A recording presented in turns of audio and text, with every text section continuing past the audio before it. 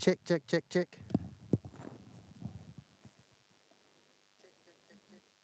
Oh,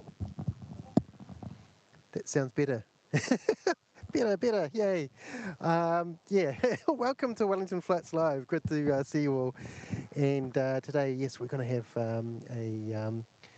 uh, um, air traffic controller come and talk to us, which is going to be just awesome. I see him in just in a bit of the.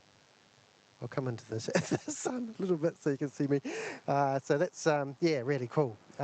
Thanks everybody for that. I've still got a bit of setting up to do, but I thought I'd whack on the behind the scenes and see how we go. Oh, here's I think this is Rob himself, so that's really cool. So I'll say hello, folks. Hey, how's it going? Kind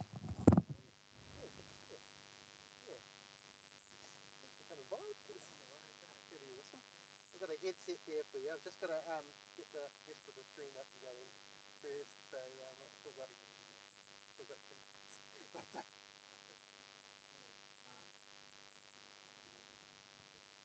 yeah, absolutely.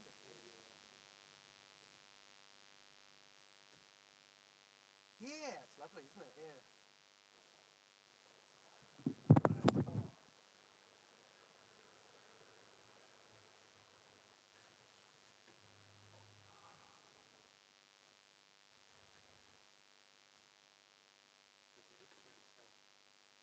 Sorry? Oh, good, good. Yeah, went to Hawke's Bay and um, had did a stream there. Oh no, I have done a stream there before, but yeah, this time it was just spending time with the parents and the family. Yeah, that's good.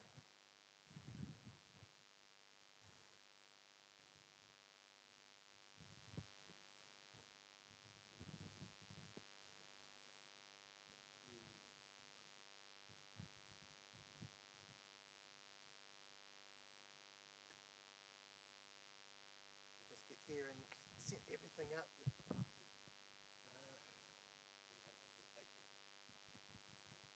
Uh, yeah, at least half an hour sometimes. I'm trying to make it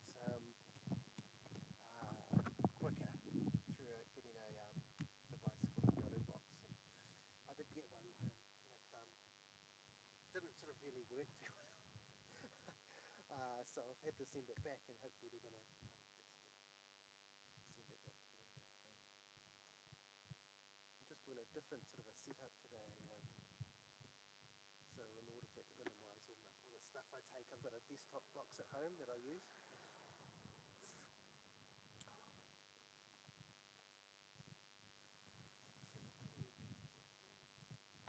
Yeah, let's get it all. It's quite exposed up here, isn't it? In between, I'm like, it's going to be, yeah.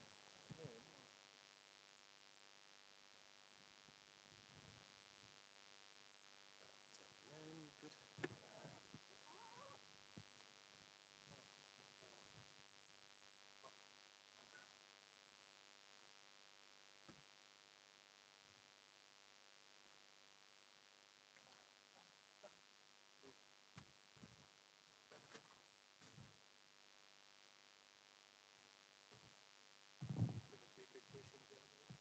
Yeah, anything interesting in what's come up.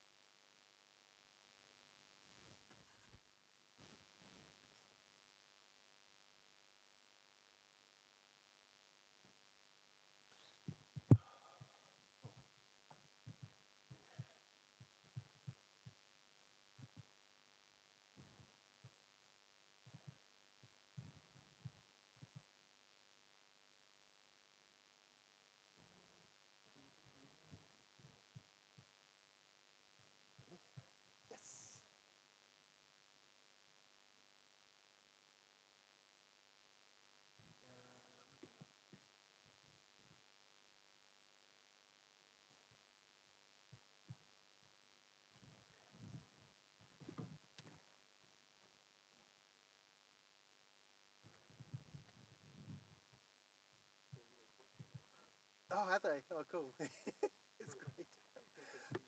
Yeah, I've got a behind the scenes on as well, which is just fabulous. Hope you don't mind.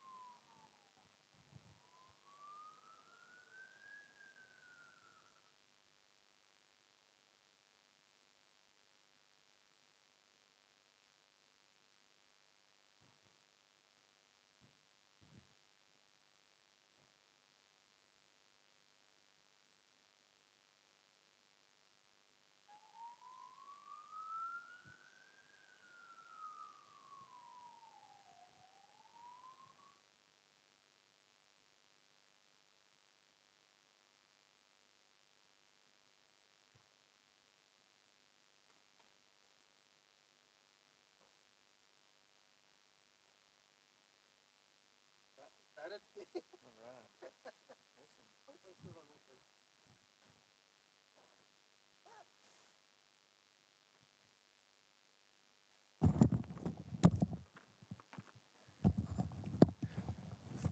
Oh, get rid of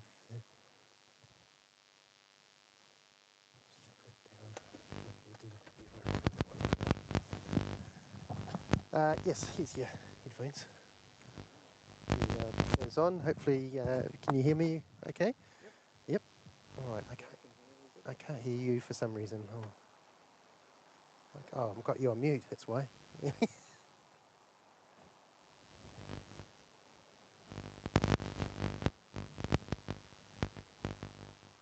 How's that?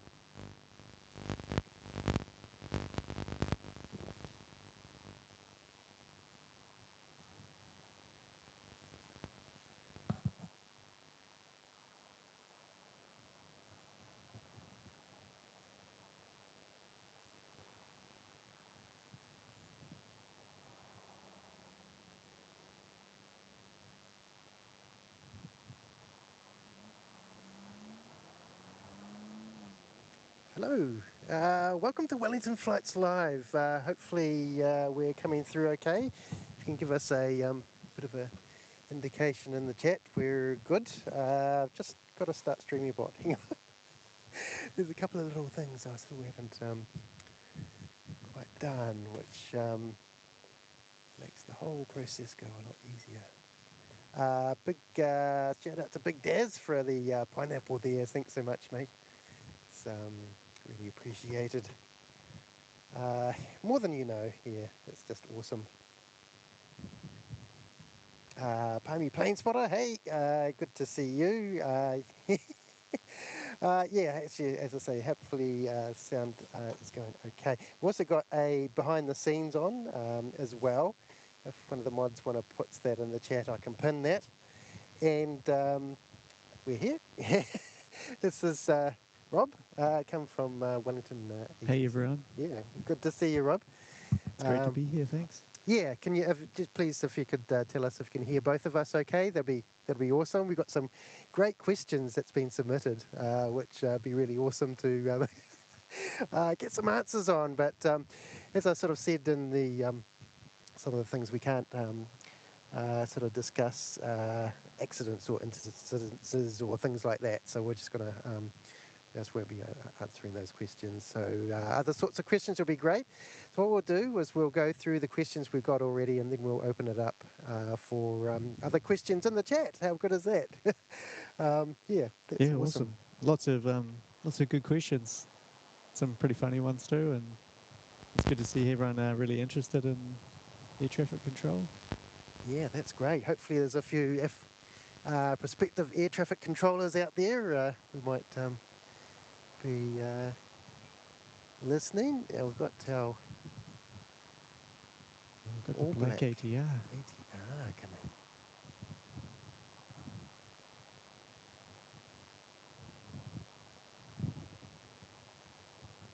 I just love this one. This looks absolutely wicked because they got the black wings as well, don't they? On this one, which not black wings, sorry, the black engines.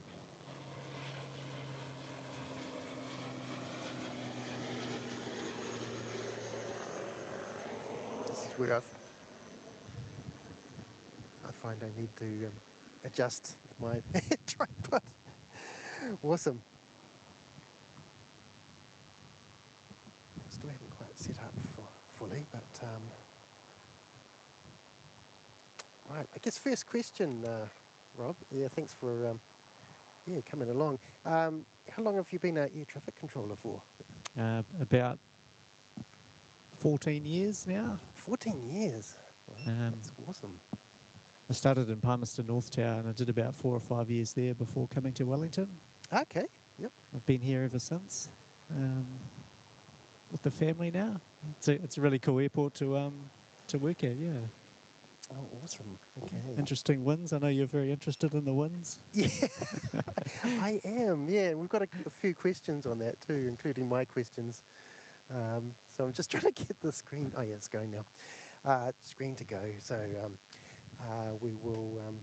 You might have to turn me up a little bit, the volume too. Just Right. for my hearing. Okay. Yep.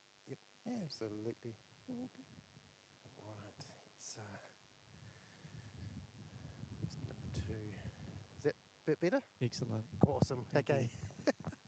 Oh, very cool. Yeah, and thanks everyone for coming today. So that ATR is off to Christchurch as NZ5353. Looks like we've got a little Piper coming. Get this one. We'll get into some. Oh, we've already asked a question, haven't we? Which is great. It's terrific. So Palmerston North must have been a bit quieter than. Certainly a lot quieter than Wellington. So I guess, is it a good place to sort of learn? Sometimes. It's a really great place to learn because the Massey Aviation School's there. So you get lots of regular kind of practice, I guess, if you're training. Okay. Because they have about 14 aircraft that go out most days. Right. Yep. So you get lots of traffic to train with and practice to get your rating. So it takes about 3 to 4 months in Palmerston, which is one of the shorter length times. Okay. Yeah. Oh, awesome. I'm not sure what this little tomahawk's doing down there. It came. I thought like it started its takeoff roll. Might be a weak turbulence stop.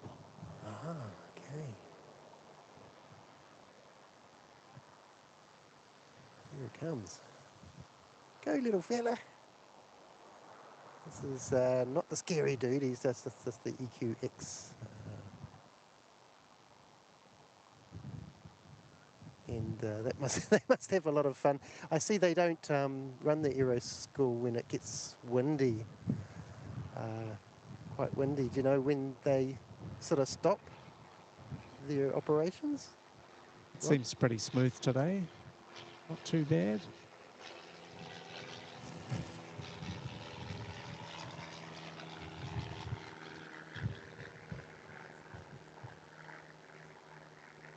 Awesome. Cool. And Big Daz with another super chat there. That's just fantastic. Let's review those ones. Oh, wow, it's incredible. And Michelle, celebrating 13 months in the rotothermal hot pools. Thanks so much, Michelle. That's just awesome. And Daryl, member for 20 months in the Ruapahu ski fields. Thanks so much, Daryl. Absolutely awesome support, mate. That's just wicked. And Big Daz saying, g'day Kev, g'day mods, g'day all. Good on you, Big Daz. And it was so fantastic seeing Big Daz on the In Plain Sight stream last month. It was wicked. Sue's saying my son is flying out from Wellington in about half an hour before the stream starts. Okay. Thanks, Suze. What else we got? Here, Lex Camp, g'day, good to see you. Michelle, hello, I'm not, okay, I'm not going to be in today's stream. And yeah, we're also remembering Anzac Day today as well. Melbourne Flights saying 2 years with the WFL family. Wow, 2 years, mate. What awesome support is that? Thanks so much. That's wicked stuff. Wow, and Big Daz saying no worries. I do all my chatting via super chats now. That's gonna be get expensive. Oh, that's hilarious. Awesome, mate. Big Daz say ATC are worth the weight in gold. Hell of a job you guys and gals do day in and day out. Absolutely. Agree with that. It's incredible. And also another Big Daz Pineapple. He's worth it. Telly and Z. Haha. ATCs are worth the weight in gold. Hell of a job you guys and gals do every day. Thanks for taking time out of your day, Rob, to join WFL. G'day from the middle of Australia. So, Big Daz, bit of a legend on the channel. He's, I believe he's near Alice Springs. So. Oh, awesome. And Rosie Matthew celebrating 3 months in the rotothermal hot pools. Thanks so much, Rosie. That's just awesome. We just need to heart those super chats. There you go. Well, I always love seeing like where everyone is tuning in from around the world. And yeah, let us know.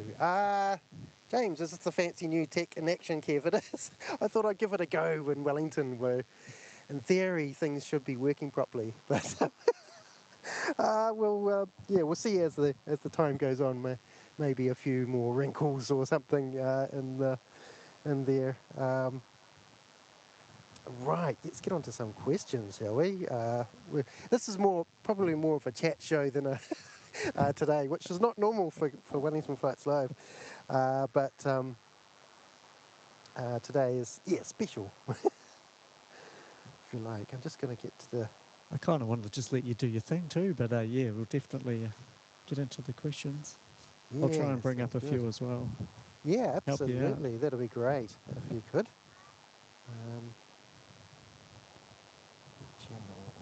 Just trying to get to the posts here. Wow, we had 104 likes. Okay. Let's go down to the first ones. I think we've answered that, Suze. Has he always worked at Wellington ATC? Yeah, no, he hasn't. You started at Palmerston North, right? Yeah, that's right. Yeah, so it's cool.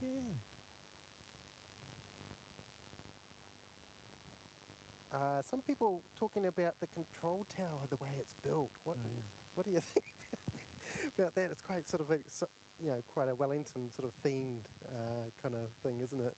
Yeah, like leaning out. I think it's kind of designed about leaning in the wind or being blown over in the wind. I think was kind of a concept behind the building. Yeah. Does that make you feel safe? It's a massive building, and it's nice to be in like a brand new building as well. Yeah, it looks great, doesn't it? Let's have a look at that one. It does catch the wind a little bit. In the wind, if we get up to kind of 40, 45 knots, the building does shake a little bit. Okay. Because we've got base isolators, they're called, underneath, and that is basically to protect the building in case of a sizable earthquake. Yes. So it'll roll on these kind of suspension under the building.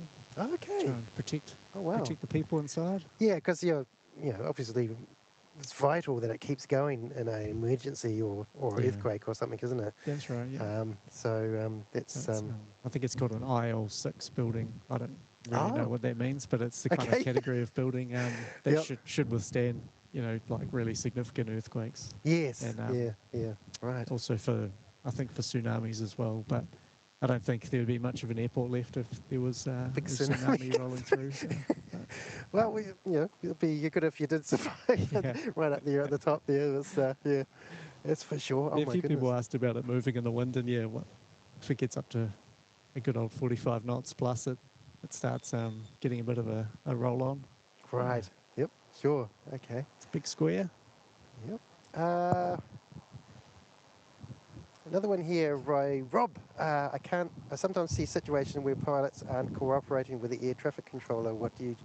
How, what do you do to keep calm in those situations? So we're not commenting on the pilots, but we're Yeah, just commenting, I guess, on what strategies you do to keep yourself, calm in those sort of stressful it's a really good situations. question.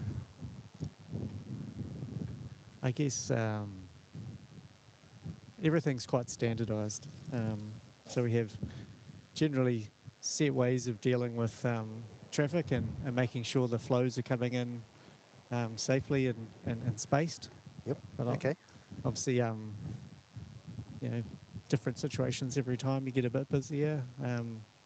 You really just have to, well, you can deal with it a number of ways. You can kind of limit traffic, so either just hold people taking off or hold someone kind of clear of their airfield or outside the control zone.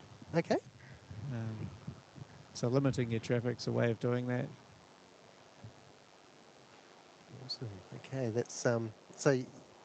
You, have you sort of asked a plane to like circle or something for a while before, or sort of do a holding pattern Yeah, at all? sorry, I couldn't quite hear. Have you sort of asked a sort of planes to do like a holding pattern while you're?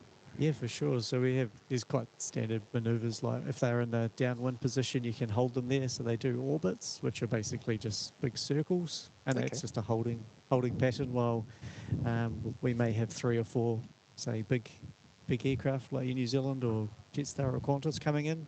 So we can just hold the little aircraft until there's a space to let them in.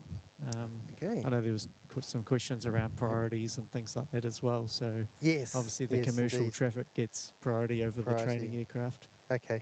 Um, but in terms of like workload and stress, like I like to refer to it that 90% of the time it's quite like ordered and structured and Okay. Yep. what's it called? 90% boredom, 10% panic. Okay.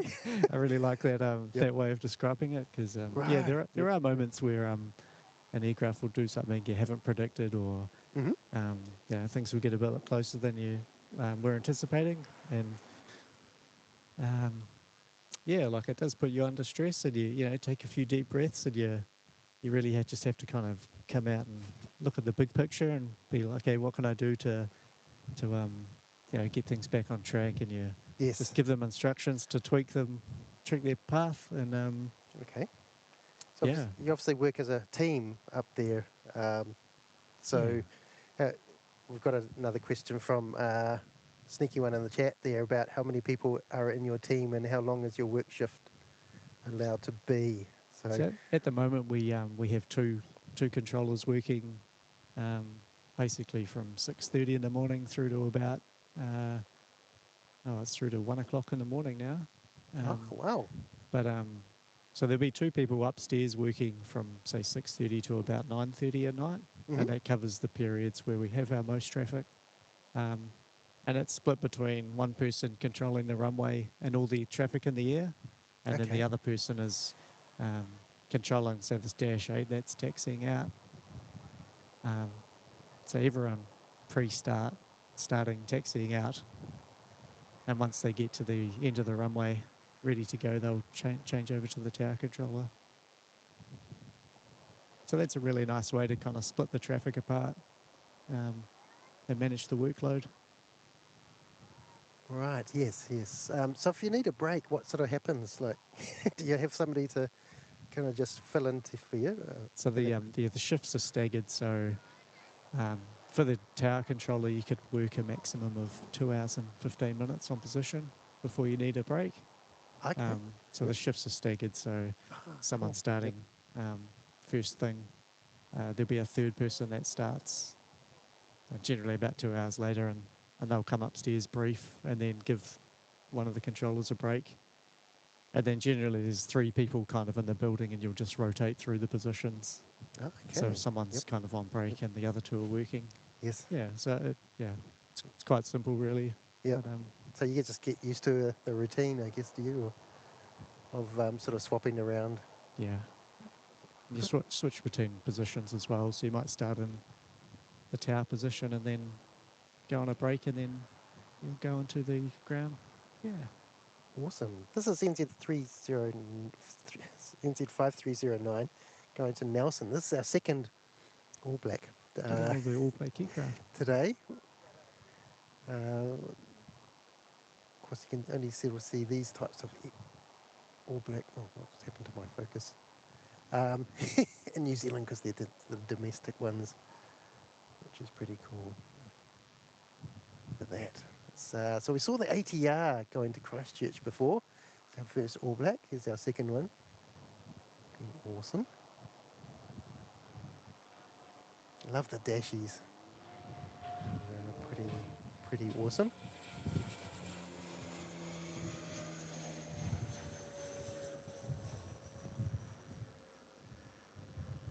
Yay.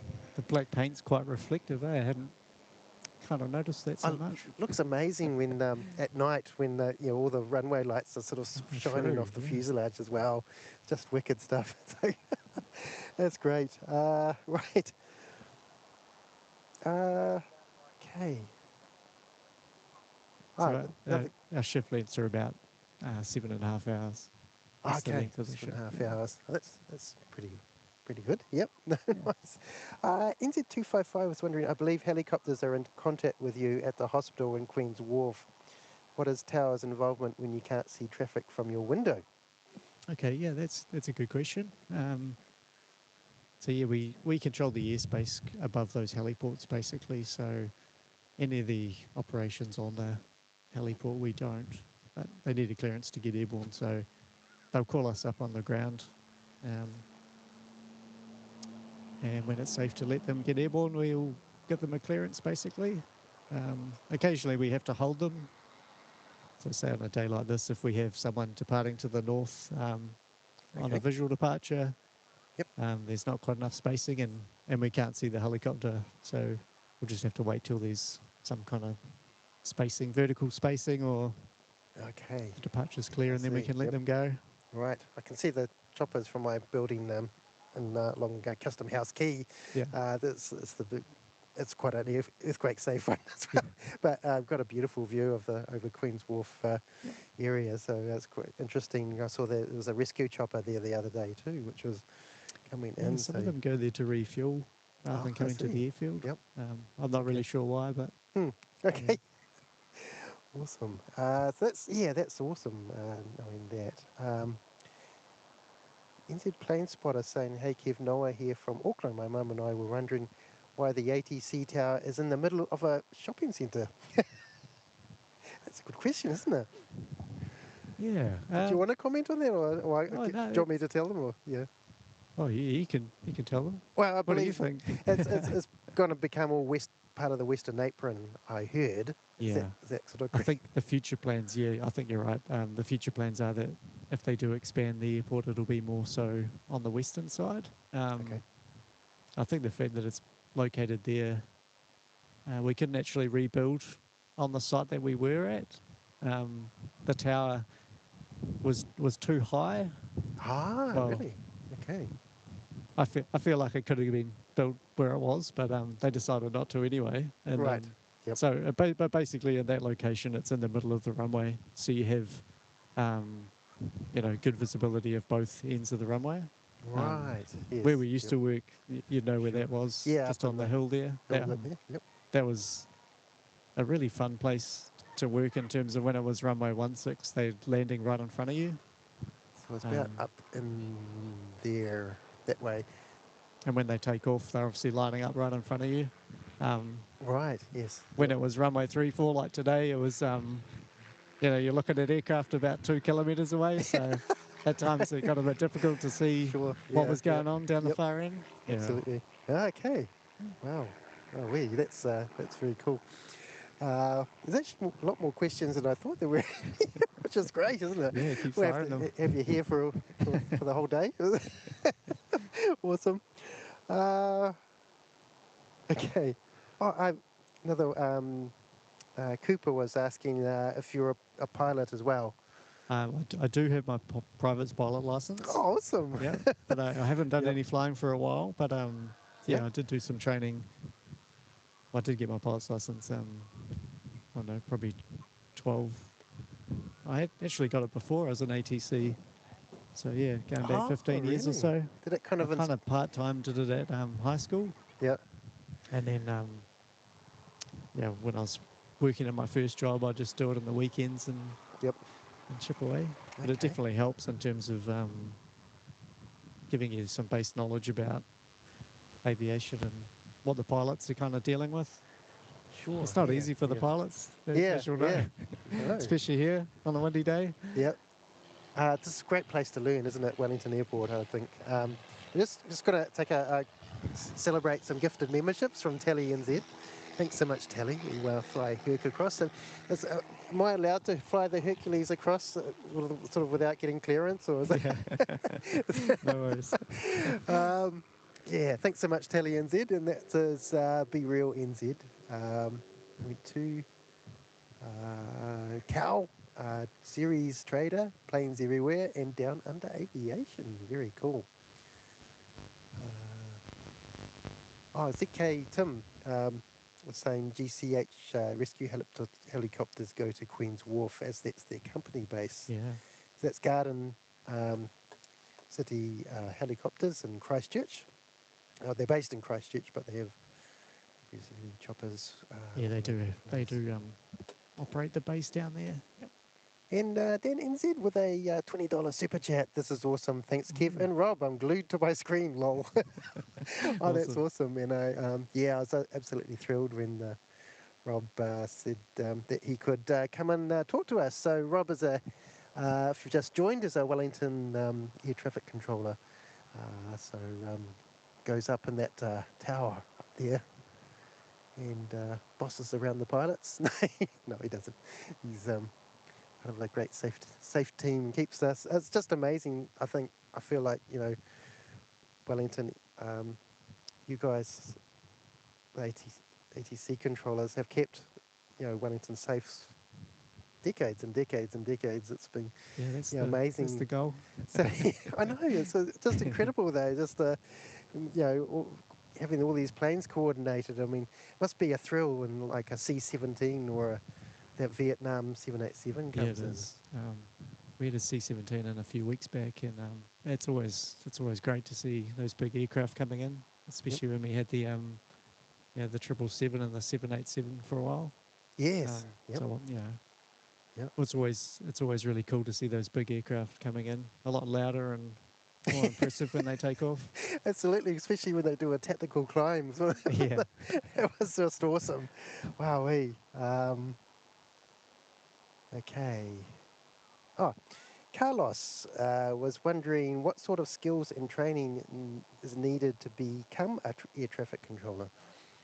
Sorry, I missed that. I just saw my sister was commenting. Oh, okay. We can have a look at that. What's that? Skills of training? Yeah, skills and training needed to become an air traffic controller. Is this where I can inflate the story a little bit? Probably. Yeah. It's just... well, you can have some artistic license if you want. Most of the... there's actually...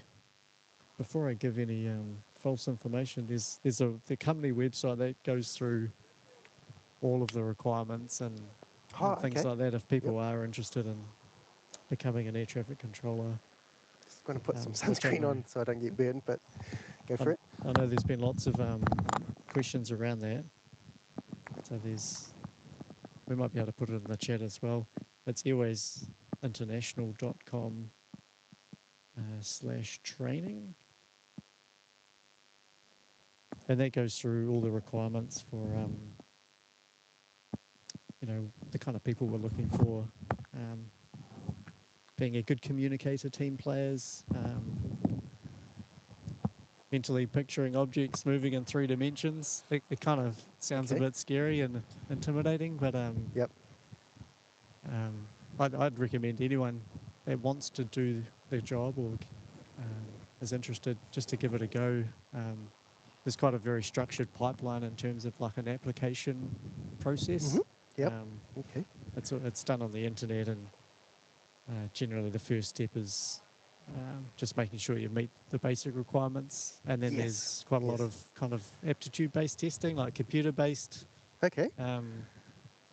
Yeah, it'll give you a bunch of numbers. What's the next number on the sequence, and shapes and colours and all those kind of things. No, I think I heard there's an online one you can do. Is that right? There's some you can practice. Pretty neat, isn't it? Yeah, but I guess that's the first part of the testing anyway. So yeah, just initial kind of like. But I'd recommend anyone just to give it a go, and it's apparently there's only a small percentage of the population that is suited to air traffic control. I'm not sure how accurate it is. You're the best of the best of the best, right? Yeah, I'm not sure. Yeah, but no, I'm not too sure about that. Okay. I think it's just the way you think and kind of prioritise. Sure. The information. Oh, we've got a plane coming in. We got a jet coming. Oh, it's QF 171. And the ferry. Yeah, it's a ferry shot. We can't. We have to give a ferry shot as well. Oh, there's still a plane on the runway too, so he's going to have to move. Here we are live, folks. He's getting off pretty quick, isn't he? It's one of the Aero Club planes, I think. Oh, here we go. Yeah, someone's putting on a good show for us. Good efficiency of the runway. I love that Qantas often use the whole runway. Just awesome. They make sure they get their money's worth. Which is great. Geez, you get everything, eh? You get the ferry, a little yacht. Yeah. It's just awesome. It's one of the most more scenic airports in the world, I would think. So QF 171 is coming from Melbourne. Do we have pause? We're a little bit obsessed with pause, but no. I think they've kept coming down just to give you a wave. Oh, awesome. Yeah, that's cool. We like our waves.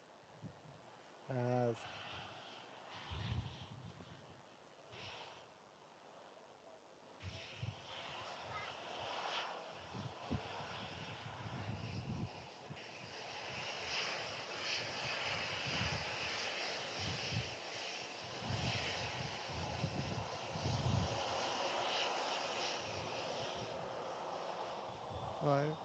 I think we got a wave. Did we? Oh, awesome. Sorry, I should have zoomed into the cockpit there, but that's very, very cool. Wow, awesome. I think you got a wave there. Oh, nice. That's weird. Oh no. Right. Oh, Andy Roses George says, are ATC looking for staff? Last time I tried, Airways were closing centres and it has discouraged me from going forward just yet. I got a job in the prison in the meantime, but always look back at ATC. Well, yeah, sort of Rob, you've answered that really just... They're still recruiting. There's 2 intakes a year. I think there's about 12 people each intake, so that's not a lot of people, obviously, to take on a year, but we are recruiting. We haven't stopped any recruiting or anything like that I'm aware of. Yeah. Yep. Give it a go. Give it a go, Andy. Go on for you. Go on, mate. Scott Temis has a question for Rob. Is the training to become an ATC the same in New Zealand and Australia? Oh, that's a good question. I think so. Obviously, I haven't done any training in Aussie, but it's all largely the same. Like the rules are, it's not international standard. It's ICAO, International Civil Aviation Organization. They Right. set a lot of the rules that we use. So Okay. they do vary a little bit country to country. But yeah, Australia's largely the same training. Okay. Right. Awesome. All right. It's very I cool. think you can go there and you can go and work in Australia as well. Okay. I think you only need to be like a New Zealand, like a citizen or Citizen. Right. citizen Yep. or Yep. maybe a permanent resident. And I think New Zealanders get that straight away. So I think does I'm the not too sure about the citizenship right. residency, Okay. but I think you can just go and live in Australia permanently as a New Yeah, you Zealander. can. Yeah. So Absolutely. I there's think no issues. potentially going in certain situations, you need those security checks and things like that. But yeah, I know it's pretty free to be able to do that. Yeah. That's awesome. I've worked in Australia myself, so yeah, so it's a good one. Right, Tim asking question for Rob: with the EMAS being installed and the ILS going to be offline for 5 months, how will flights get in with minimum low cloud fog? Thanks, Tim. Oh, yeah. Is that a good one? It's a good. Um, it's again a very technical question, and someone knows their stuff. Well, essentially, if there's really low cloud, it will prove to be troublesome for the aircraft to land. I don't know the minima off the top of my head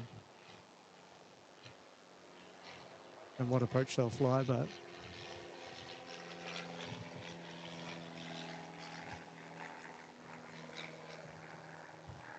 Right.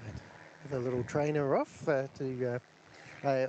get fascinated by all the you see on flight radar, the flight tracks of these little ones.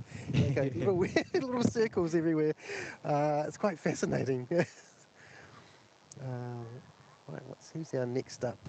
Little fella down here. I think this one's going to we've got a number of different Hamilton. approaches. For runway one, for a couple of the runways, it won't really matter too much. But if Okay. it's really low cloud, then yeah, there could be some more restrictions on them landing. Right. Yep. Sure. Okay. Interesting. Because yeah, we often. How many foggy days do we get in Wellington? It's very rare. You know, Yeah, it might be it's not- one or two a year. In terms of fog, yeah, it's not really an issue. Right. This one's going to Hamilton as NZ5812. It's just hanging around. What happens when they're hanging around down the end there? What's going on? Do you know? ATR. Yeah. So he would just be waiting for this light aircraft to get out of the way, pretty much. I guess that separation kind of Yeah. thing. Oh, he's still up. He's still in the upwind up there, so yeah, we've got to separate the VFR and the IFR aircraft. So Ah, right. it's Okay. just been let go now. Right. So Okay. the little guys just turned to go out of the way. So Awesome.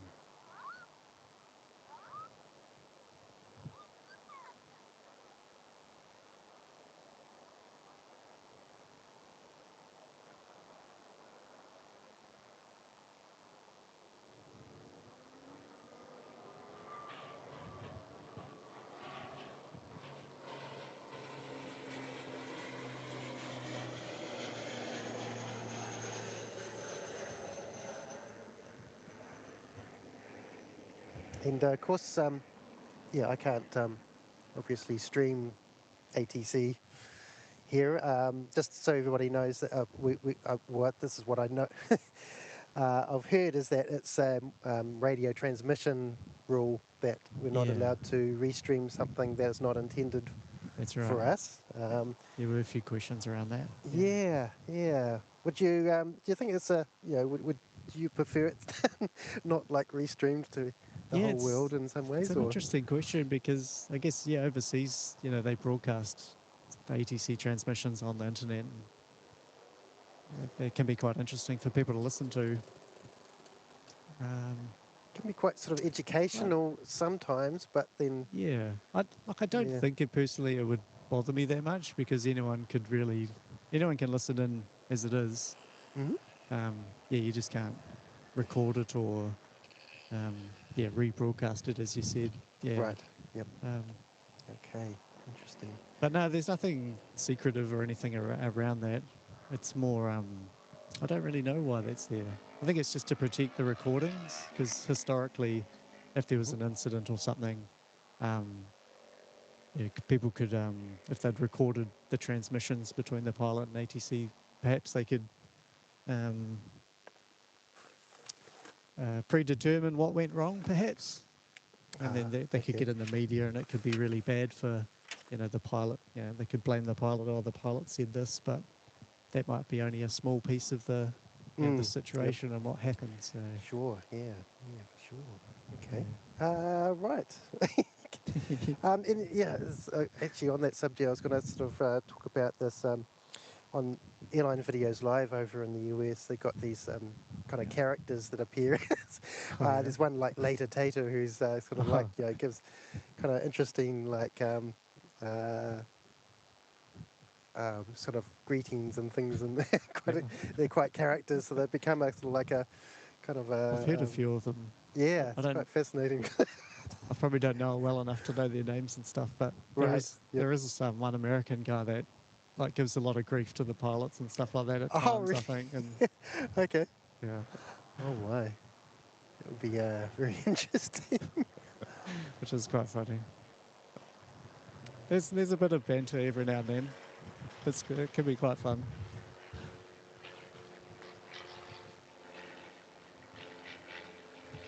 I guess, as a channel, would sort of mixed a little bit. It's kind of nice not to sort of have that constant talking in the background of the. Some channels have the ATC on quite loud, um, but in other ways it would be quite good to know when something's happening, sort of why, say a plane's delayed or something. Yeah, well, Um, I'm happy to ask any if you have any questions around. Yeah, just like you did before. Yeah, why is that plane waiting? Like yes, sure. happy as to Yep, answer that and awesome. whatever communication might be happening. So Ian has asked, what do you do? What do you have to do to visit the tower? That's a sort of a funny question, but I think there are some tour groups that Yeah, visit, do we they? do Or? have visitors fairly regularly. Like we have a lot of scout groups and school groups and things like that. Um, yeah, all the new pilots at the Aero Club, they'll come up and visit, and a lot of the airport company staff. It has got a lot more difficult to visit the tower these days. Oh, Um, okay. Yep, sure. So it's Generally, you kind of possible. need to know someone who either works there Okay. or you have Yep. some kind of aviation. Yeah, you belong to an aviation Hmm. organisation, or yeah, you've Yep. got a Yep. reason to be there. Sure. It's Yep. it's it's Yep. obviously a serious work environment. Oh, It can be absolutely. quite Yeah. Yeah. distracting Yeah. um, To have with big groups, and you're especially, trying to work and listen to the especially people standing behind you, kind of like watching you do your job, yeah. I guess. So it's something that's Uh, um, closely managed, so there's no you know no distractions. okay. Let's camp NZ. So has given a $5 super chat. Thanks, Let's Camp. That's great. So he's saying, so Rob, is it fair to say if you have an indifference with a pilot, you can't just hang up the mic? No, certainly not. No, you just take the situation as it comes, I guess. Everyone's really professional, to be fair. Like it's very rare that there's kind of any um, confrontations or disagreements. Sure. It's very Yep. rare. Okay. Everyone's uh, everyone knows the game, I guess, or knows Hmm. the air traffic controllers in charge of the Sure. Yep. frequency. Yep. Um, Okay. and that's an important part about the job. Kind of learning to control the radio and control the frequency.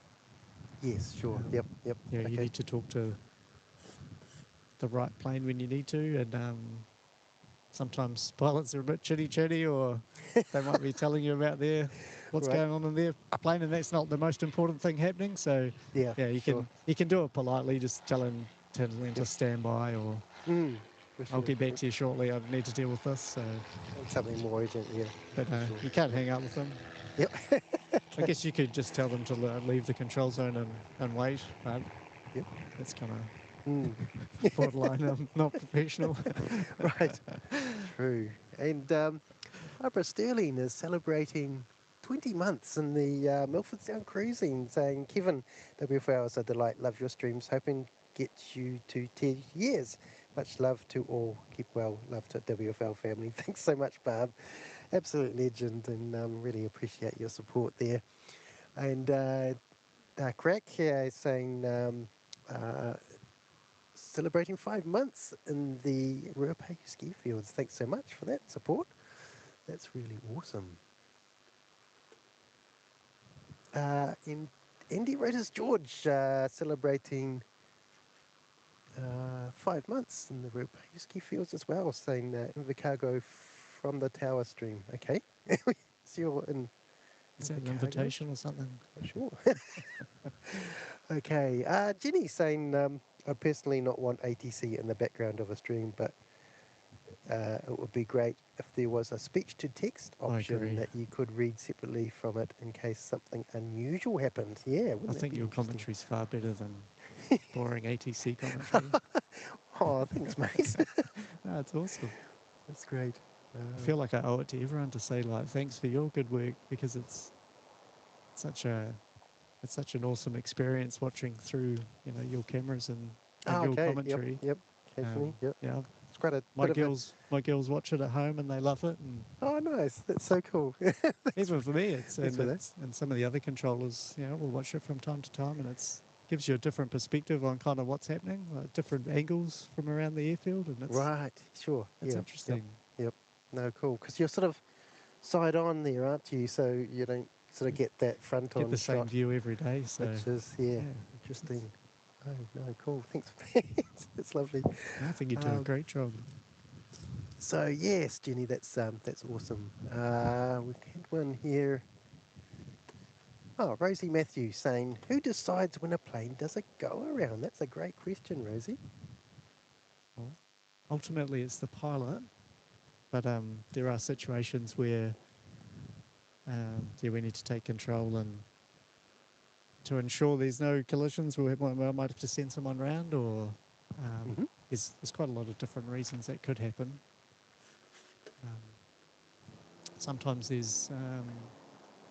there might be what's called FOD, foreign object debris. So Sorry, we've got a ferry shot. Yep. the bird can hit aircraft can hit birds while it's taking off and landing, and then like birds can become scattered on the runway. Okay. And it's generally not good to land. So there could be all kinds of things that. So you integrate in with the airport ops guys who they do a fabulous job, and Yeah. so they'll tell you, hey, there's something on the runway if they see it, or Yeah, for sure. Yes. And pilots will generally tell us as well. We can see things through the binoculars. the old binoculars, eh? Yeah. Yep. You don't have one of those great big huge vision things that you can Just normal size. just normal size binoculars. Oh, okay. I wish. Like a fixed one. Yeah, hopefully you don't have to put coins in it to make it go too.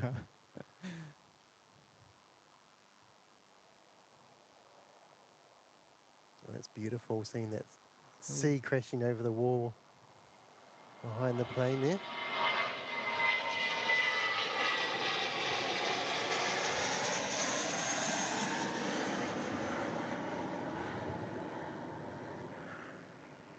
Awesome. Love that. Love that. Okay. And that was going to Christchurch. Just ended 359. Awesome. Should be a few visual departures today, I think. Okay. So that'll they turn a lot sooner than when they normally would. That. 'Cause Okay. Because I often wonder. essentially it's if there's the cloud's high enough, or there's no cloud, that they can see all the terrain around. Yep. Then the pilot can take their own terrain separation Okay. and do an early turn to go Awesome.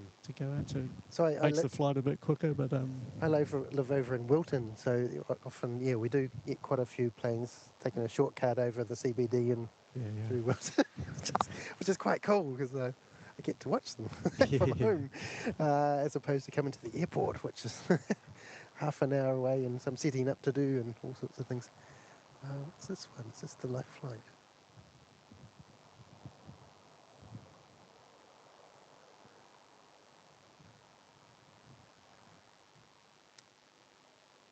Yes, live flight. This is live flight and from Palmerston North.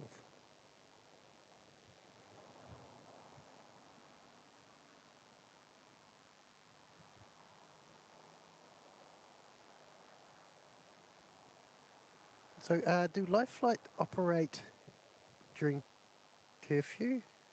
Yes, yeah, They do. So how do they get around?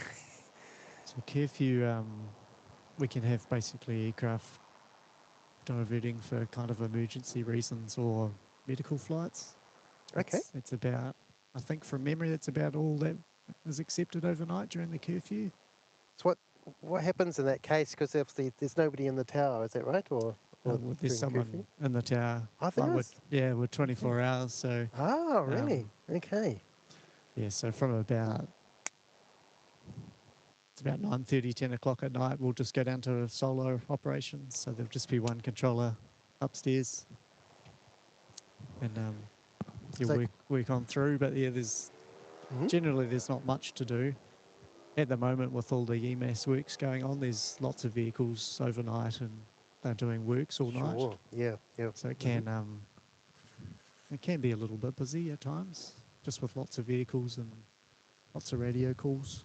And Shirley Burton is celebrating 20 months in the Ruapehu ski fields. Thanks so much, Shirley. That's absolutely awesome. Happy Friday there from Montgomery Thursday night. Thanks so much, Shirley. That's awesome support. Cheers for that. And we're also sort of remembering Anzac Day today, which is when the day is when the troops landed in Gallipoli over in Greece. And there's Australian Anzac, Australian New Zealand Army Corps is the one, yep. The one. It's huge. Obviously, that didn't go well, but that's how we remember that particular date.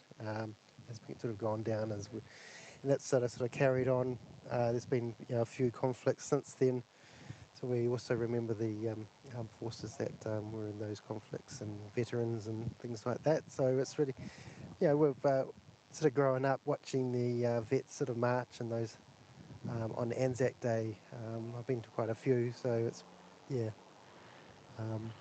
it's a good day to remember, especially with some of the things going on in the world these days. Sure. So it's a beautiful morning as well. Yes. All right, let's ask another question.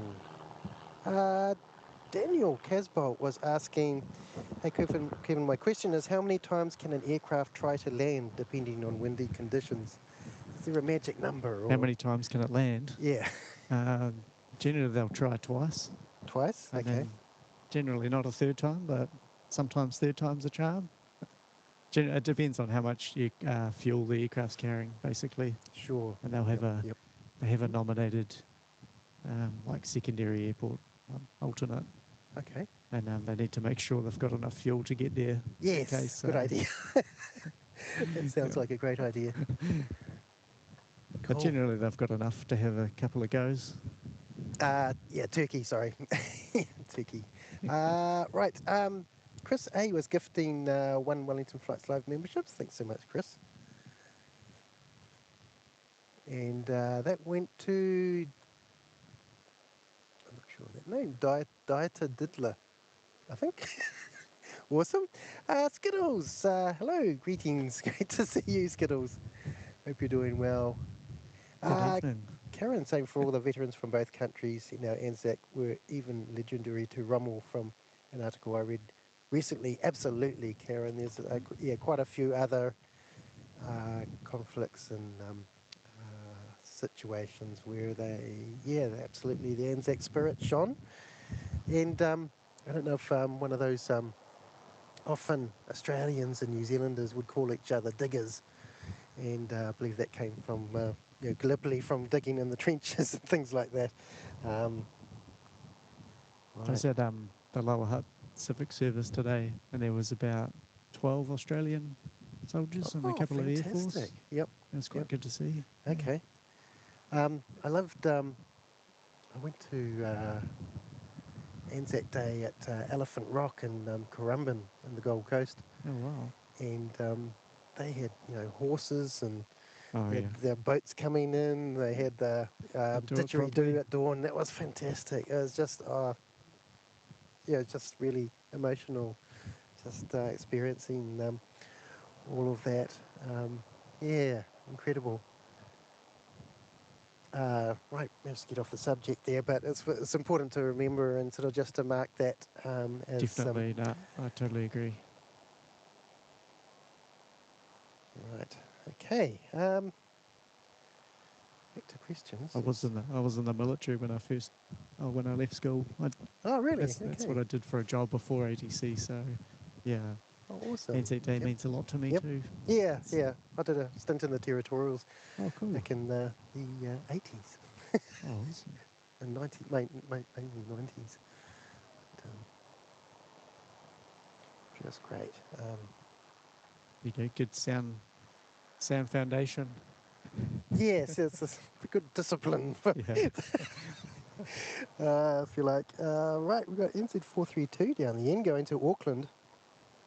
It's having a little think down there, isn't it? What's that? I sort of think of them having a little think about what they're gonna do, but obviously there's another explanation for why they're sitting down there Oh, just at the moment. at the moment. They just might not be ready. Might not be ready. Yeah, going through checklists perhaps. Oh, here we go. Yeah. Yeah, that didn't take long, did it? But Yeah. Unruly passenger not sitting down. yeah, I did see on a previous stream the one of these A320s had to go back to the gate, and I guess with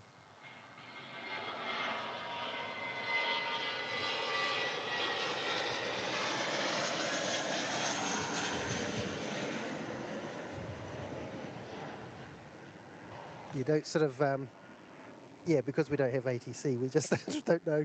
But it's kind of almost fun to sort of make up something. I don't know. It can be more exciting than the real thing, maybe. Yeah. Generally, they're lined up waiting for someone to get out of the way of the previous departure.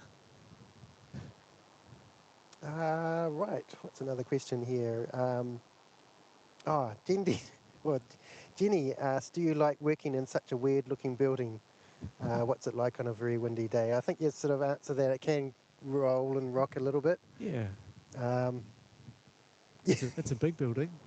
yeah.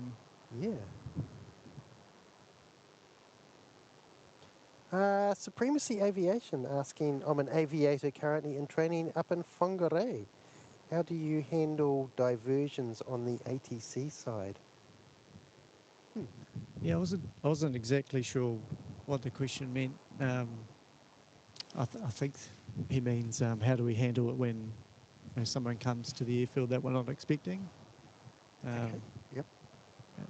Like the other night when Auckland had really bad thunderstorms, and I think we had 5 or 6 Oh yeah, I diverts saw here. that. That was incredible. Yeah.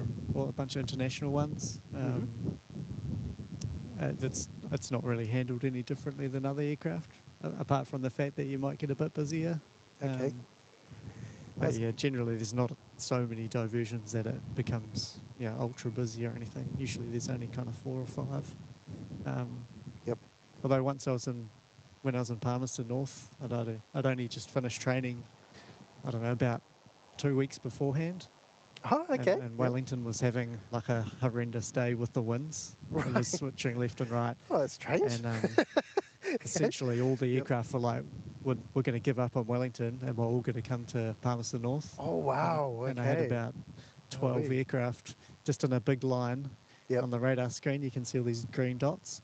And it was basically a line from Palmerston North to Wellington. Wow, wee. That's so And cool. they just finished to fit them all on the apron. Oh, yay. There was about 14 Right. aircraft in Palmerston North. Mm. I felt so. Yeah. It was a couple of years ago. We had that Latham 787, and then they poor passengers had to spend the whole night sort of on the taxiway there. And I sort of felt so sorry for Yeah, them. that's But horrible. there was no gates obviously available to get them off, and probably not enough accommodation in Yeah. Wellington. But gosh, I think there's yeah. only about 2 gates that can hold the big aircraft here. Like they're really Okay. big. Yep. Um, Right. Interesting. Okay. all kinds of things. It'd be pretty horrendous though. Okay. Kiwi Aviation. Why do aircraft, especially the Sounds Air aircraft, turn around when holding on the taxiway? That's a good question and very observant. They basically just hold into the wind. When it's really, really windy, obviously the aircraft designed to go into the wind when it flies, so they just turn around and it just makes the aircraft more stable and it doesn't bounce around. Oh, that's really When good. when they side onto the wind, it can Yep. throw the plane around quite a lot, and it's not nice for the passengers. Okay. Now I've learnt something. Yeah, That's great. That's because I'd heard it was just the sort of exhaust gases entering, going back into the yeah, that's cabin. that's But yeah, that's that's another also a reason why they do it. another really good question. Especially the turboprop aircraft. Yeah, Mm. I don't think the exhaust going back into the engine's very good for them as well. So they'll turn Right. into the Yep. wind. Yeah, Yep. Okay. yeah. Oh, fascinating. That's great. Mr. Mike Power, he's NZ1 Aviation in Christchurch. He's asked a question Oh, nice. here. He's currently in Queenstown, which I'd love to go into a Queenstown stream too. But he was on the golf course down there. So Oh, yeah. asking, when departing Wellington on runway 34, why do A320s fly such a long way north before turning if heading to Christchurch? Why can't they turn much sooner? Right-hand turn and out the harbour entrance. So, Yeah, that's a good question. mm, So I guess how's best to answer? So all the standard routes for the departures go, I don't know, about 10 miles north. So everything's designed to be kind of the safest and the most spacing um, by default. So the default route to go south for 3-4 would be to fly all the way, about 10 miles before the track then starts turning and bending off. And that's designed for when we have lots of aircraft departing at once, because we can depart quite a lot of traffic in a short amount of time. It just means that there's always the separations in place. So that's why they'll fly the full route. If okay. it's quieter Yep. or a nice day like today Mhm. and there's no traffic in the way, then ATC, the radar controllers, can shorten that route then. Yep. So just by default, it's the full spacing, I guess you could say. Right. Yep. Just trying to Yep. describe it in a nice Wait. layman's way. Yeah. Okay. The full spacing, and Yep. then to be more expeditious, and if there's no traffic in the way, then they can always shorten it. Shorten it. Yeah. Okay. With that visual. So it's almost like it's designed so Departure. they can take off. The controller doesn't have to say anything, almost, Yep. and they'll just always be spaced away from each other. Ah, So if okay. something bad, like the radio fails or something like that, Yep. then there's no like immediate kind of danger. All the routes are separated Already to mapped out. Yep. Yep. yeah. Yeah. Awesome. Hopefully that Okay. answers it. Yep. Jim is asking, how many aircraft does an air traffic controller deal with at any one time, and do you have to take regular breaks to chill out for short periods? Definitely need breaks. Yeah, I would think Yeah, so. it's very mentally demanding. Mhm. I was thinking about Wellington and specifically the amount of traffic you'd probably deal with maximum would probably be about 8 or 9 if you're the tower controller. So that's about 8 or 9 aircraft in the air in the control zone. Okay. It's not actually like a big area, and it doesn't go that high above the ground, so it's quite hard to actually fit a large number of aircraft in. But if you had 8 or 9 on the frequency, you'd be very busy. Yeah.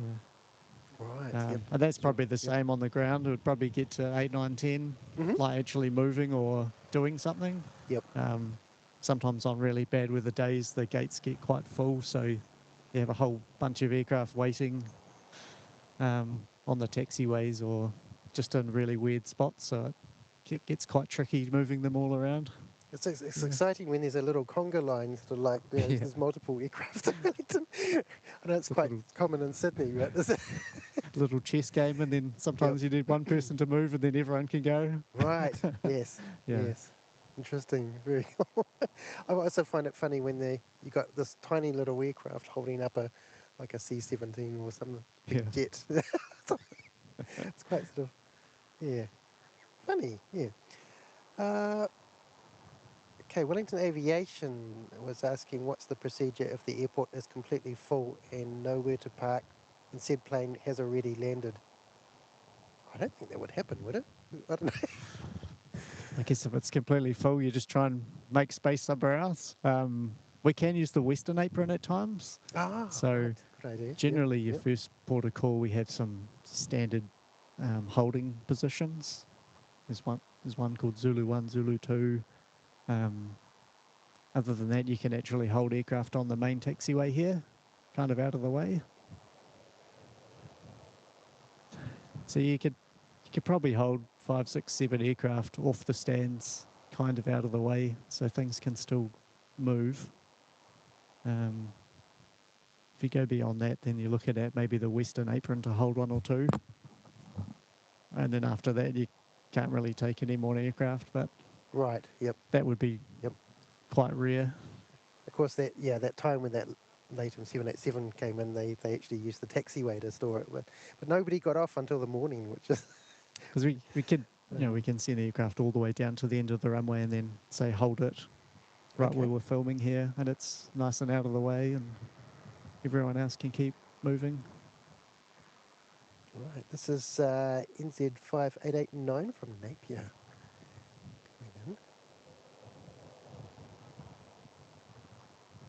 So part of the reason I'm up this end is so that we can have more of a conversation. It's not too noisy, which it would be quite noisy down the other end. Yeah, no, it was supposed to be windier. Ooh. Well, that's exciting. That's a cool landing. ATRs have the hardest time trying to land because they have really narrow wheels. Yeah, I've seen that. Yeah, it's interesting, isn't it? Although the suspension's bouncier than the dashies, say, with a wider, a more rigid sort of type of That's what one of the ATC pilot I was talking to sort of said that, but interesting.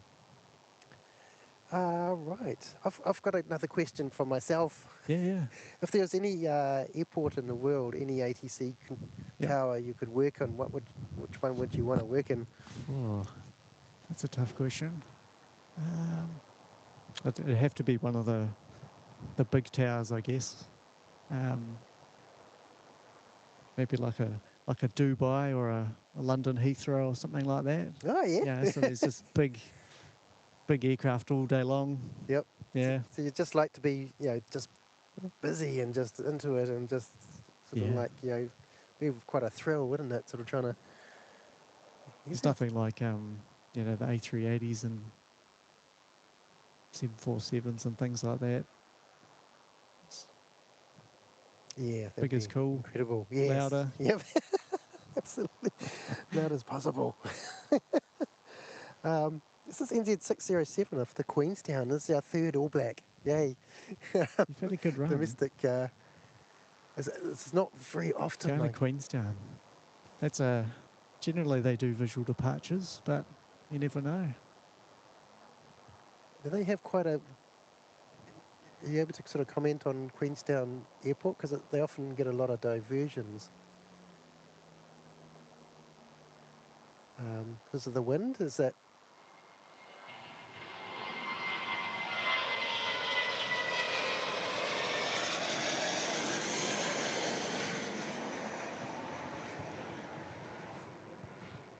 I guess it's because of the mountains sort of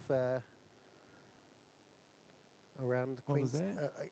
the Queenstown Airport. They get a lot Yeah. of diversions for the wind. Yeah. What sort of wind do they divert for? Because it's really mountainous, you can get really turbulent air off the mountains, like really violent. Oh, okay. And the instrument approaches going into Queenstown are actually quite close to the mountains, a lot of them. Right. So yeah, if it starts getting quite violent turbulence, it's just the pilots just don't want to be there. It starts getting dangerous. Sure. I can understand that. I really can. And it's not nice for the passengers either if you're getting smashed around the place.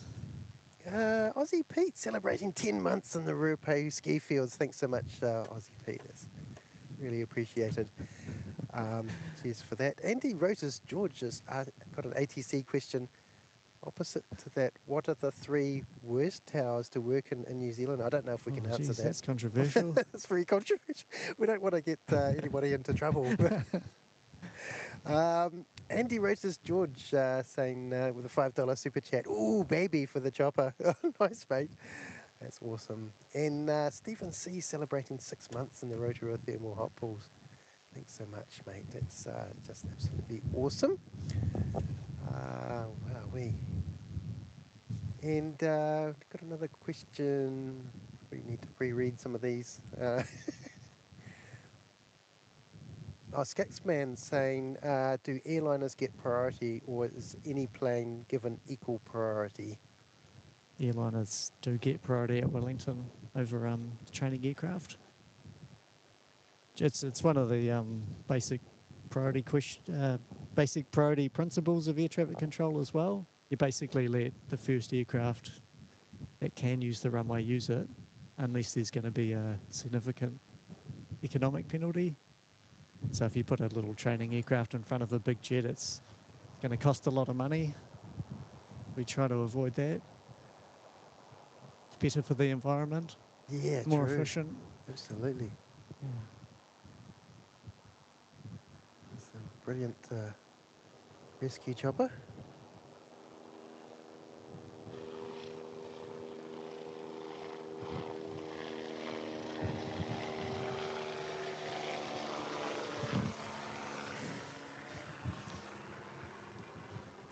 This is dedicated to Andy, who loves them. Oh, can't quite get the angle on that anymore, but awesome. Very, very cool. We've also got the other rescue plane, RSQ. It's a very cool livery from Hawke's Bay. Yeah, love that one. Awesome. Okay. Thanks for answering all these questions. These are really... No, this is fascinating. This is great. No, it's good. Right. Glenn Evans just saying, is there any chance New Zealand CAA will allow us to monitor ATC conversations? Yeah, it's not the CAA that stopped them. It's a... hopefully one day they'll change that. It's a sort of a radio transmission type thing. You can listen to it just privately, I believe, can't you? You can, so, yeah. Yep. Yep. Which is awesome. You could send an email to... Oh, it's Ministry of It's one of the Ministry of Transport rules, I think. Yep. I don't actually know, yeah. Okay. Scotty Frickin' Sock always comes on Send and him an asks... email. he always says New Zealand has the best pies, but do you have a fauourite pie yourself? Are you allowed to eat pies? I'm a sucker for a pie. Yeah. The Puku place just opened up by the tower. Okay. I've definitely been down there a few times. Yep. Oh, nice. Favourite pie? I don't know. There's too many good pies. There is. I presume you're not allowed to eat a pie at your ATC controller desk. Save it for the break time. Yeah. Might get crumbs all through the keyboard and I know, that'd just get terrible. everything would stop working. I know, I'm liking the mince and cheese at the moment, Ah, mince and cheese. but I do like butter chicken pies. Yep. Awesome. How about you? Have you got a favourite?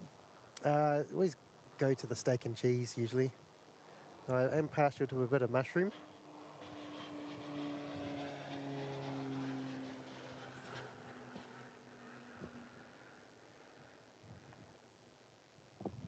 Awesome. That's great. Okay. Let's go to Facebook, So, I think. We've done all the questions on the... looks like we've got one of the jets on one of the shortened approaches. It's one of the... it's instead of going all the way out to 10 miles, it's a curved track into about 4.5 miles. Oh, right, over there. So, I just saw a little cat is on the runway. It's the ZK cat, little tomahawk. Oh, true. Nice. See where that is.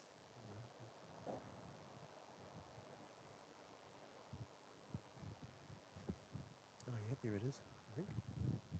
Nope, that's the spot on my screen.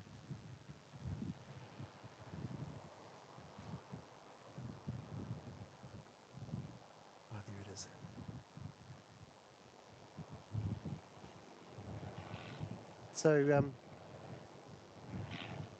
So they're allowed to sort of take the shorter...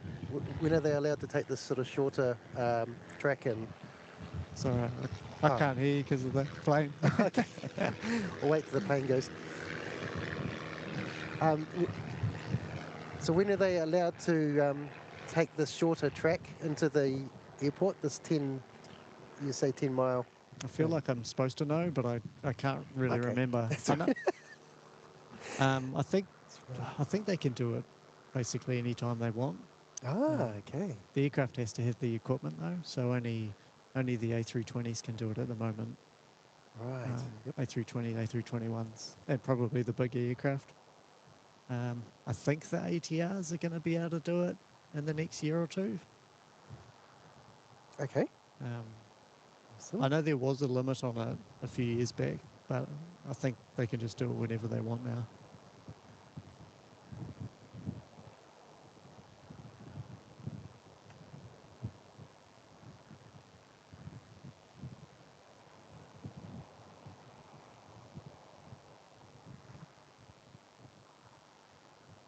So it's an R&P approach. It's called. It's basically like a satellite-based approach rather than the instrument landing system.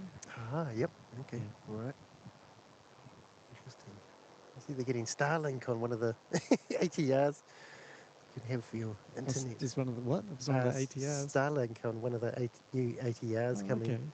Is that for internet? Yeah. So. Oh, cool. People can stream Wellington flights live on their plane, which would be great. That'd be great. And watch themselves land. I know, exactly right.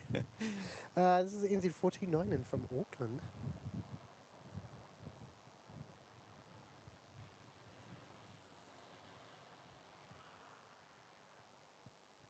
Very cool. So I've noticed the A320s don't... I don't know if they've got better reverses. They don't use as much runway as the 737s do. A lot of the time. I'm sure that's an aircraft techie question. The pilots would have a way better idea, but my understanding is that with some of the airlines, some of them own engines and some of them don't.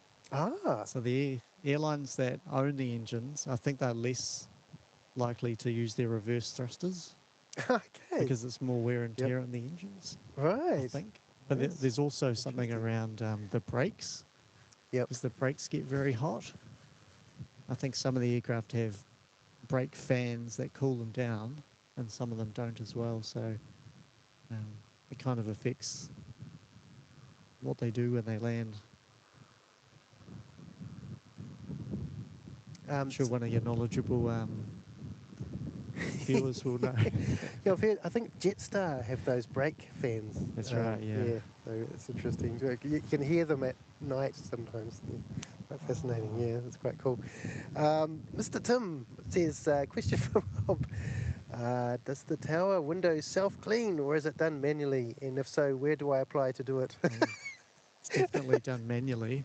Yeah, we have some very brave guys that clean all the windows in the tower, including the angled sides, so they Oh, abseil really? off the side of the building. How do they do that? Because it's like, Yeah, there's how do some they sort of connecting lean in? points and cables, and Oh, okay. yeah, no, because it's like Yeah, yeah. you're fighting against Oh, wait. gravity. I know. How odd. I don't know how you apply. Yeah, I don't know. Yeah. Contact your Tower nearest window cleaning. Airways Corporation. That is yeah, some contractors that come into it. Because yeah, the windows get quite dirty because of the salt spray. So yeah, Right, it does true. become an issue at times. It's kind of important we can see out the window. Yeah, yeah, absolutely. Yeah, yes. It's quite important. Yes. I've got another question about that I'll ask later. Uh, Caleb is asking, it would be cool to know about their experience having the Globemasters flying. And so one of those questions I guess I got is we had a tactical departure at some, probably about a good year ago, Yeah. which is just incredible watching that. I've got a video on my YouTube site, by the way. But anyway, so you have to ask for like special permission um, for that sort of carry on, or is I'd that like to feel like yes, they should, but I'm pretty sure they don't. okay? Right. Just because they don't necessarily have to. Yep. Well, The pilots fly in the aircraft, so they can do whatever they think's safe and get going. there's only some planes that can do that sort of thing, isn't there? It's pretty impressive if they Yeah. do a max performance takeoff. I did hear that, I think it was on 1.6, there might have been a gentleman biking along on Okay. his bike, and Yep. they did that, and he got blown off his bike. Oh my goodness! Wowee. But I'm not sure if Okay. that's true or not, but I think Yep. I heard that happened. Wow. Because behind the C-17s, yeah, there'd be a lot of thrust. Yep. Yeah, Okay. that would Interesting. be not. Hopefully, he's okay if that did happen. Yeah. Yeah. Absolutely. Yeah. We certainly enjoy it though. But, You wouldn't expect that. no, no, you wouldn't. It's a little Cessna, I think. I'm thinking of.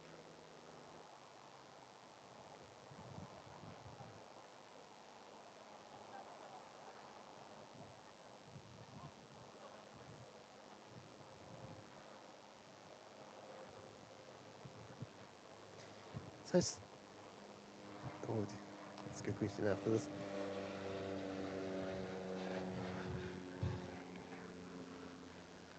I had the pleasure of flying in the Sounds Air aircraft, and they have, That's right. You set up the front, didn't you? yeah, it was Had pretty neat. Yeah, yeah. pretty awesome. They have their own company frequency as well. They often sort of like mix that, sort of ask for fuel, say, on your one instead of their own one, or do they? What was I that? don't know. Sorry. Did they mix up their frequencies a little bit because they have to change over, don't they? Oh, occasionally. Occasionally, okay. Yeah. Sometimes they'll call up. I think often when they land, they'll call up. Maybe the fuel trucks are on a certain frequency. Yes. Yep. Sometimes Yep. they'll be like something random, like, "Oh, can I stand 5 need some fuel or Right. whatever," Yep. and you'll just be like, "Oh, yeah, you're on the wrong frequency." Yep. Okay. Oh, it's funny. Oh, there's another ferry up there. Look at that. There's our Blue Bridge. Be a beautiful day to go on the ferry today. Just awesome. Earl Haynes. Just can't let the pilots get out of control and start saying hi to each other. Oh, right. Sometimes that starts, and then they're all like, "Oh, g'day, Yep. Jim," and Okay. "Oh, g'day, yeah, hey." You're like, "All right, knock it off." So is it like when they're passing each other on the straight or something, or the sort of A little bit like that. little Yeah. bit? Okay. Oh, it's funny. Give them an inch, they'll take a mile. Skux is celebrating 13 months in the Rotorua Thermal Hot Pools. Thanks so much, Skux. It's awesome.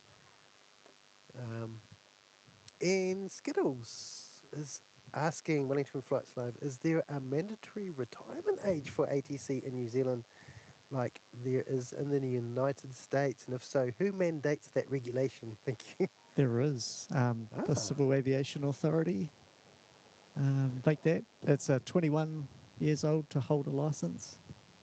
I think you have to be 20 to have a trainee license. But they're looking at changing that to 18, I think. But I don't know if that's going to happen or not. But they're looking at reducing the age. I see. Okay. Um,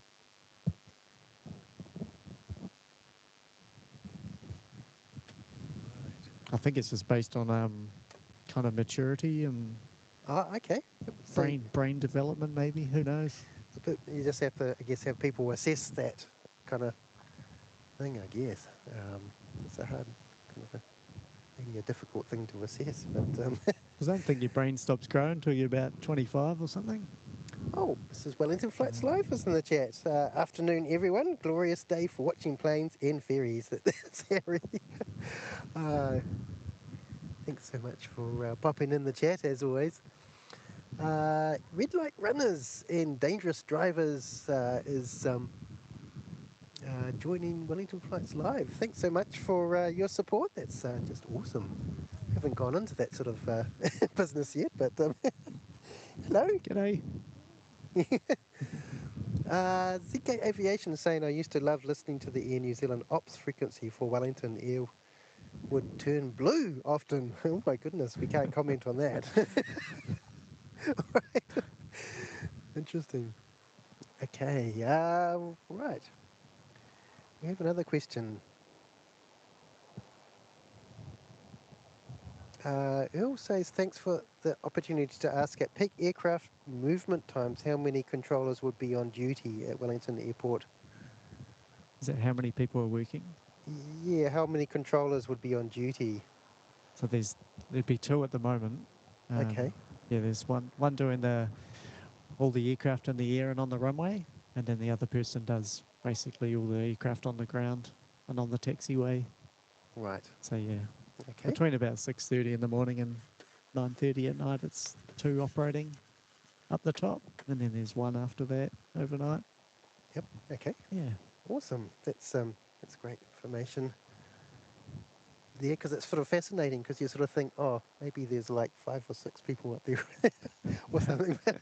I guess in Sydney there could be, but I've said Sydney's amazing, sort of the way all their runways, and two. because sometimes they operate the cross runways, don't they? So there's like that intersect. That's right. Yeah, Yeah. there's there's two runways either side, I think, crossing. Yeah.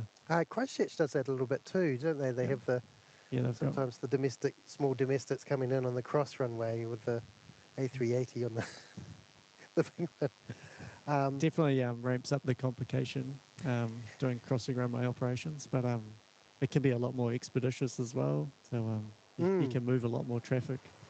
So do we have some like artificial intelligence automation that sort of like gives you a warning if there could be a potential?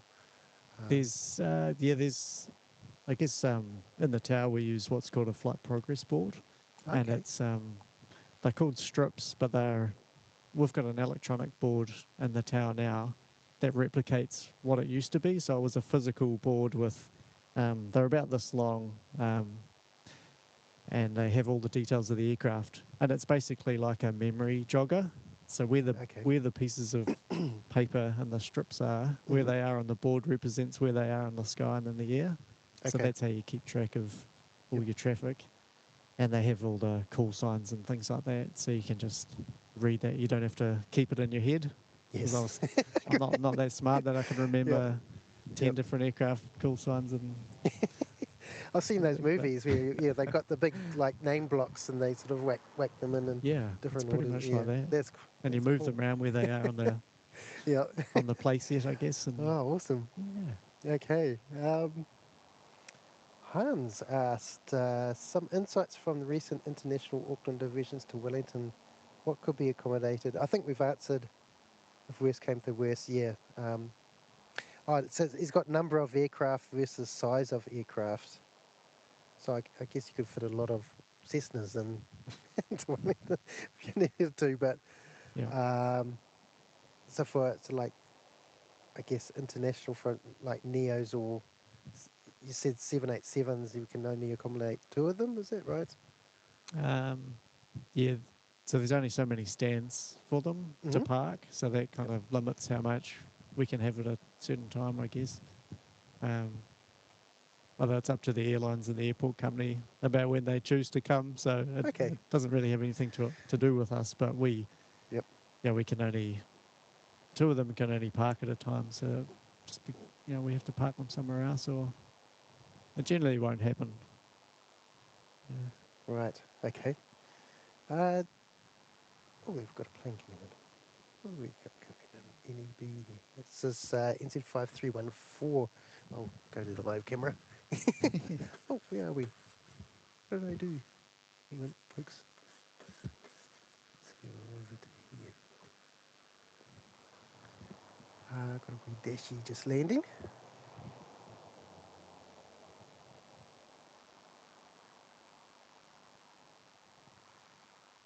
It's NZ5314 coming in from Nelson.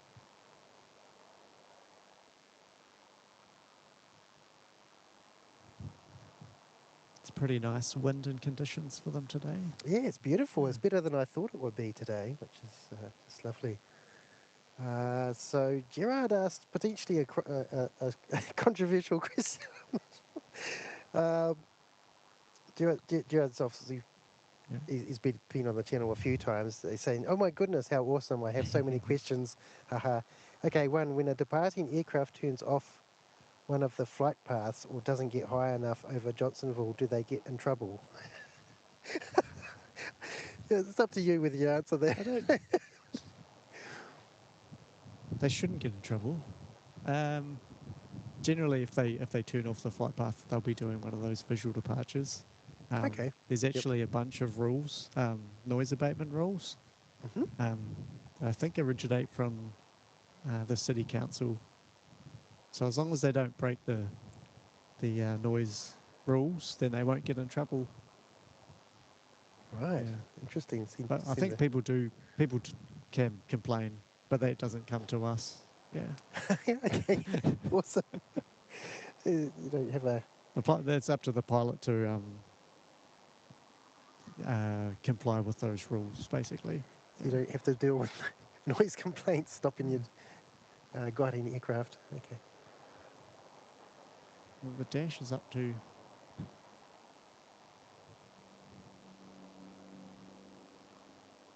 I think NZ's QF172 is about to come out.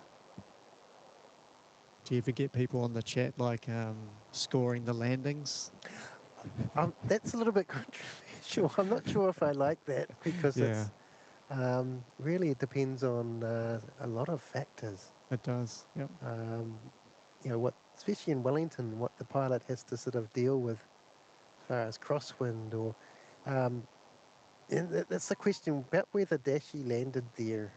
We often I see a plane will just drop down kind Mm. of thing. There's just an absolute Oh, like there's a bit of a pocket there. a bit of a hole on the end of the runway there. Okay. And so I guess it's just something for the pilot to cope with rather than anything you need to warn them about, is it? Or Yeah, occasionally when the hole is active on final, yeah, I'll tell them about it, and all the pilots kind of know what you mean when you say that. But I guess the official term would be saying, wind shear or turbulence, like negative wind shear, that will make the plane drop. okay, It's a bit of yep, a like a unique phenomenon around Wellington. Yeah, if it's a strong northwesterly wind, sometimes there'll be a big hole of air off the end of the runway. okay, And as you yep. said, they'll fly through that and they'll do a big drop. Right, You got to so I've seen that. That's put a whole bunch of power on, and quite exciting. yeah, it's been a bit scary for some Wee. of the pilots, but Yeah, but didn't a lot of the pilots sort of say, looks worse from the outside, I'd say, rather than they've got this, yeah, they're in control. It's They're not. generally expecting it, and then once Okay. they get quite close to the ground, it becomes quite stable again. Some of the worst winds we can get here are largely easterly winds, which we had Okay. a few when that tropical cyclone was up north. We were getting quite a lot of easterly wind here, Okay. Yep. and it causes a lot of turbulence on runway 16, Right. pretty much over this hill that we're standing on. It Okay. causes the air to tumble over and become quite unstable where they're trying to land.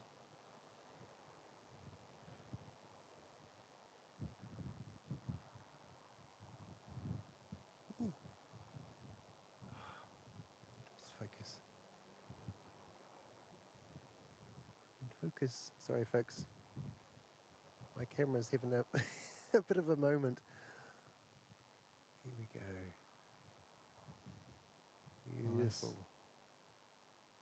Just got the landing. Just in time.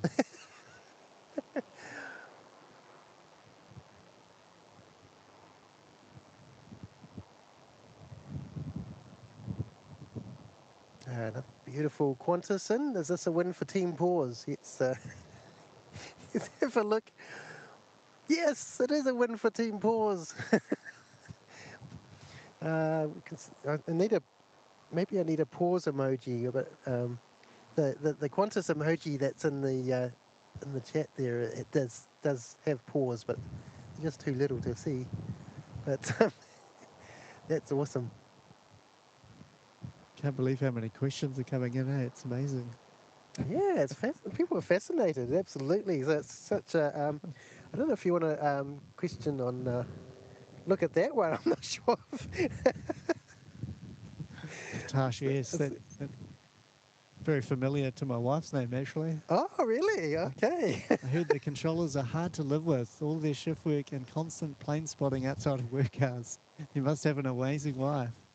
Definitely You must have. You do have must an have. amazing wife. That's awesome having a wife like Couldn't that. do it without my amazing wife. Well, I have to shout out my wife as well. She puts up with me going streaming and going to other foreign countries as well, like Australia, for instance, which I love. I absolutely love Sydney. It's just And all the joy you bring people, it's well worth it. Amazing. yeah. That's But very, very cool. it can be quite tricky, the shift work, though. It is a part of it that isn't easy, I guess, working overnight and doing weird shifts like that. Yeah, so one of the shifts is Okay. 10:30 p.m. to about 6 a.m. Okay. Get a few days off after that, but Yeah. that can knock you around a little bit. Yeah, would too. Yeah. Yeah. I know. I get knocked around if I have like a really late stream. Take a few days to recover. So it's what happens when you get a bit older. Darn it. Anyway. But you need obviously the family to support that and Yeah, absolutely. look after the kids.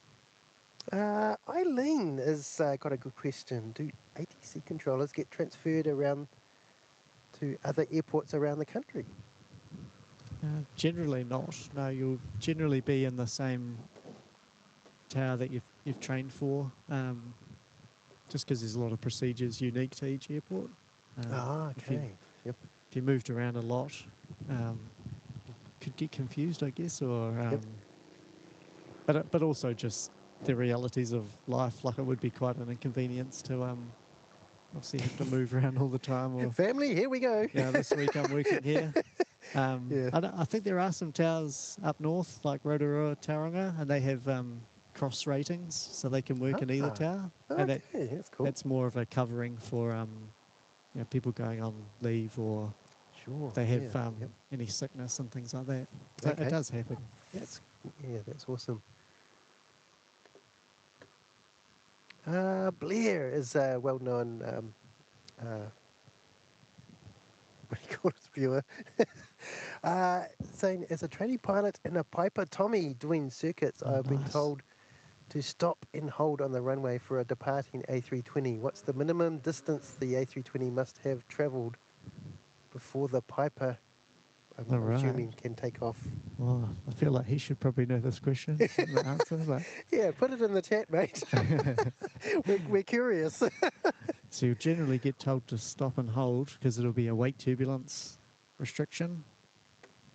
You can't take off 2 or 3 minutes afterwards, depending on where you're taking off from.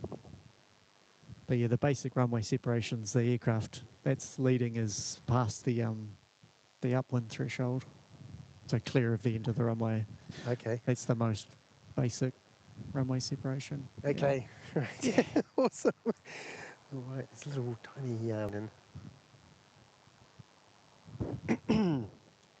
Okay. There's another question on Facebook.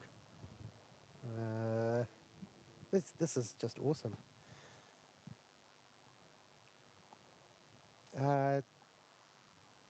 Jenny was saying just how they navigate all the planes coming and going is beyond me. That's more of a sort of a comment, I think.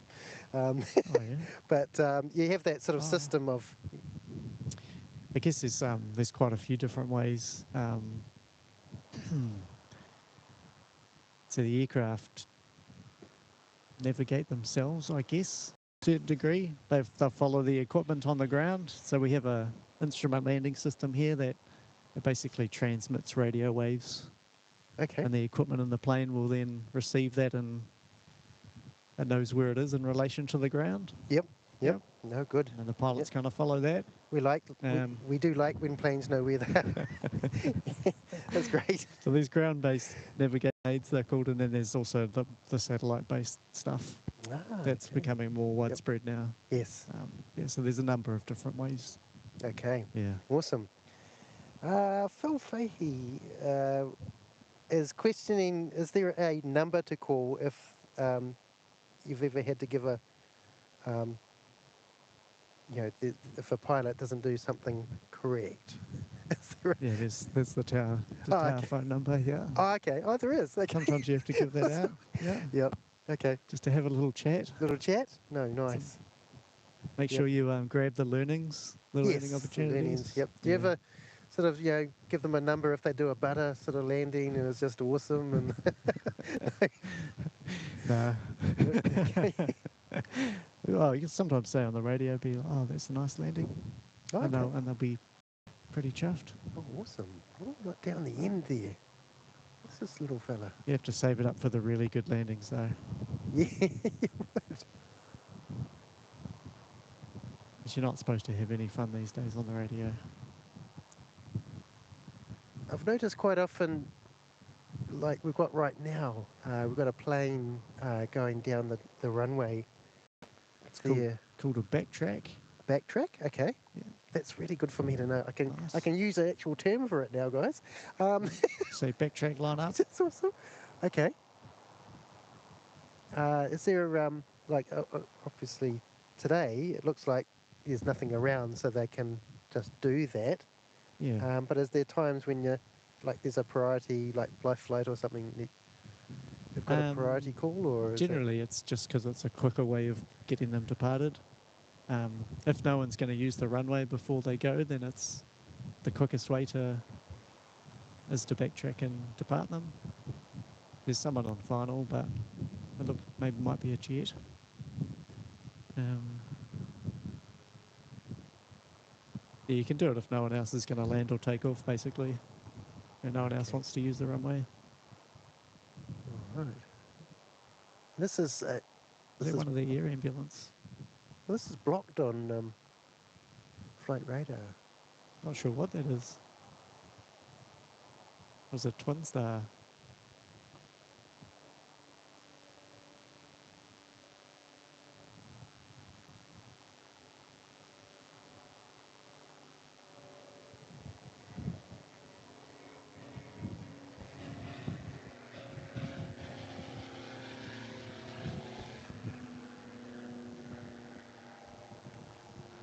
I think it's a twin star. It's a little bit different now. I'm not actually sure what that is. Okay. It's a bit rare. It is. It sits as a Diamond DA62. Oh, okay. I've never seen one of those before. It's Reggio's blocked. Yeah. Oh, very cool. Right, we've got NZ254 coming in from Melbourne. Very soon, so it's quite quick. It's getting up and going. Indeed. Now, Carol, one of our great viewers as well, says, well, we've just been talking about ATC questions in our house this morning. Like, to what extent is a flight route already fixed even before a plane takes off? If a flight to Auckland takes off at Wellington, talking to ATC at Wellington, does it eventually pass over to ATC at Auckland? When does that happen? If so, does it even talk to other ATCs that passes over on the way? So many other questions, but that will do for now. So is it I more think of I a get. handover? Do they hand over to Yeah. different ATCs on the way up the...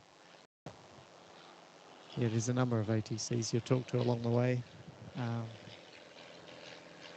Haven't talked about our closest teammates that we work with here at Wellington Tower. So there's a radar unit called Wellington Terminal or Wellington Approach, and other radar controllers that control the aircraft coming in and out of here. Okay. So with the typical departure, one of the commercial ones, basically as soon as they take off, they'll switch over to the radar controller, who will control them until about 40 or 50 miles away. And then they'll change over to another radar controller, an area radar controller, and they control the aircraft when they're at high altitudes. Okay, so where are they physically located?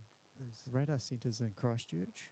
So all the radar controllers are in Christchurch, except for a few that are based in Auckland. There's kind of like a smaller radar control centre in Auckland. So you'd probably, if you flew from Wellington to Auckland, you'd probably talk to about 6 or 7 controllers along the way. Oh, really? I had no idea about that. It's quite fascinating. Okay. Wow, wait. You talk to the ground person, then you change to tower, change to the approach controller area, and there's about 2 or 3 area sectors you pass through.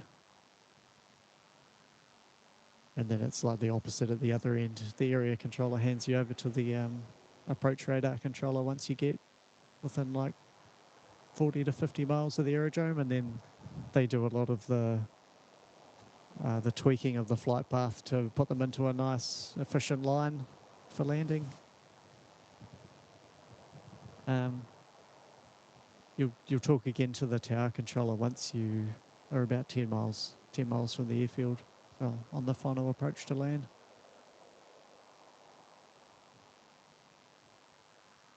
A little bit of traffic at the moment. Yes, seems to be. Yeah. Which is great. We had QF 195 from Brisbane land just before. Oh, we've got a little Cessna. It's the Aero Club Cessna taking off. Here he is. Little fella, look at that.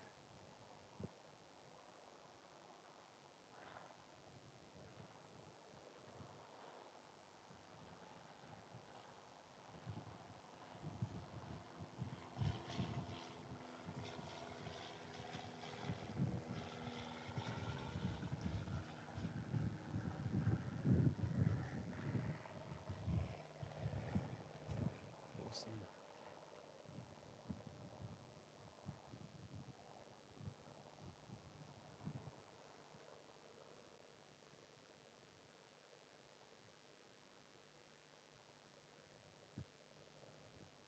Just wondering if so I don't usually stream on a Friday, but oh, that's right. So QF 161 seem to feel like they're out of order. I feel like QF 161 usually comes in. That's due in 2 minutes. So yeah, actually, just remember that there is that usual thing where we get one Qantas going out to the QF 172 going out to Melbourne, don't we? And then the QF 161 comes in from Sydney.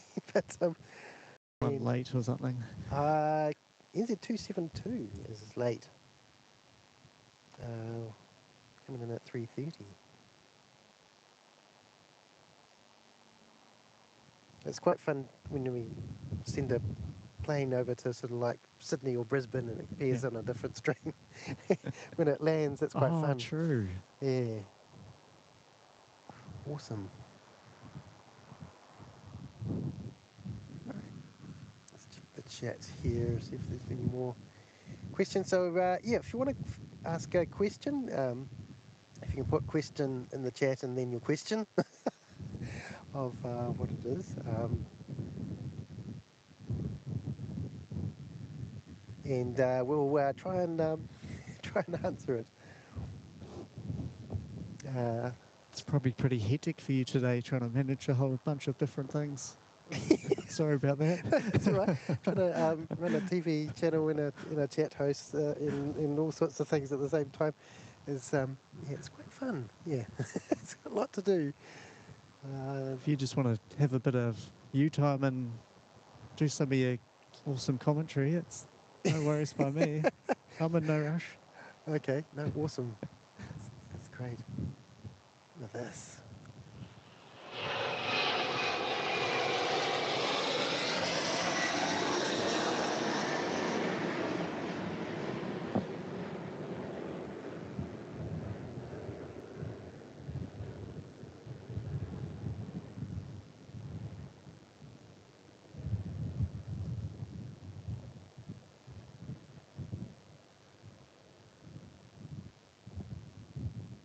I sort of find when I'm sort of like packing up or setting up, actually, it's quite cool to just take a moment to appreciate these, planes taking off. Often when I'm sort of busy, Yeah. you just don't sort of like Don't get time for you just get the to time. just to enjoy. I know, yeah, exactly. We've got QF161 just coming in as well, so one Qantas in, one Qantas out.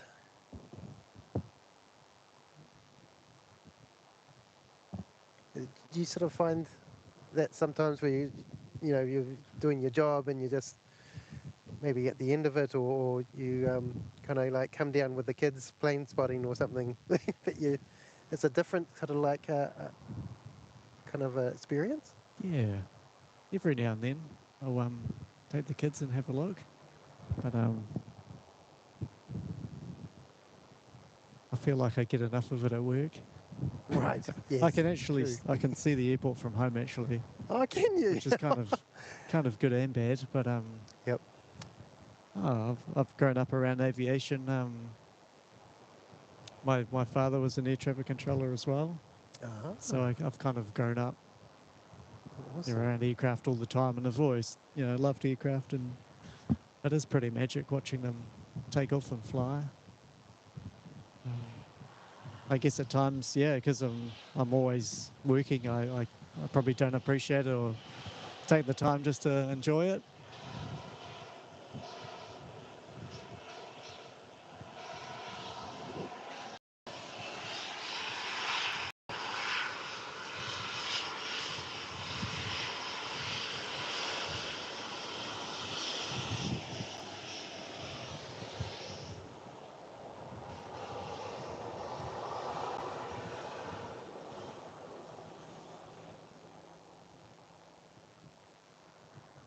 Cool. We've got scimitars on it, but unfortunately no pause, folks.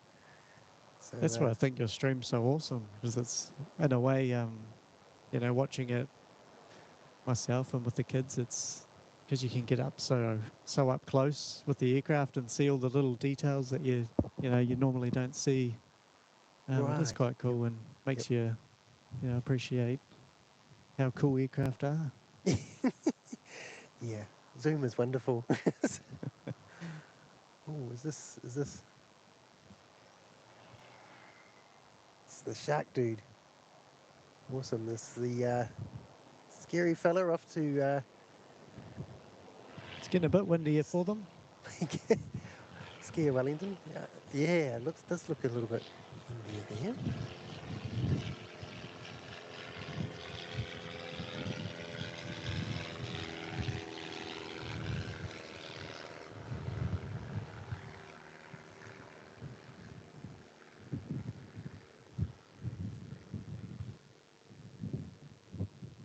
Awesome. Very, very cool.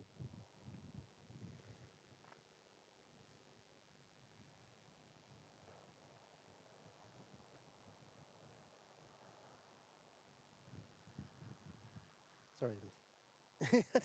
I'm wiggling the tripod. Something happened with it. Hang on. Thanks. I'm just going to go back to different zoom, different camera for a second.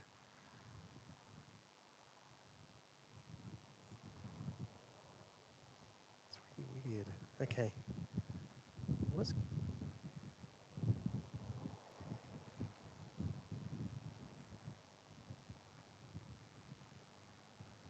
okay? Right. That's fine.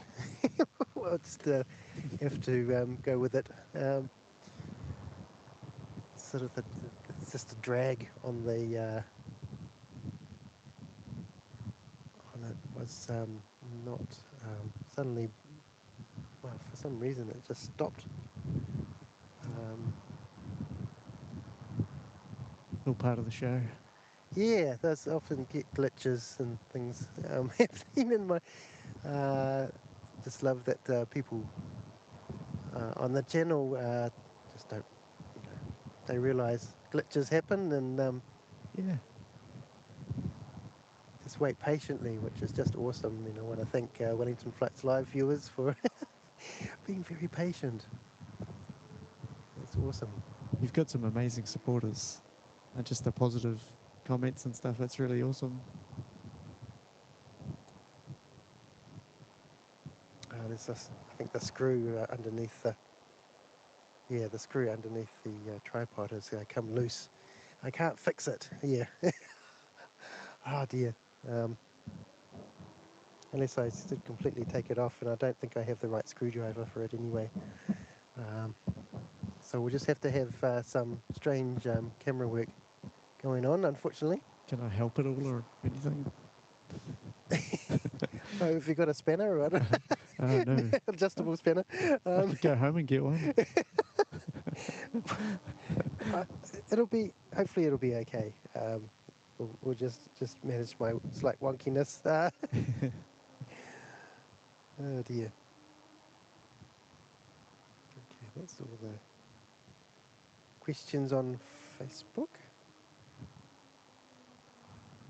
Someone's asked a question about drones and if we ever get disrupted, but it's very, very rare. Ah, okay, yes.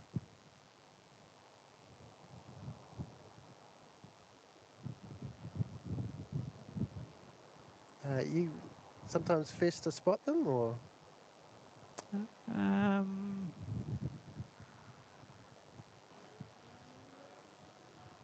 Generally, it'll be a pilot.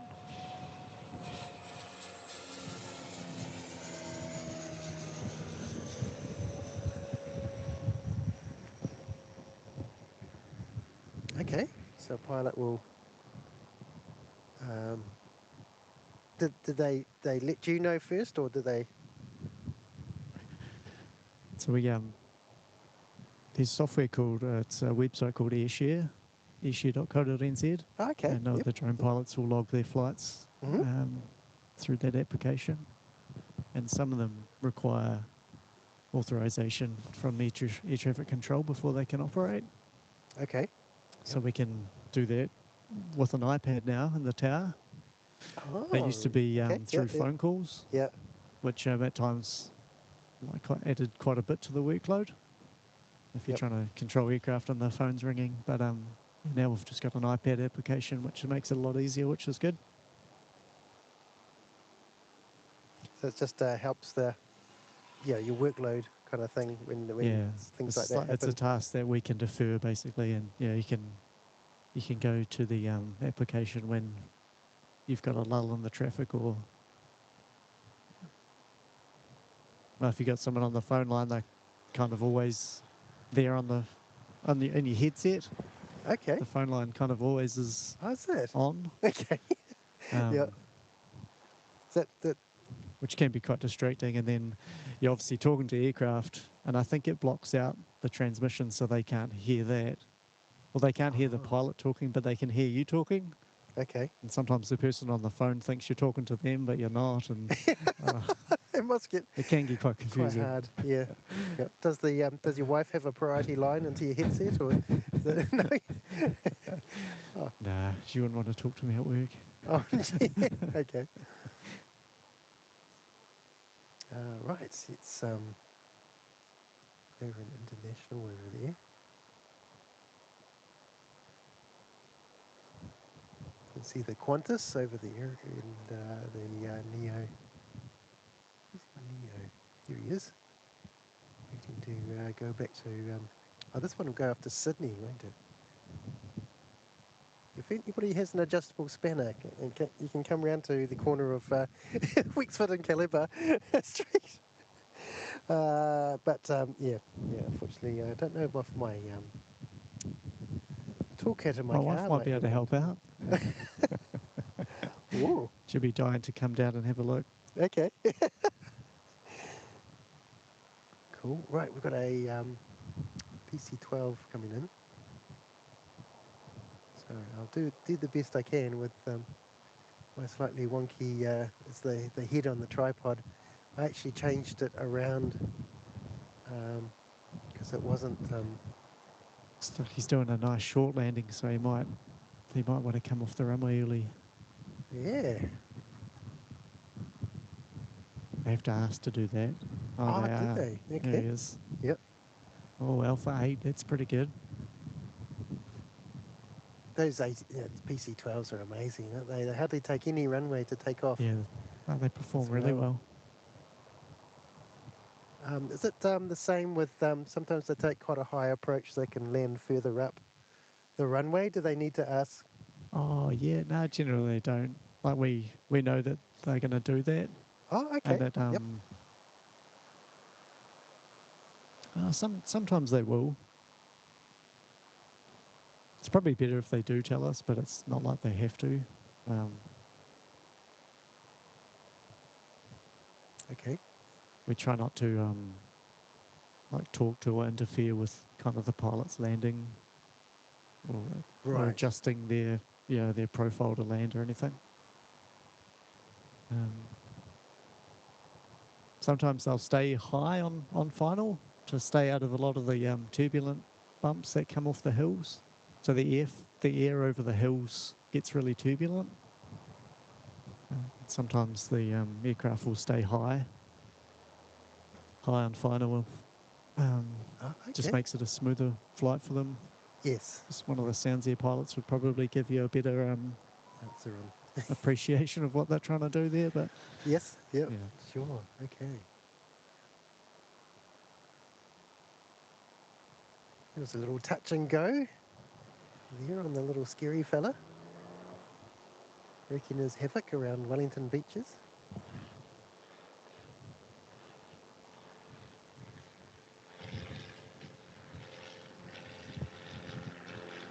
And, Skittles bought 5 coffees. Oh, that's so cool, Skittles.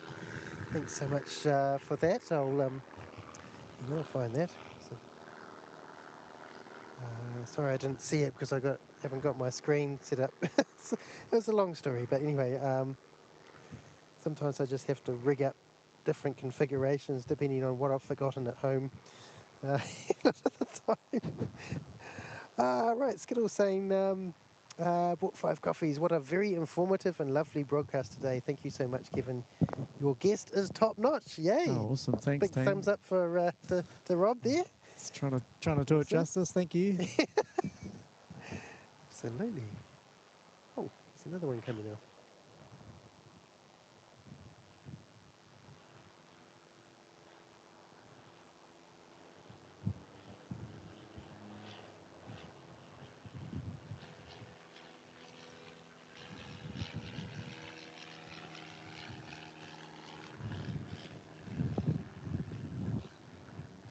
So I wondered, this is another question of mine, I wondered for quite a long time whether there was like a balcony up there around that little central There is a balcony central up there. dome, and that when I'm not sure who waved at us one time.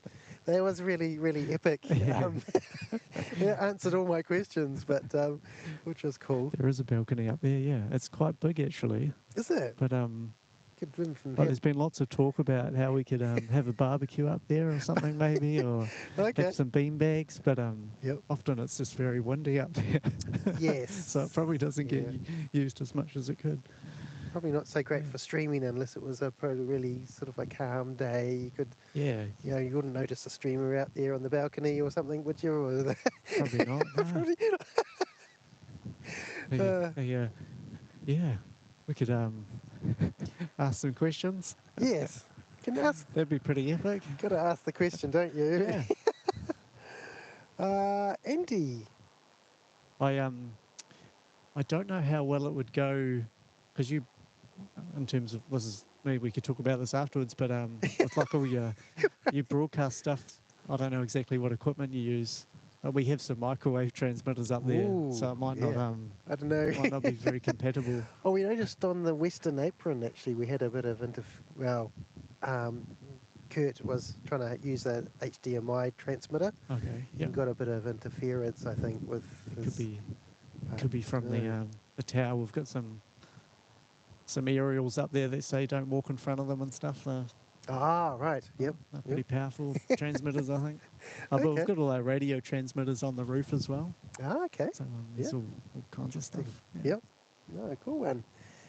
We got a message from Timaru ATC saying, Kia ora from Timaru ATC. Loving the stream up in Wellington. Blue skies and smooth landings to you all. Oh, it's so cool. Oh, yeah. What a great message. Timaru.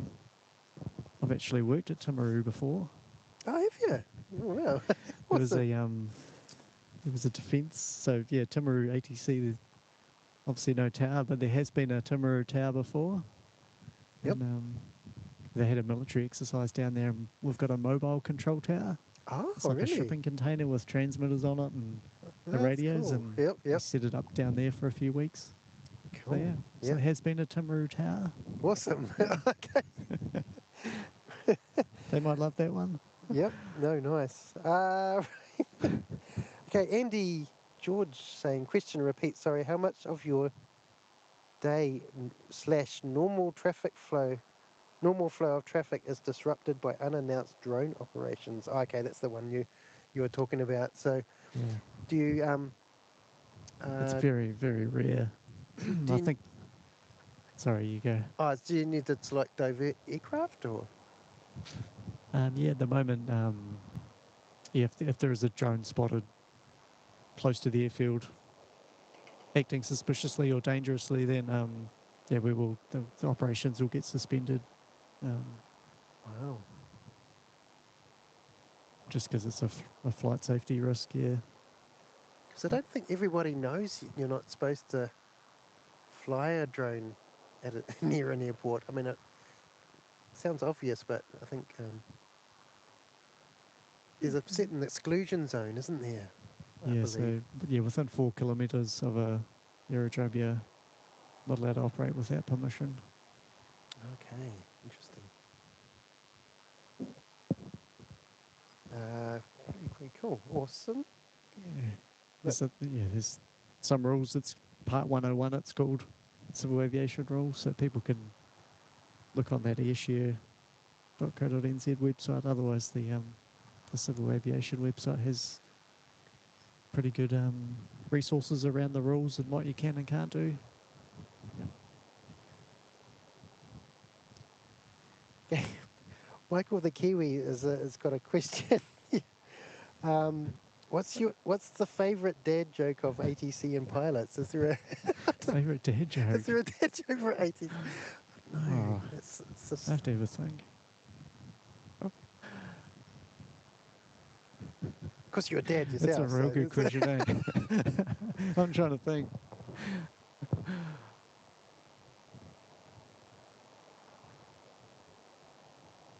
I could think up some good pilot jokes, but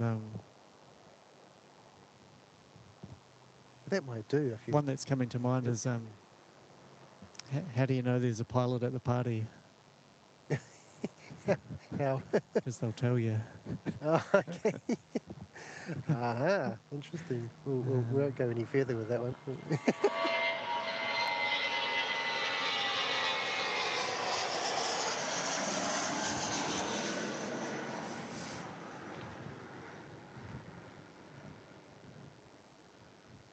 Because you're sort of very unseen up in the tower, aren't you? I mean, nobody sort of would know. sort of offhand that you do the wonderful job in the ATC tower. It's quite sort of a Yeah. hidden thing where Yeah. I guess pilots are more visible, especially when they walk through the lounge in their uniform and stuff. That's right. Uh, Yeah. Yeah, and it's kind of a shame having the tower on that side of the airport. Oh, It's okay. quite hard to get some of the pilots um, visiting. Okay. Like it's always good to kind of see the people you work with every day, and yeah, it's very much like a team thing. Yeah, we work together to make sure it all runs smoothly. So it's always good to see the pilots and talk to them. Got quite a few pilot mates, but yeah, there's hundreds of pilots that fly in and out of here every day. Well, maybe not every day. Don't actually know.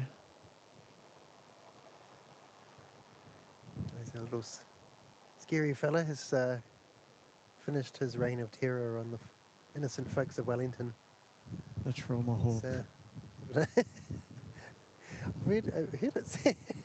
Heard that often nickname that. Is that an official nickname, the Trauma Hawk, or is The it? trauma hawk. Read that a few times, yeah. Yeah, right. You don't use it as part of your Trauma Hawk on finals.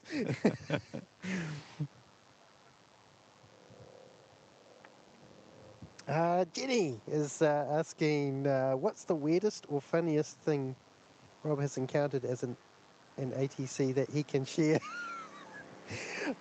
Example, weird conversations with pilots or things seen by ATC. I don't know. Oh, it's the weirdest, the funniest thing. This reminds me. We have a. I think I'm allowed to talk about this. We've got a line book in the tower. Okay. It's called a line book, and it's like a record of all the funniest interactions between pilots and ATC. Oh, cool.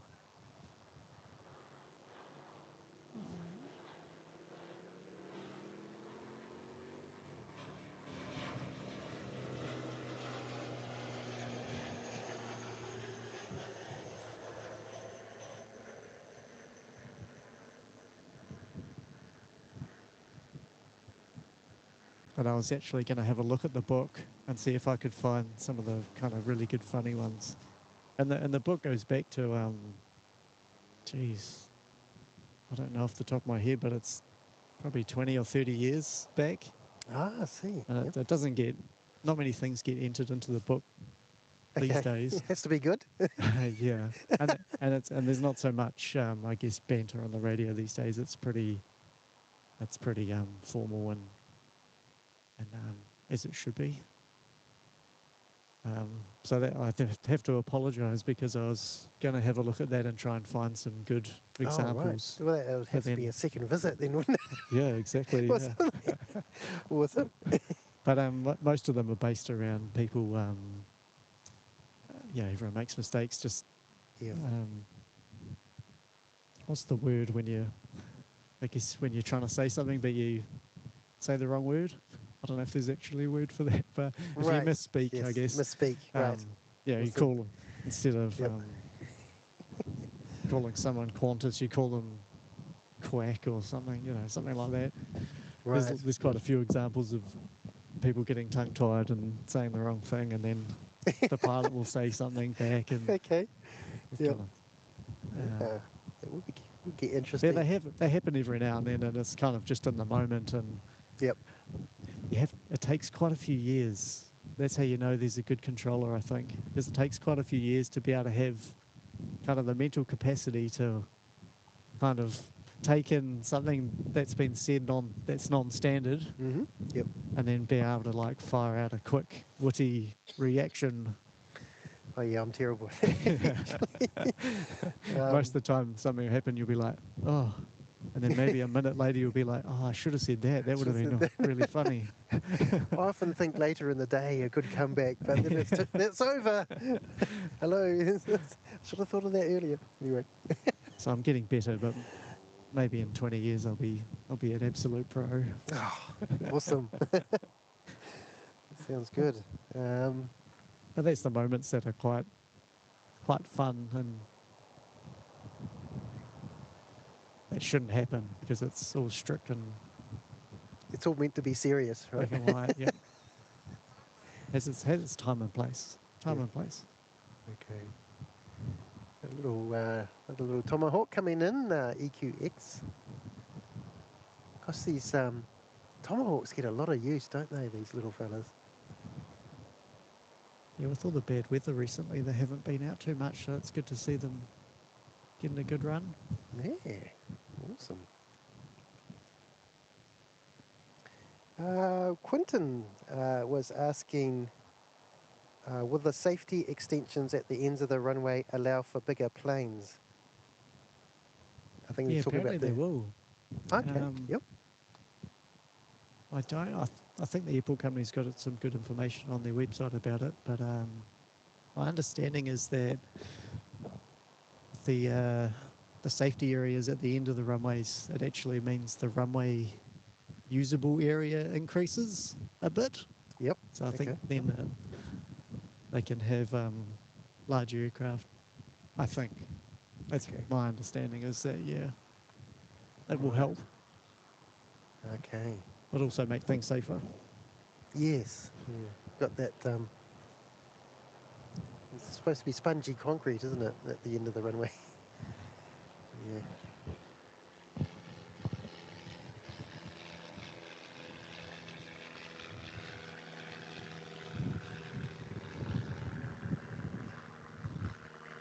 Awesome. Okay, and we've got a anniversary here. It's Shadow Chaser celebrating 19 months in the Rupe ski awesome. fields. Lovely weather. Did you go to Dawn Parade, Kevin? Not this time. I have been for quite a few in the past, but not today, no. Oh, there's another one. It's was quite a small separation there. I guess they're little planes, aren't they? So it doesn't really matter. 600 meters is the minimum between the two little tomahawks. Oh, okay. Cool. Oh, we've got a plane down the end here. What is he? This fella's off to Dunedin as NZ689. He'll have to wait a little while now. Okay, we like to see the little guys win every now and then, eh? Yes. Yeah, sure. Red Light Runners and Dangerous Drivers was asking when was the control tower moved from on the hill? I can't remember. I think it was like 6 or 7 years ago. I should know, but Right. I think we've been here about 6 or 7 years.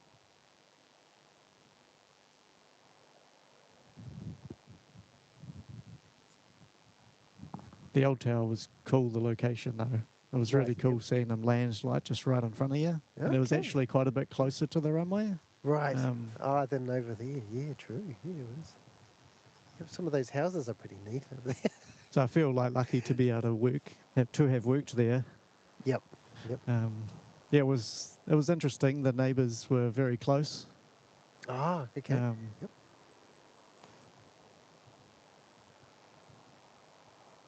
Was it sort of the old control tower showing its age when it got moved? Was it sort of like a bit? Yeah, it was getting pretty old. I think it had some asbestos in it and stuff like that as well. And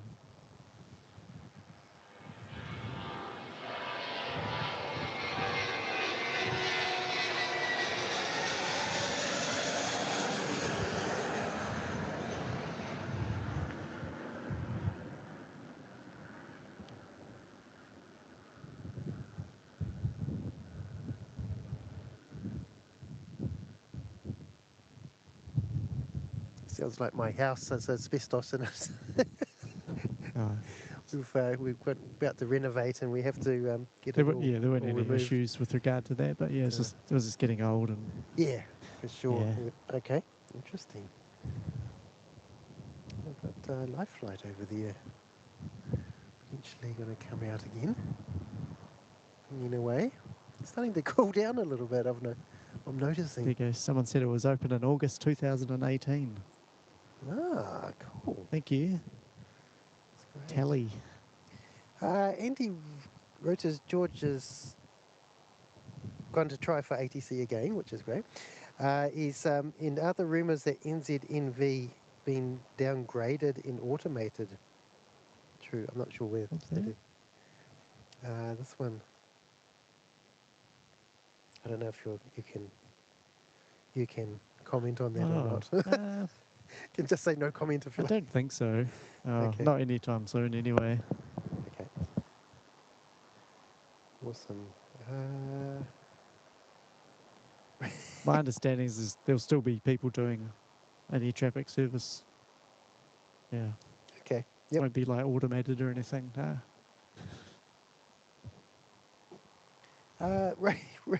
Rosie is wondering if pilots in people from the ATC ever get married. Well, A marriage proposal? yeah, marriage proposals between pilots and the ATC. Yeah. I have not come across that, no.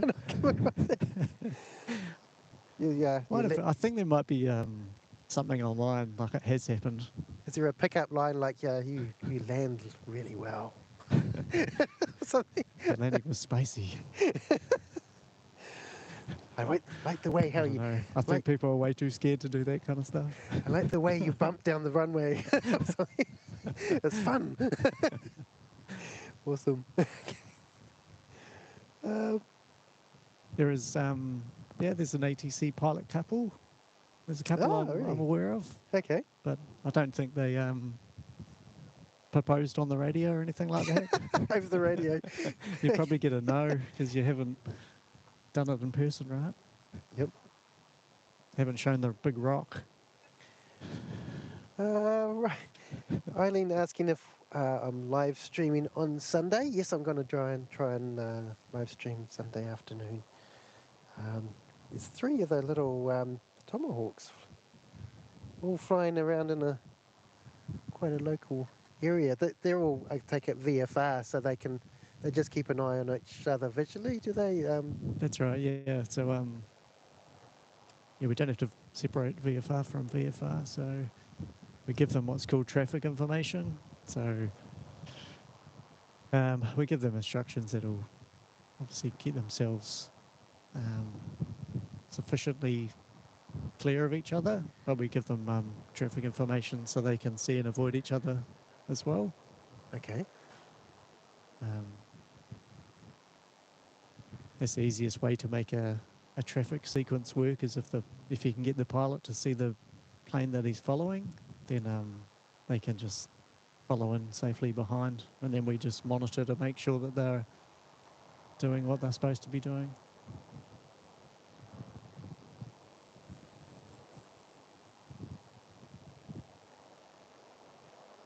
Yeah, I found that fascinating when I was on the Sounds Air flight. That the pilots would be able to sort of see and just follow the plane. Yeah. Yeah, a lot of things in aviation are quite simple. Just sight him, yep, follow him.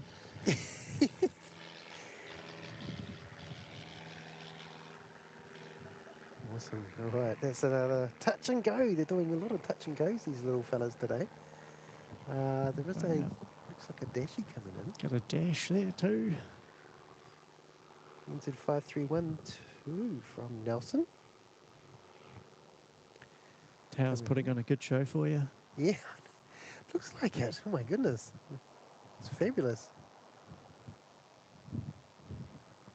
So that little ZKTAW just landed. A little tomahawk, and we've got the dashy coming in, so they need to expedite whatever they're doing. Oh, they're going. The dash 8s are quite incredible actually. They can slow up a lot. Oh, They can really come in really slow if you need them to.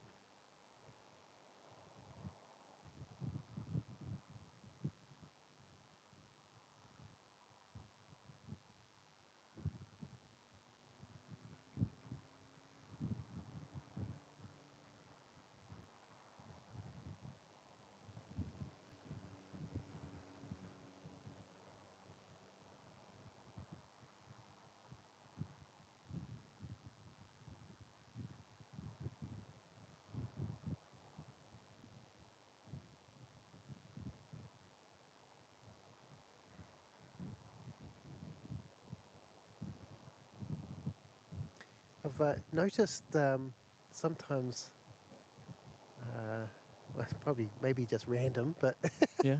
the on quite a windy day, the dashies will come in and just sort of like, you know, they'll have a little bit of a dance on the way in, but Yeah. they land where the bigger jets sort of like do go arounds sort of Yeah. more type Yeah. thing. It's almost like they're showing them how to do it type thing. I guess they're a bit more stable, maybe. Yeah, I think Are it's they? just Or got quite a big wingspan, and they can obviously fly a lot slower. So yeah, I oh, guess okay. things don't happen so fast. Right. Yep. Got more time Um, to react. To, they're quite stable, yeah, and a big yep. wide wheelbase as well. So Yeah. you know that Oh, they can just put one down and then just put the other one down eventually. dashies are awesome, aren't they? Goodness. And the Mars Fokker is celebrating 24 months. That's awesome. Thanks so much, mate. That's oh, I'm just trying to get. Yeah, thank you so much for your support. Absolutely wicked stuff, mate, and really appreciate it. That's absolutely amazing. 2 whole years with Wellington Flights Live. Wowee! When I think, you know, gosh, been streaming for a whole 2 years, or over 2 years now, and Wow. it's just absolutely incredible ride I've had. It's just an amazing community we've built, and amazing people on the WFL team. It's just wicked stuff. So yeah, really appreciate your support, mate. It's just awesome. Thank you. Hado88 is wondering. Oh, hang on. No, what am I doing? Okay, has there been any plane at Wellington land at Wellington Airport by mistake? Not that I know of. Not yet. Okay. I'd like to hope not. Awesome. Right. Eileen Adams saying thank you, Rob. Thank you, Kevin, mods, and Oh, all. you're welcome. Needing to rest while work in the morning by wonderful stream. Thanks. Oh, no worries. Eileen, that's you're welcome there. Quentin is wondering, can you have ATC chatter like other channels? I'm not sure what that means. I'm not too sure. um, Is that like what you're talking about with transmitting?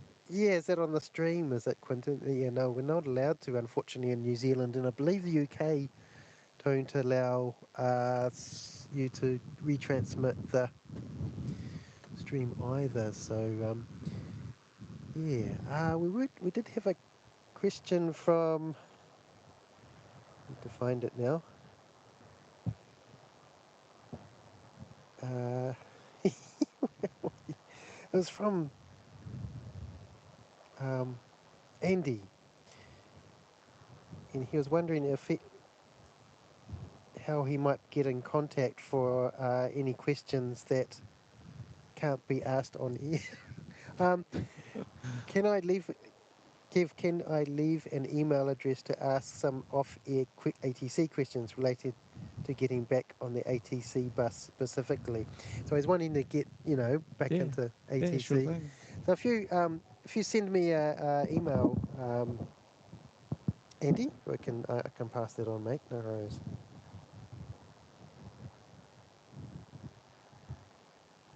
Awesome. Okay. Thanks. No worries, Telly. Good to. Thanks for your help. Yeah. Oh.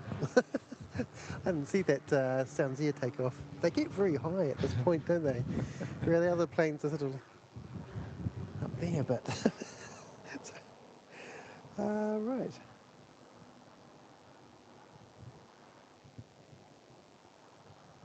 Let's have a wee look. See We if get a there's. 152. Sorry, the. A 152. Cessna 152. Ah, okay. A little further down That's what I've done most of my flying in. there. Oh, I think really? they've only got one or two here. Okay.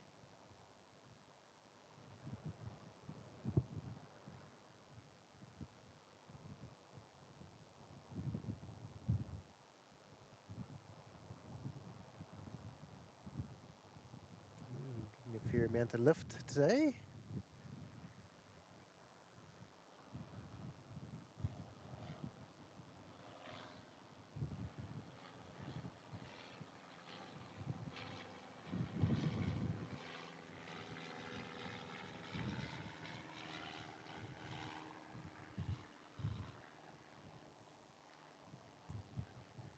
It must be quite cool having the strike master here. Yeah, it's pretty cool. It's always good having a jet. Yeah. It's pretty. I always forget how loud it is, though. Oh, right. Yes. She's Yeah, it's not quiet. pretty loud.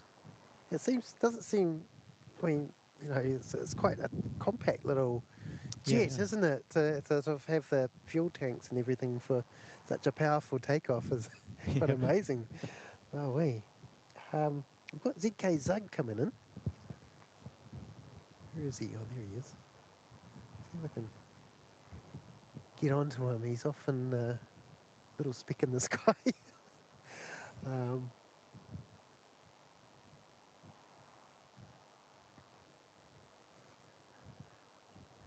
and I've lost him.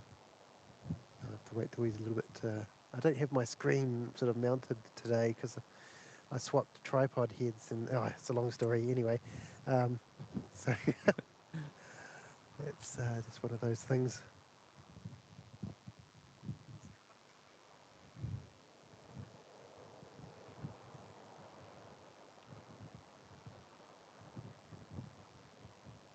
But I love their occasionally they bring their Britain Islander Okay. in, and that's Oh, yeah. such a cool sound on that. Golden Bay. Yeah, Golden Bay Air. Yes. Yeah. Have you seen much of the amphibian? I think it's a 185. Cessna 185. Oh, okay. It's got floats with wheels as well. Right. Yes, I think I have Yeah. seen it very occasionally. So that's a charter. It's aircraft, is it? Polaris Air, I think. Yep.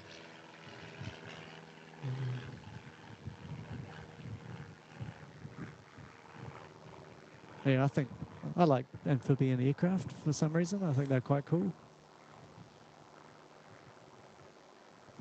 They are very neat. I also sort of feel, I don't know, it's silly, but you sort of think, well, if the worst that happened, at least they got their floats, you can land on the water Yeah. thing, which is quite cool, isn't it? Having that flexibility, especially some of the beautiful places in the Marlborough Sounds. Because some of the first trans-Tasman aircraft were obviously amphibian aircraft that operated out of the harbour here. Yeah, the So flying it's always boats. something that Yeah. I've always wondered why there isn't more of them around the place. But That would be amazing to see them landing in the Evans Bay. yeah, they definitely make my job a bit more interesting or exciting at times. It would. That would be epic. Life flight going out.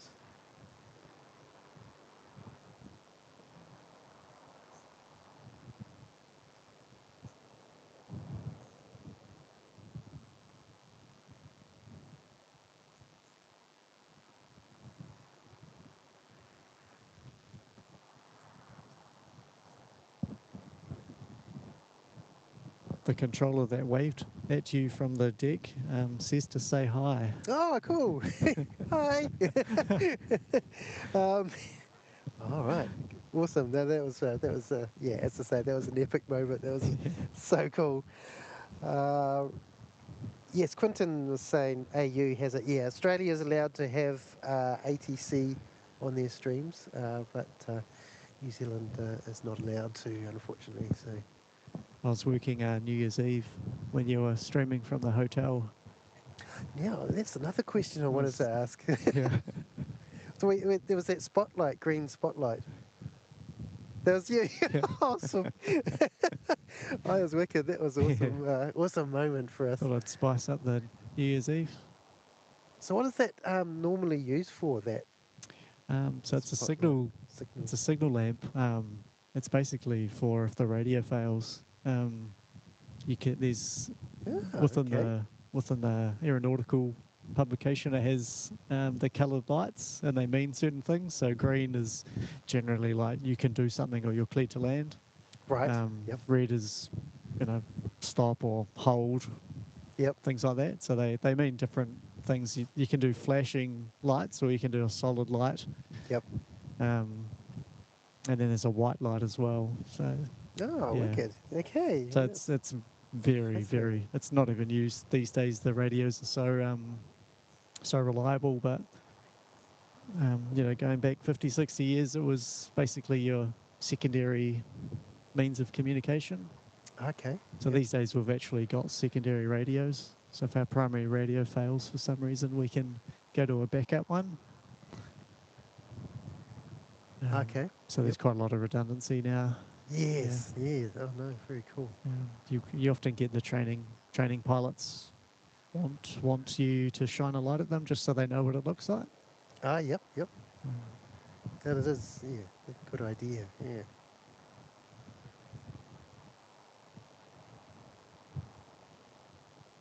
They used to have, I think they were called Very guns, or that's basically like a flare gun. Oh, okay. You could fire that.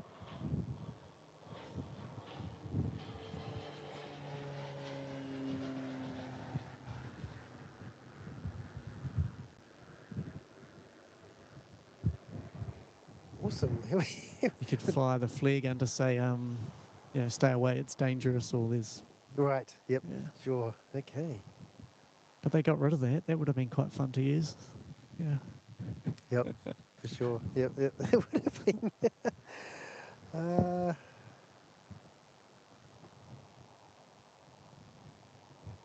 We've got Spotter Kiwi saying, how does Wellington's single runway and displaced threshold affect your spacing decisions during high traffic periods in your sector? I don't know. Beyond.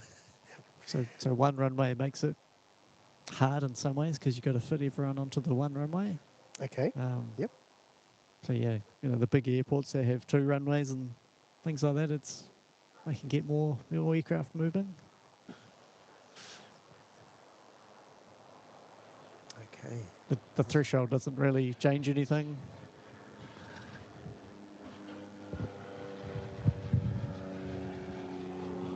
And we've got Quentin asking, what are the most flights you handled in your career and also in Welly?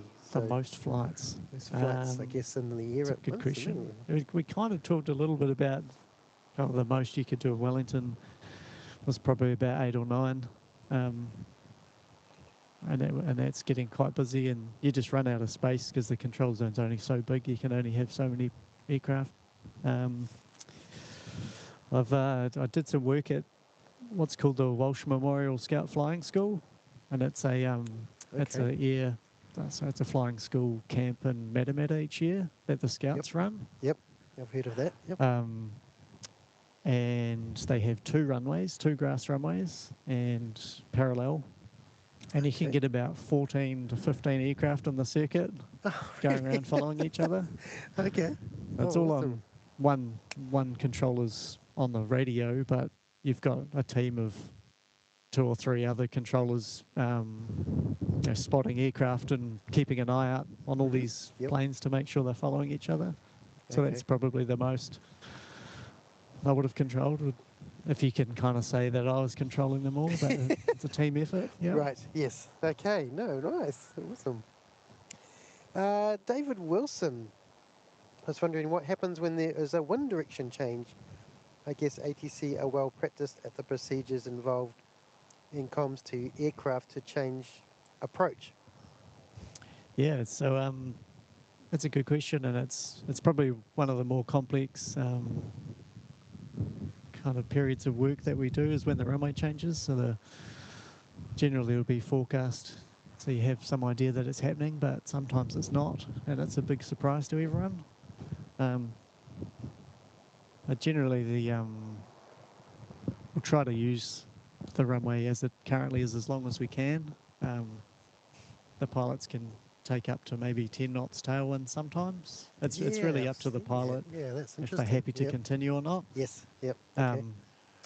If they can't land, they'll go around and they'll go back to radar and get resequenced or held off for 5 to 10 minutes while we obviously land any traffic that's yet to land, and then Yes. we Yep. kind of have to turn all the equipment, landing equipment around to the other runway, all the lights around to the other runway, put Okay. out a new weather information. Yep. Any aircraft that have already taxied out to depart, we have to kind of taxi them onto the runway and get them down the other end. So it can Okay. be quite a lot of work. But generally everything kind of stops for a few minutes while we That's why you reorganize everything, organise and everything. then Okay. radar can get all the planes out of the way, and then we can start launching them off the other runway. Yeah. So is that visual when there's going to be a runway change? Do we visually I notice sometimes the lights flash on the runway, but Okay. I don't know if that's anything to do with it. Generally, because we're quite lucky in Wellington that we've got water off both ends of the runway, so Okay. you can often see the wind coming. There'll be a line in the water, Ah, right. Yes. Yep. and that'll slowly move towards the runway, and you can see, oh, that's what we look for, and we'll say it out loud. We'll be like, oh, look, there's a line on the water, and the pilots also help us as well. They've got equipment on board that tells them what the upper wind strength is, so relative Okay. to the airspeed, they'll be able to tell us, oh, there's a 10 knot tailwind out here on final, so that gives us more hints that there might be a wind change coming. I see. So generally it's not a surprise, but sometimes it can be, especially in the summer where some days it's real tricky and we have got a tailwinds at both ends of the runway. Yes, I've heard of that. That's And then fascinating. can get a lot of go-rounds, and Yep. no one can land for however long it takes to the wind to settle down.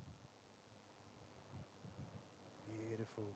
EZ272 coming in from Brisbane.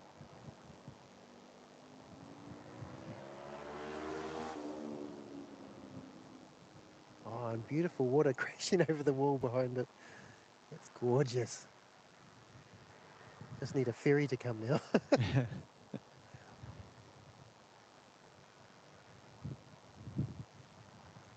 Yes, having a bigger plane coming in would be quite good. I mean, this is our largest. I think they all just want to Commercial, come isn't past it? you and have a wave. Oh, that'd be. He could have got off earlier, I would have thought. He could have. But, Or is that an A321? Yes. Yeah. Oh, no, they have to get off again.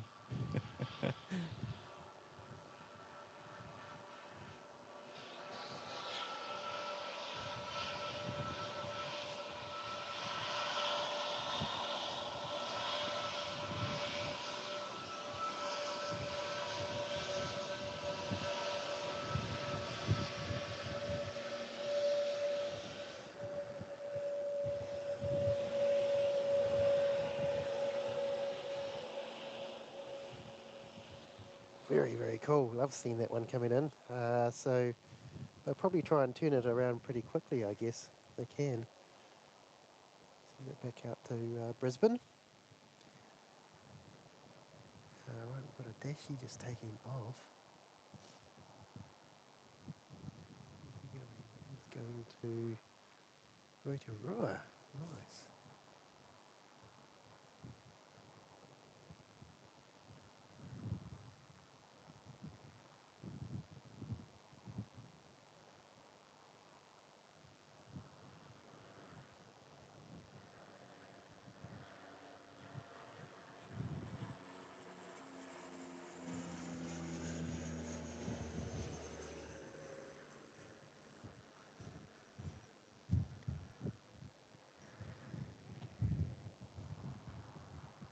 Oh, got a ATR coming in as well.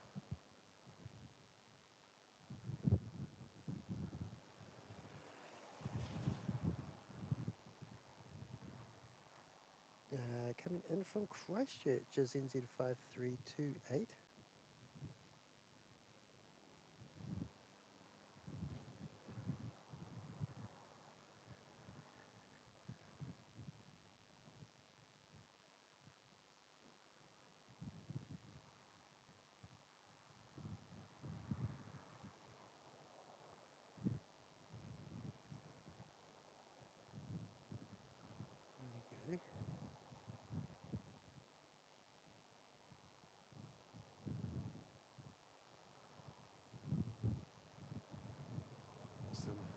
pretty good, eh? I see the ATRs tend to do more.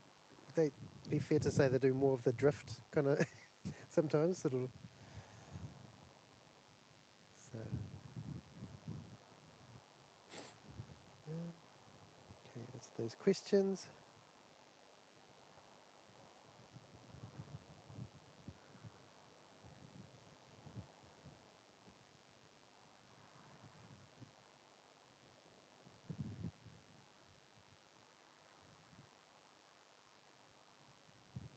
Oh, hello to Barb. Yes, hanging. Okay, good to see you. Rocks and waves. Yep.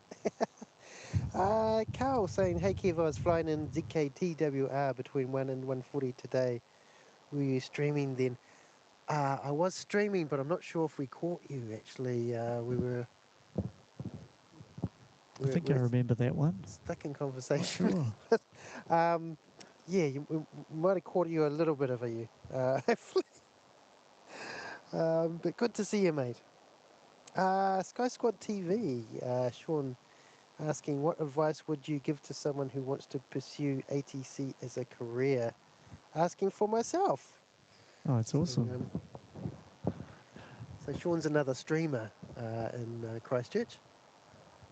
What I recommend just get onto the Airways website and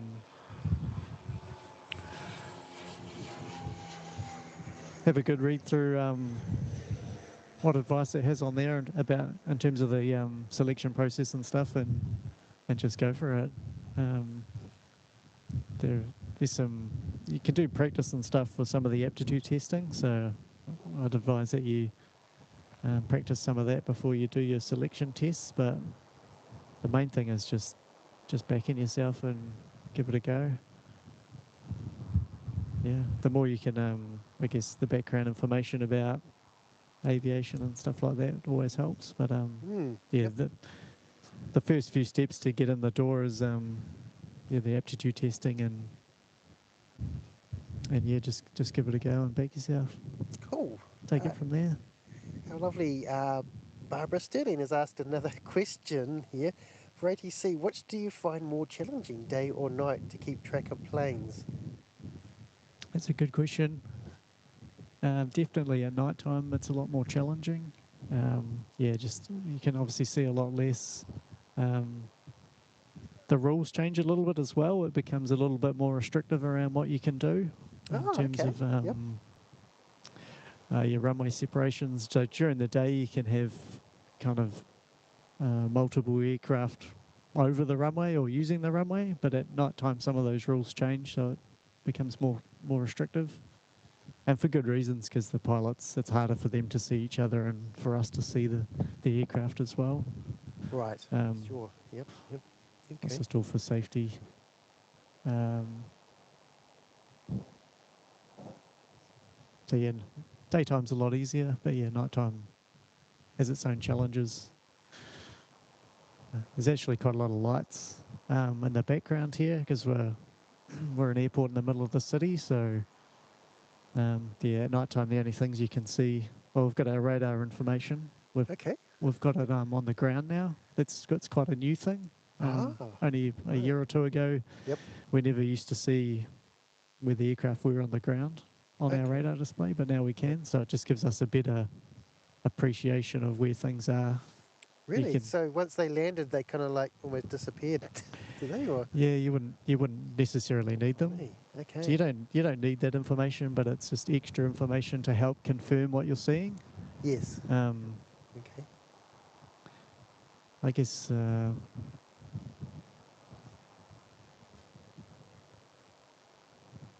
can only see their lights at night time, so it can be easy, I guess, to mistake aircraft for something else, but through your training and experience, you learn to make sure what you're seeing is what you think it is. Okay. Oh, awesome.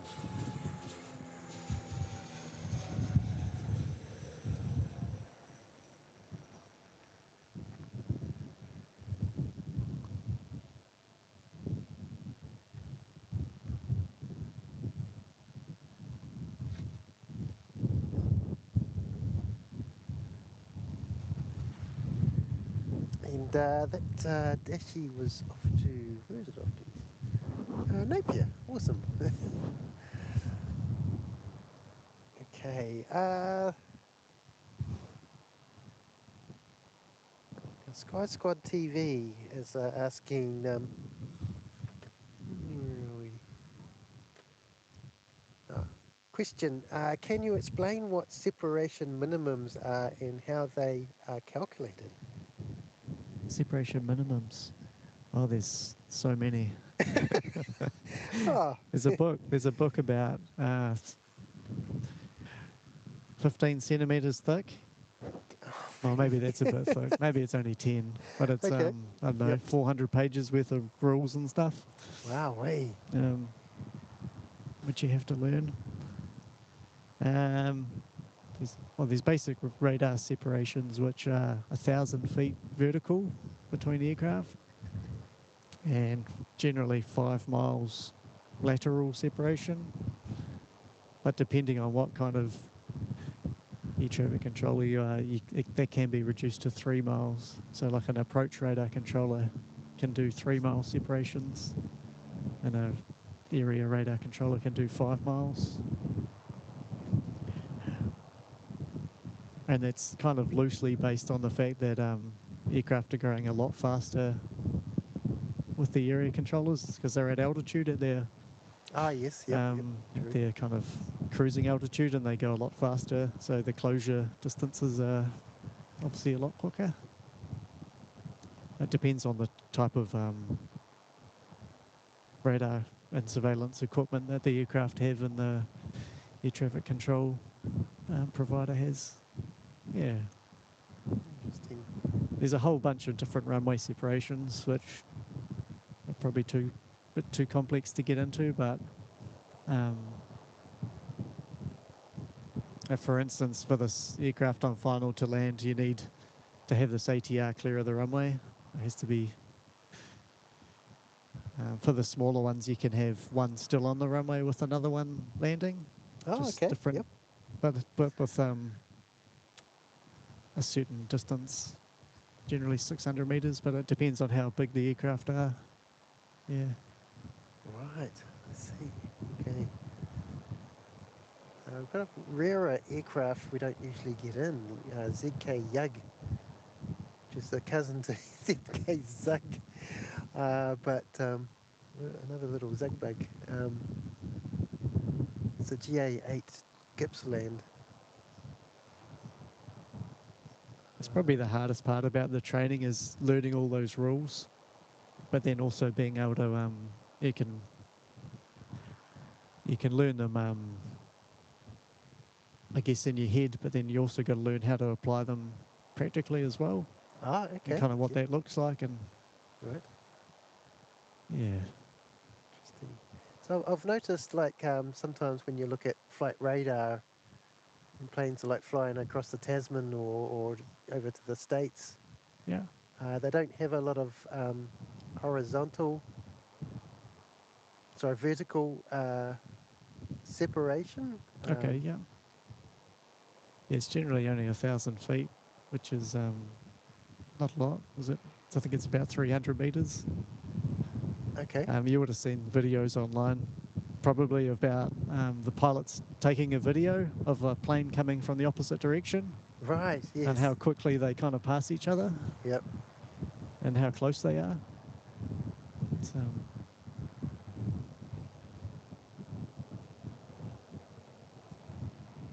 But yeah, they're going, I don't know, what, 800 kilometers an hour or something opposite direction. So that's pretty. You'd merge pretty quickly. Pretty big closure, yeah. Yeah. Wow. Qantas going out there. Sorry, with the wayward, the head is sort of like not locked down properly, so having a bit of couple of issues there. Right, we've got QF196 going back to Brizzy. Awesome.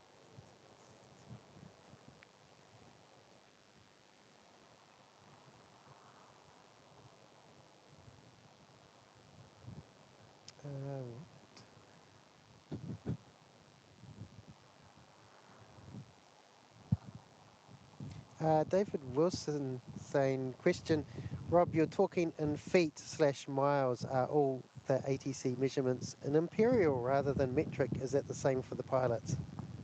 Yeah. I feel like this could be wrong, but I'm pretty sure internationally everything's done in feet for altitude, and nautical miles generally for miles. I'm saying miles, but it's nautical miles. But there could be some countries that do it in meters, but I don't actually know. Okay. Something's telling me that Yep. there's always an exception to the rule, but Okay. all the separations are based on feet. Yeah. I don't know why. Well, I probably do. I've forgotten. Awesome. Okay.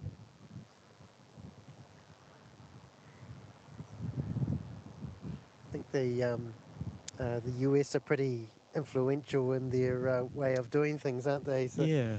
sometimes. Well, it's quite interesting because when the International Civil Aviation Organization, ICAO, when that was first set up, I think it was almost based on it was French and English, I think, and somehow they were discussing, what language should be the aviation language, and it almost was French apparently. Oh, really? So That's fascinating.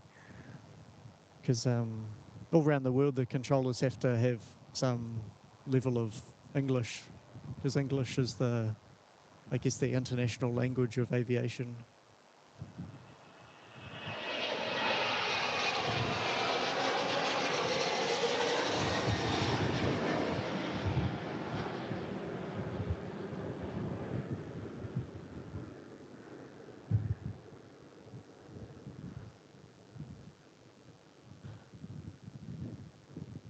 Love that. That's so cool. And the old 737s roar off. Yeah, this one off back off to Brisbane. This QF196. Wicked stuff.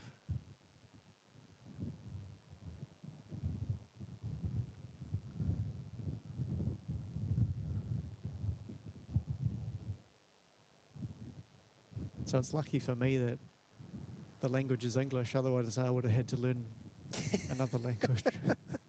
Yes, that's schoolboy French would be brought out or something.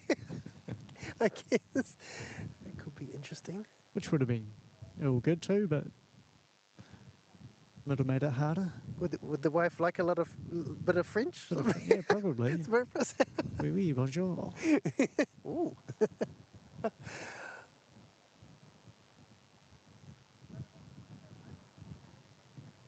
Awesome. That's wicked. Right. Oh, we've got a plane coming in. What's this one? I want to find out what it is before we... NZ481 coming in from Auckland. Awesome. There you go. Someone said Russia and China do instructions in meters. Thank you for that. Oh, really? Yeah, something was telling me it was different countries out there.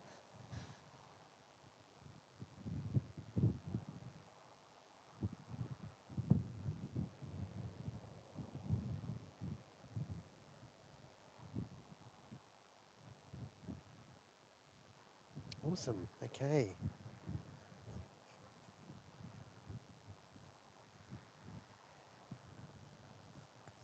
Yeah, Seki's saying yes, all the ATC at Japanese airports, for example, is done in English, even if it's a domestic flight. Okay, interesting. All right. This one not doing a go long. Not coming down the airport, the runway to wave at us. That's no good. We have to write a letter of complaint, perhaps. No, it's wonderful when we do get a bit of a wave from the pilots. I just love it. It's just fantastic.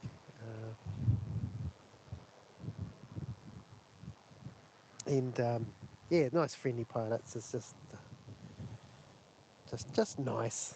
It's just just is. Oh, looks like we've got a Cessna A52 Aerobat coming in. from the Kapiti District's Aero Club. I wonder if they're going to do a touch and go or something. Nice. Oh, is it? Where is it? Yes, it is. It's coming in. Sometimes you can see these aircraft, but you don't know what We got two small ones on final, altitude they've I got. think.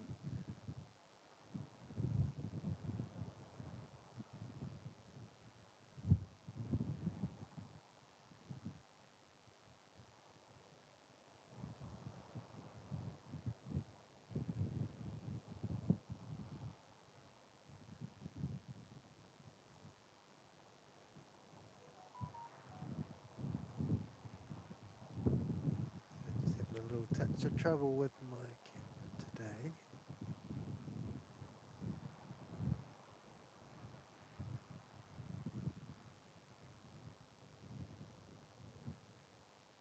Okay. Oh, lost them again.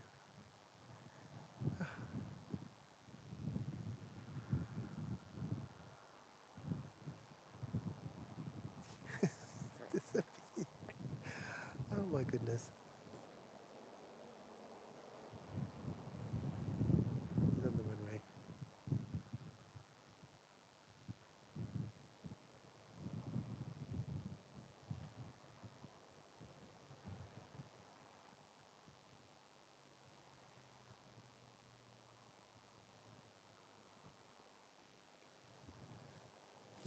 Loving the comments. There's some great comments and questions.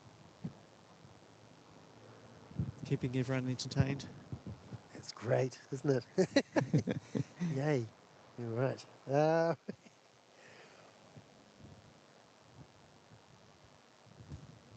Jenny said team pause. That's awesome. Thanks, Jenny. It's a bit of a ATR Dash rivalry going on. Love it. Spot a Kiwi saying when that 737 just took off, there was a massive seagull in view of the stream. Are you guys able to see birds from the tower view as well? Guess it depends on how good your eyes are. Yeah. If you see a flock somewhere, would you sort of Yeah, we tell definitely airport ops definitely try and give them a warning, or we'll tell them, and often it will halt their departure, and then we'll get the airport company operations guys out, and they'll go and scare the birds away, Okay, and they do a really good job. awesome. All right. You were seeing them. They do the little shooty gun thing, which is quite cool. Yeah, they've got all the good fireworks stuff. Yeah, they do. Oh my goodness. Right, got ZK Zug right down the end there. Little Zug bug, you ready to take off? Here he is, little fella.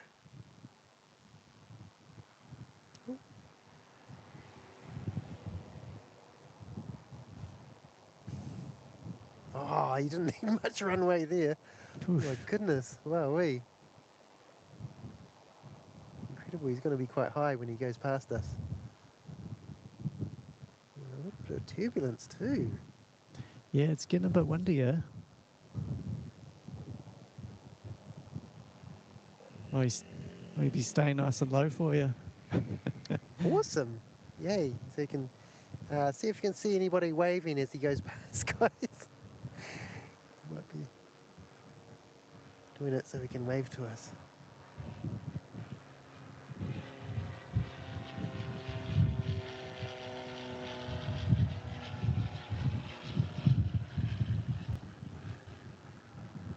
Awesome. Okay. Wowee. Oh. Who's coming out? QF164 going back off to Sydney.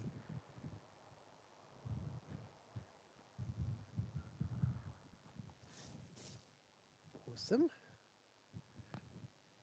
Just get an update on when NZ272 is due out. 4:50, so in 50 minutes it's due to depart. We'll see whether we can stay streaming till then. Who's that? NZ271 going to Brisbane. Okay. Oh, Yeah, cool. it's due out at 4:50. So it arrived late. So right. Oh, Barbara Sterling asking for ATC. Have you got a favourite, ATR or Dashi? For me, is Dashi. Yeah, Barb's a Dashi girl. This could get me in trouble. Oh, I think it's definitely the Dash 8 though. oh awesome. Yeah. Siki asking, will there ever be a change in the law that prevents us from rebroadcasting ATC in New Zealand? Seems a bit pointless asking for all the asking all the streaming mates. Yeah, I mean, write to your MP, mate. That would Yeah. probably be the best thing to try and Yeah, I get think it so. passed in law. Yeah, that'll be the story. The Real. Dash 8s are good, but ATRs are much harder to land, so Right. yeah. Yes.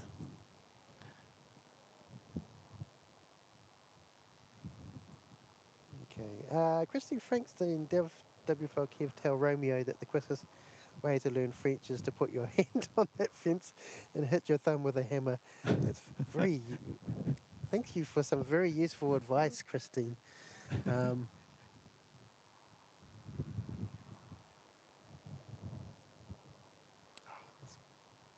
Sorry, folks, this camera's been a bit of a pain today. Right, awesome.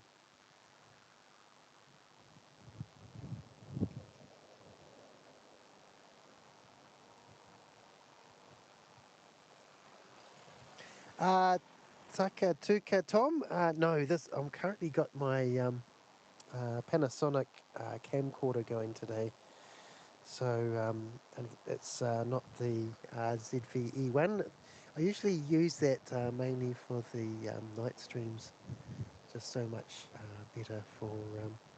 It's got a larger sensor, so it takes in a lot more light. But usually I like the camcorder for its ability to keep subjects steady. It's got seems to have better.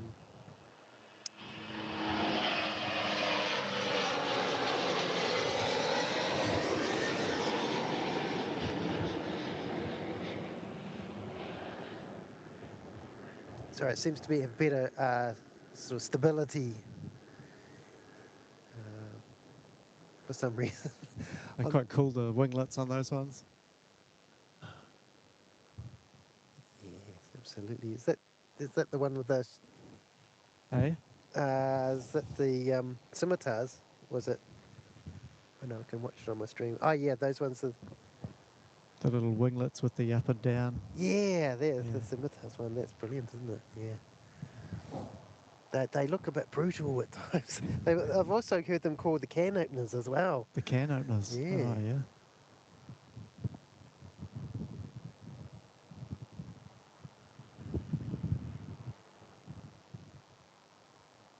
That's ATRs taking off pretty soon after the 737. Is that a consideration or? No, they're the same weight turbulence category. So there's no restrictions for that.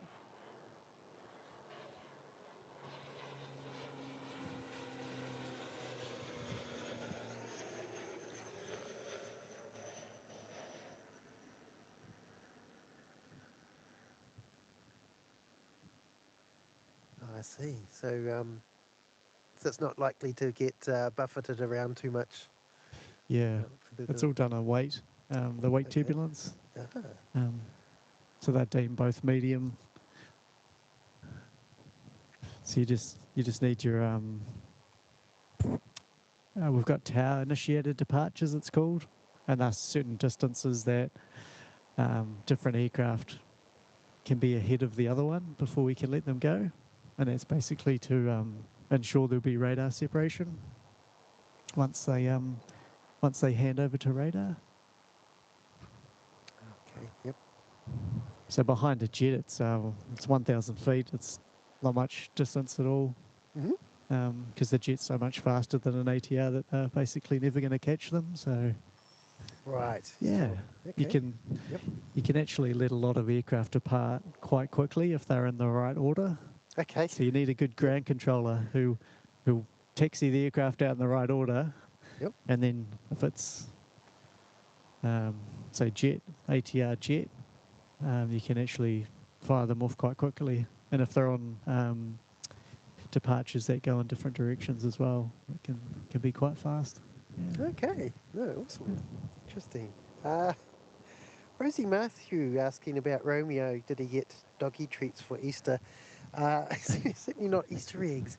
He actually went to my parents' place in Hawke's Bay for over Easter weekend, and he went to somebody's house, and they have this little 6-month-old girl cavalier there.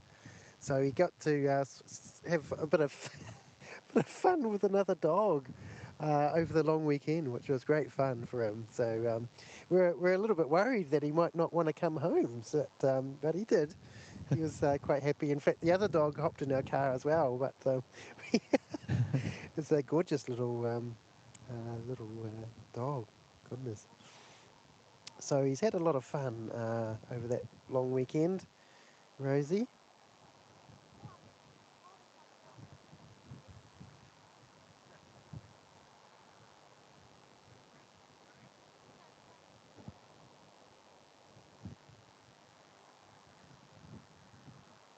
Spad GM saying hi all, looking beautiful over there, unlike the Gold Coast today. Usually it's the other way around, isn't it? The Gold Coast is absolutely beautiful and we have interesting weather here. So, yes, indeed. I might just grab my hoodie but after this plane comes in. We're about to get pushback from NZ247 going back to Sydney.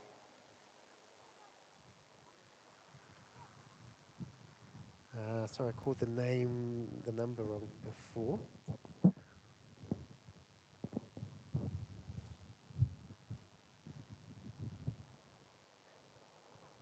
Give me a second.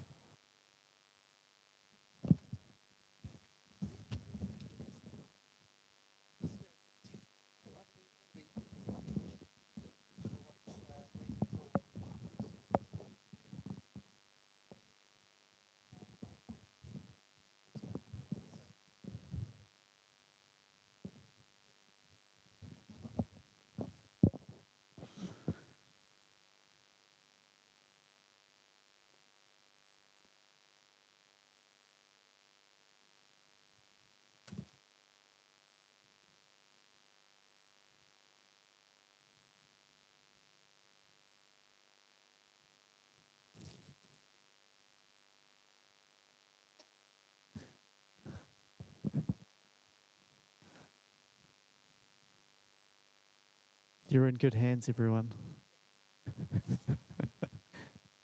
He's back. I'm back. I'm a lot warmer now, so uh, he's there. Now I did have some. Just check I've answered all the questions I had. So I saved a few. Did a little bit of research. Where are they now?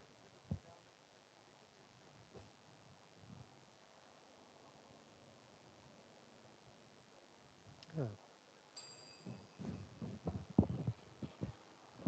oh, The old tiger teeth. tiger teeth is escaping on us. Oh my goodness. Off to be scary in Wellington.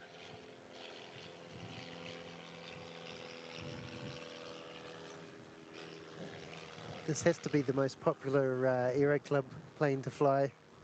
Well, notwithstanding the Nanchung and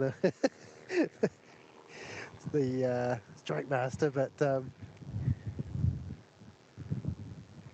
if you're learning to fly, it's a great aircraft to take. Well, The tiger teeth make it look cool. All the shark teeth. It'd be the shark teeth, wouldn't it? yeah, yes, true. Um, I thought it might be getting a bit windy for the Aero Club, but no, they're still going. that's great, isn't it?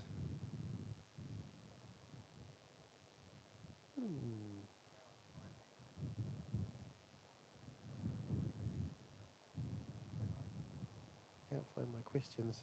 Well, the ATC questions have dried up a little bit. They have. That's all good. Must have done a good job then, eh? I think you must have, absolutely. Go- oh, Kimberly, oh, here we go. Here's a couple of things here. Spent GM celebrating 10 months in the Ruape ski fields.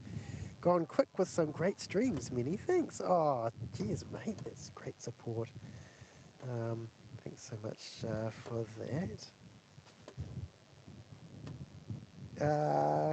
Rosie saying, did Romeo have a girlfriend? I think he does now, but oh, he's a funny wee chap. Kimberly Marshall saying, howdy from my husband Matthew and me in Hampton, Virginia. Were you always interested in becoming an ATC, or did that develop over time? That's a great question. Was that for me? Yes. Yes. No. When I was a wee chap, I always wanted to be a pilot. But when it came to kind of leaving school, there was a big like kind of hold up in the progression into airlines and things like that. It was taking a very long time for people to build up hours, and the minimum hours you needed to get into the airlines was really big. So I went and joined the military and did my initial career there. But as I said, my father was an air traffic controller, so initially I was kind of didn't want to do what he did. But as I got a bit older, I kind of got a better appreciation that it was actually quite a good job, and I thought, yeah, I'll give it a go, and it's pretty cool. got through the tests. So okay, yeah, awesome. That was the main thing, eh? There's a bit of apprehension. You kind of want to make sure you're good enough, especially if your dad did it or something like that. But I managed to scrape through the tests and get my head down and do the study. So it's worked out well, and it is a great job. It's really enjoyable. Getting to look outside the window all day and watch planes take off and land, and make sure people get to where they need to go safely. That's really important, but also rewarding. Awesome. This is NZ 5368 coming in from Christchurch.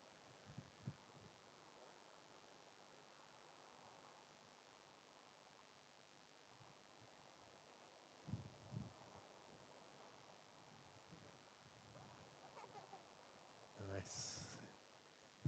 So there's some days when the rain's just hammering the windows and you just can't see a thing anyway, or is it? Well, generally not too bad, because generally it's a northwester or a southerly, so just the way the tower faces, it's often not directly on the glass in front of us. Okay. I think they treat the glass with special treatment as well, so it kind of the rain beads down and doesn't kind of stick on the window. Ah, okay. No, very cool. The old tower had a windscreen wiper for this on the southerly side, so when it was like one of those really amazingly terrible storms, that they could turn on the windscreen wiper, which is quite funny. But okay. Awesome. Often somebody will ask, what's the maximum wind speed to close the airport? But it's not that simple, I guess. No, it's it's an interesting question, and I'd love to know myself. It's basically down to the pilots and what they deem as safe to operate in. And it can depend on what direction the wind's coming from and everything like that. If it's going straight down the runway, it's pretty safe.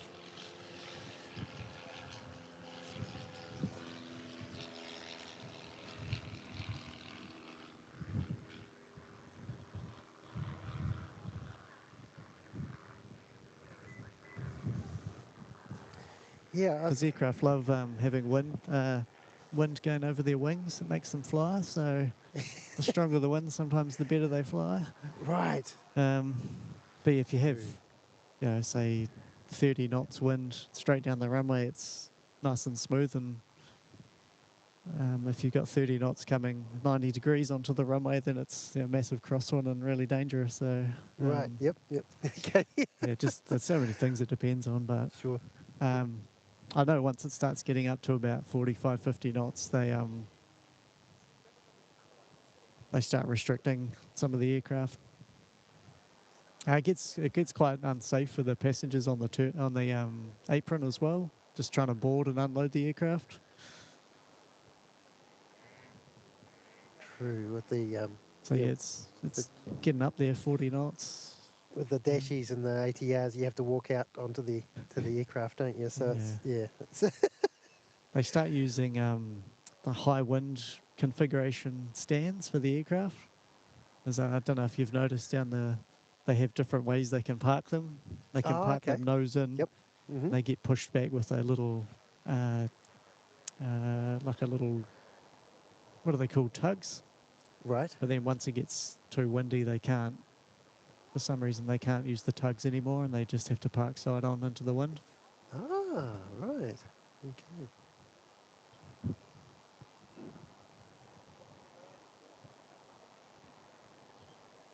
Ooh, it's a steep climb. Awesome.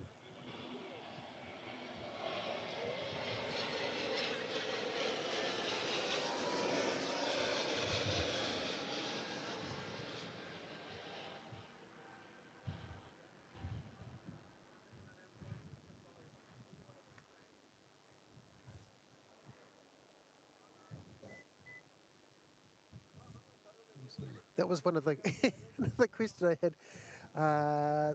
One of the skills for ATC is that multitasking, and does that come naturally for you, or is that like men sort of men are not supposed to be able wife. to? Well, apparently no one can multitask. I've heard that too. Yeah, because it's more switching than multitasking, right? There's actually some, without getting into it too deeply, there's actually some really interesting human factors type research on air traffic controllers and multitasking and things like that. Right. Yep. And some of the challenges of how your brain operates. So you can multitask to a certain degree.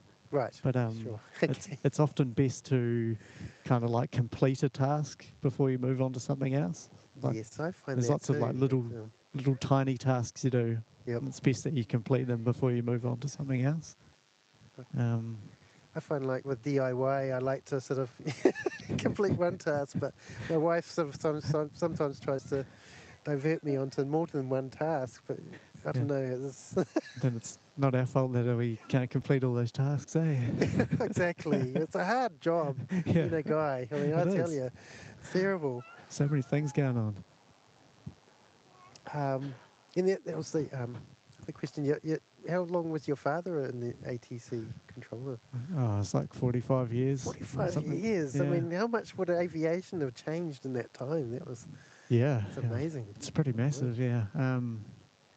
It's often a job that someone's in for a really long time because I don't know, it's enjoyable, but Yep, for sure.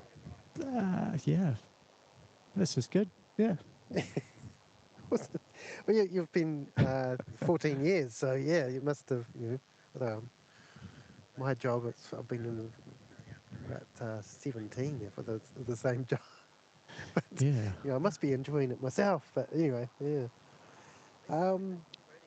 Bronson was asking how much is the ATC course? Nothing about the cost online.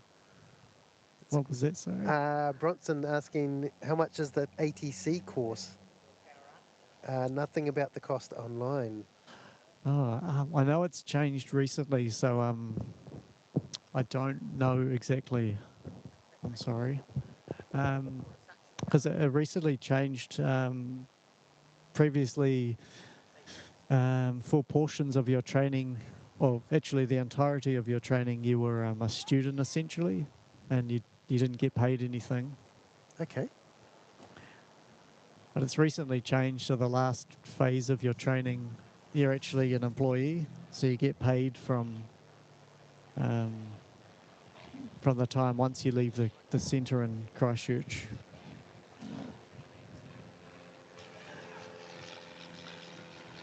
I'll explain that a little bit better soon. A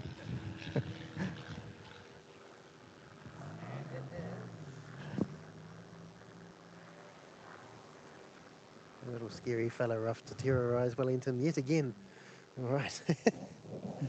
So in terms of your phases of training, you'll go down to Christchurch and do about, it's 5 or 6 months where you do a lot of bookwork study, but also train in the simulator, which simulates a tower. Yep. Ah, interesting. And during that phase, you're a student, and then once you complete that section, you go onto the field. So onto the field, you go to a real tower, and you train with an instructor.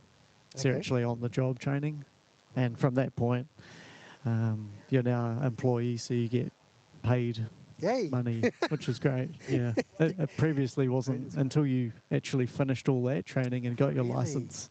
You weren't an employee, which is a little bit unusual. There's not many jobs like that these days where you, and it can be a substantial time period.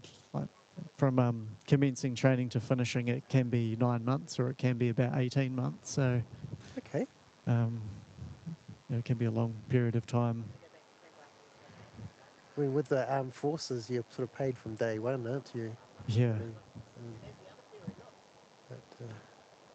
I think it's about $25,000, just from kind of memory. I think that's about how much the course costs now. Which in the scheme of things isn't, like, sure, it's a sizable amount of money, but it's, you got to compare it to things like a university degree or something like that. And the beauty about air traffic, to a certain extent, is that you don't need like a whole lot of previous qualifications. That's great, isn't it? Yeah. Yeah. So as long as you got the right skill set, you're, that's great. Right, we just had NZ5819 land from Hamilton. Oh, we've got not one ferry, but 2 ferries. Here we go. Look at this. And I saw somebody saying they were on the ferry.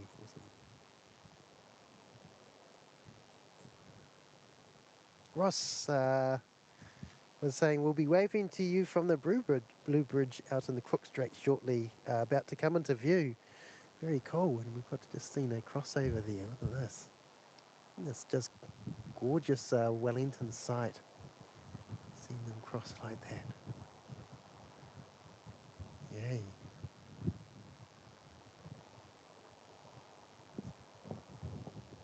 Beautiful.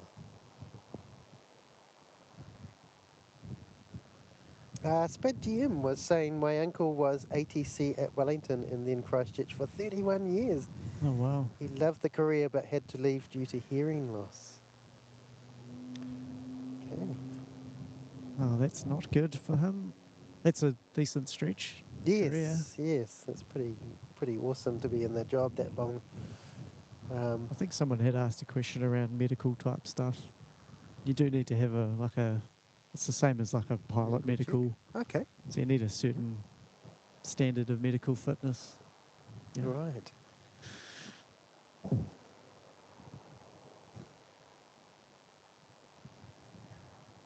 Somebody asking, Rosie asking if it's a very, how stringent are initial application tests to work as an ATC? It's a hard question, I guess, isn't it? How stringent? I don't know. I think it's just a pass-fail thing. You just got to give it your best. The tests are designed to identify whether you think in the right way and would be successful at training. So And I just recommend everyone to just give it a go if you're interested. And if you pass, you pass. If you don't, then it's that's nothing bad. They're just designed to figure out if your brain thinks in the right way, and if it's a good fit or not. Because I wouldn't recommend becoming an air traffic controller if you're not kind of suited to doing it, because it would probably be quite stressful then. Yes, Yeah. yes, I would think so. Absolutely. I mean, yeah, some people would, yeah. Yeah, but It's an easy piece of cake. Just gotta do the bookwork. s- speaking of that, Spotter Kiwi asked, do you have to, uh, how good at maths and literacy do you have to be? Yeah, looking at the website, that was the kind of the only stipulated things that you needed was in maths and English.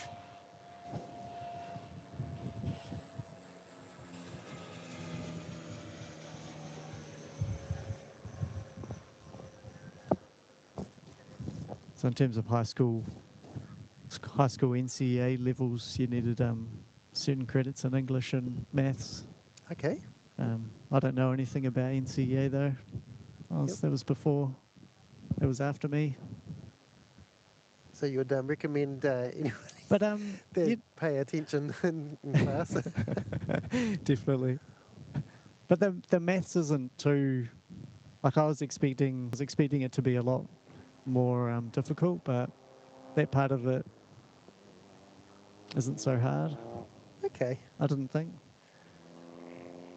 Well, for a radar controller, it might be more important because as a tower controller, most of the time you're looking out the window and you're at who's going to win the race from what you can see.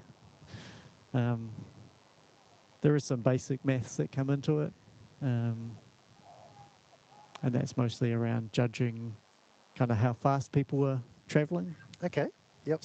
So on a radar, it says how fast an aircraft's going. 120 knots could be 180 knots, and Yep. that equates to 2 nautical miles a minute or 3 nautical miles a minute. Okay. So you can kind of just do little maths like, where will they be in 2 minutes? And you can be like, well, that guy's going that fast, so he's going to beat him. So that's who you choose to be number one in the arrival sequence. So, So it's more of a feeling after a while, sort of like, you're used to how quickly some plane. Okay. with the experience, like you can just look at the radar screen and be like, that guy's going to be number one because you've just seen it so many times and you know what type of aircraft it is. They generally, fly at this speed, so it becomes second nature.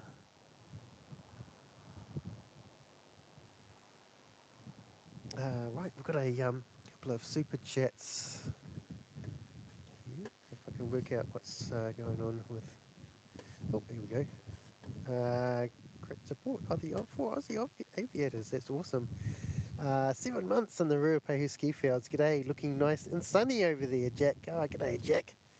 Good to see you, mate. It's just starting on the cooler side now.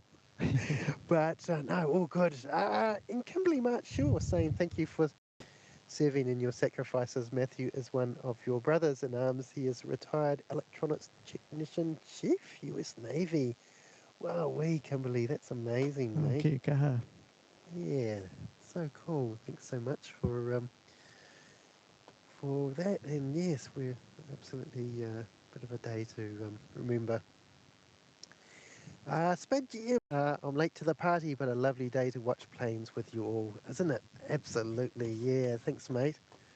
Yeah, thanks so much for your guys' support there. It's absolutely appreciated, and it's great having Rob here at the moment to ask all our questions that we've got. I'm learning so much at the moment. It's just awesome. Good. Yeah, cool.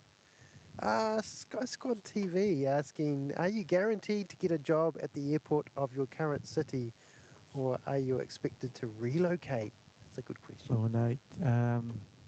You have to relocate pretty much. Well, not necessarily. It depends where you come from. But if you live in Christchurch, there's a high chance that you'd get a job in Christchurch because that's where most of the controllers are based.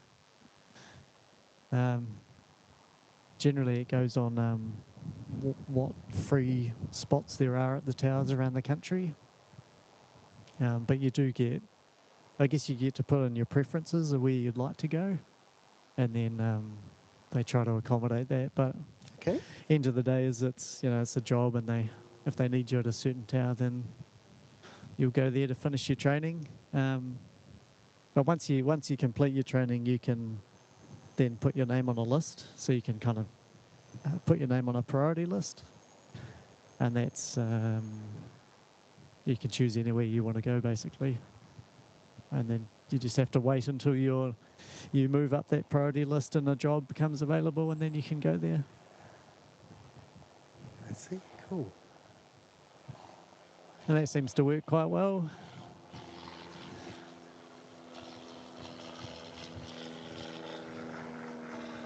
Shout out to Airport Ops guys.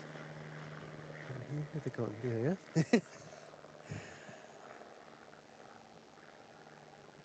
The Airport Ops guys, are they any trouble to talk to? Well, They did. They gave you a little wave. They do a awesome. great job, eh? Awesome. He's doing the lighting inspection, I think. Ah, very cool. Yep. I'm hoping to go out with them at some stage. It'd be awesome. Oh, I'm not. Sometimes they come out at a bad time when there's lots of planes to land. Right. Okay. We've got our All Black Dashi coming in, which we saw earlier. Oh, the black dash, yeah. Just clear the message from the screen.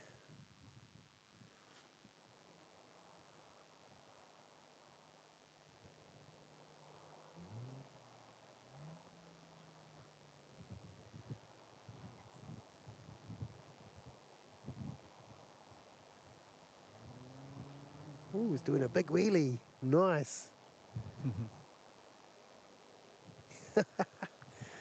That's fabulous. We had a A320 a couple of streams ago coming in, and I think they put their air brakes on, and the front wheel came back up again. Oh, righto. It's interesting, but It's a bit unusual. that was just my uneducated guess at what happened, of course.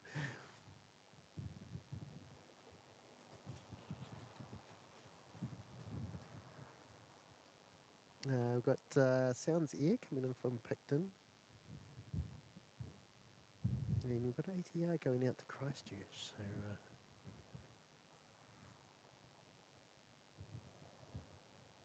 So somebody, Pure Glide, asking what's the oldest age for intake into traffic control? The oldest age. What is the maximum retirement I age? don't think there is one. I haven't heard of anyone being turned away because they were too old. Recently, there's been people in their 40s that have done the training and passed through. I don't know of anyone that's been kind of 50 or older, but I don't think there'd be any reasons why not. No one being surly on the airwaves. No grumpy old men then.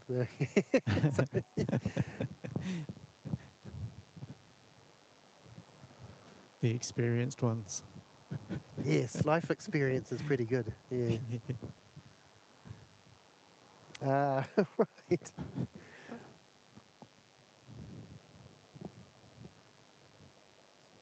Rosie asks, Rob, do you think you'll be an ATC till you retire?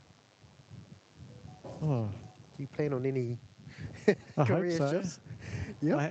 I did take a year out. Oh, I went to work at CAA for a year just to do something different, and then came back, and that was really good. It was good experience to learn kind of what the Civil Aviation Authority does, and I know all the civil aviation rules a lot better now, which is great. And that's kind of helped me in my career progression as well. So, but no, it's a great job, and yeah, I'd like to continue doing it as long as I'm fit and healthy, and yeah, everything goes all right. Yeah, no, awesome. That's great to find your really thing that you floats your boat, you get really excited about. Yeah, it's Yeah, to be able to do it for a job too. Um, that's very cool.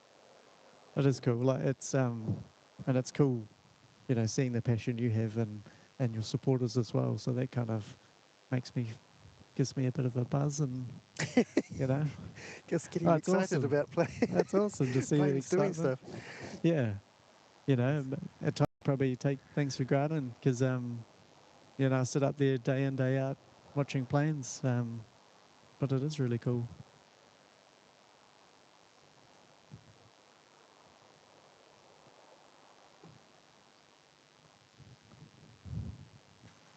Although some of the ferries are pretty exciting at times when it's a really stormy day. It keeps Yes, it us entertained. would be very interesting, especially the Holy moly. Cessnas and the wee planes coming in. Now the ferries, the inter-islanders and all that, sometimes they're bouncing up and down pretty spectacularly. Timbru ATC, yeah, it's going to be live for probably another 15 minutes.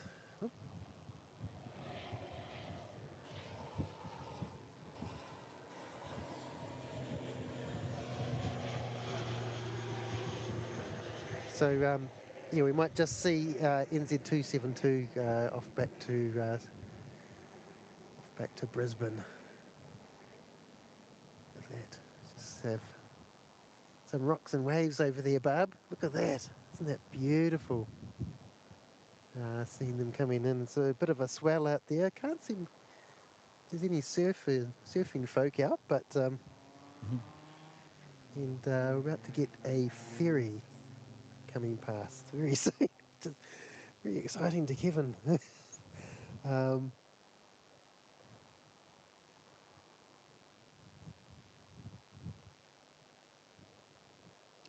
Rosie's saying in-plane site is streaming from 5:30 p.m. Very cool. Yes, we won't be there till then, so unfortunately we can't raid, but um, tune into Pete and the gang at in-plane site. They're quite a lot of fun over in Adelaide, over there.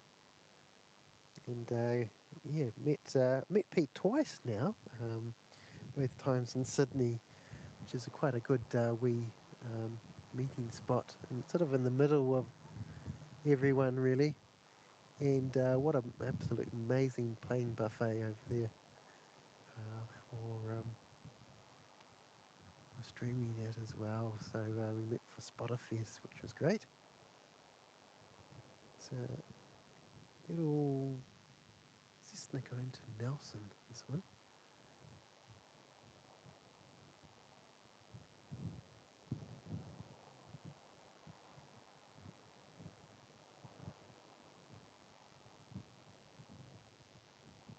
Oh, it's yep, ferry shot.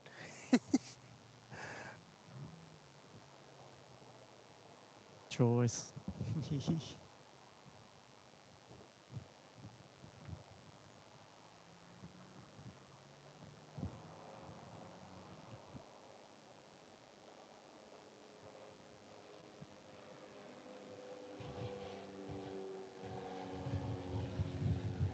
So I'm quite excited about the new plane spotter mounds they're supposed to be putting over there by the By the new rescue fire. fire centre. Yeah. Yeah. It's supposed to be quite a big viewing platform and stuff, I think. Oh, really? Be quite exciting for you. Yeah. It's terribly exciting for me.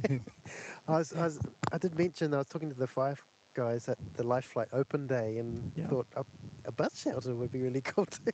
But those wet days I could do a wet stream True. would be just fantastic. But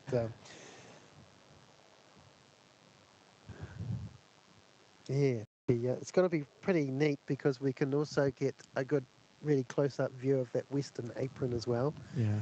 Especially like when the strike master's coming out or something. Could get some great sounds of it, you know, taxiing past or something. That would be absolutely so cool. Um, yeah. Wonder if they've forgotten about our friend down here. Oh, Sometimes that happens. we've still got our airport ops I in shouldn't here, call it out like that. hanging out. Car number one is the best one, that car number one. I was watching Airport some one. old videos, actually. They had the utes, which are, when I started Oh, streaming, yeah. they had the, oh, they're off. They had the airport ops utes there, but they've changed to these electric, they're electric cars as part of the Wellington airport um, eco credentials. So we've got a contingency tower in case something happens to the main tower. It's located at the current fire rescue building. Oh, So that's going to right. get demolished, and they're going to have to come up with another contingency thing for us. But I'm not sure where that's going yet. So this looks like a bit of a FOD test, FOD check, is it? Or, Rob? Do you think they're looking for FOD or? Yeah, they'll have a look down the runway for anything, but I think they're just checking the lights. Oh, the lights. Right. Yeah, Let's but it check gives them a good opportunity to see if there's any FOD. as well. Oh, cool. Okay. Awesome.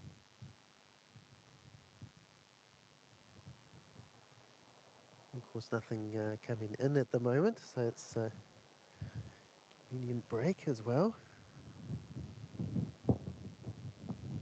So we should, yeah, about next 10 minutes, we should get NZ 271 going out.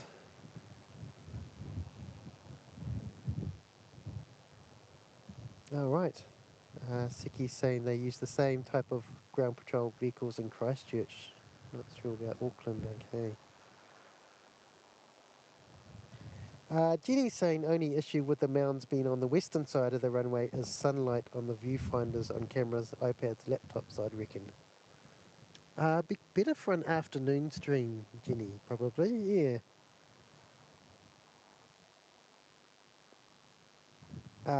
So morning, you might want to be on the eastern side, and yeah, I guess afternoon would be better being on the western side, but you're always stuck on the western side.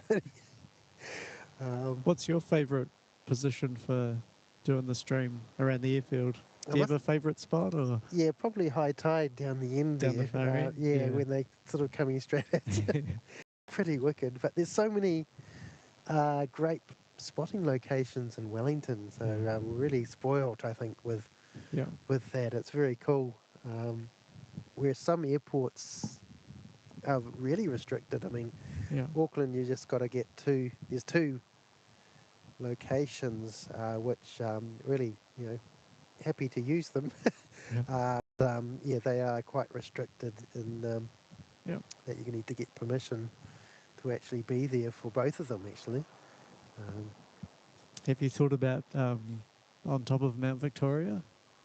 uh, Because now that you've got quite sophisticated cameras now, like yeah, with your yeah. zoom, and Yes, you get quite a cool view. Although you're quite far away, you get quite a cool yep. perspective, I guess. But Also thought about, yeah, I have thought about there, and also over in Newlands, oh, okay, yeah, them coming over the top. Or, true. yeah, it would be quite cool.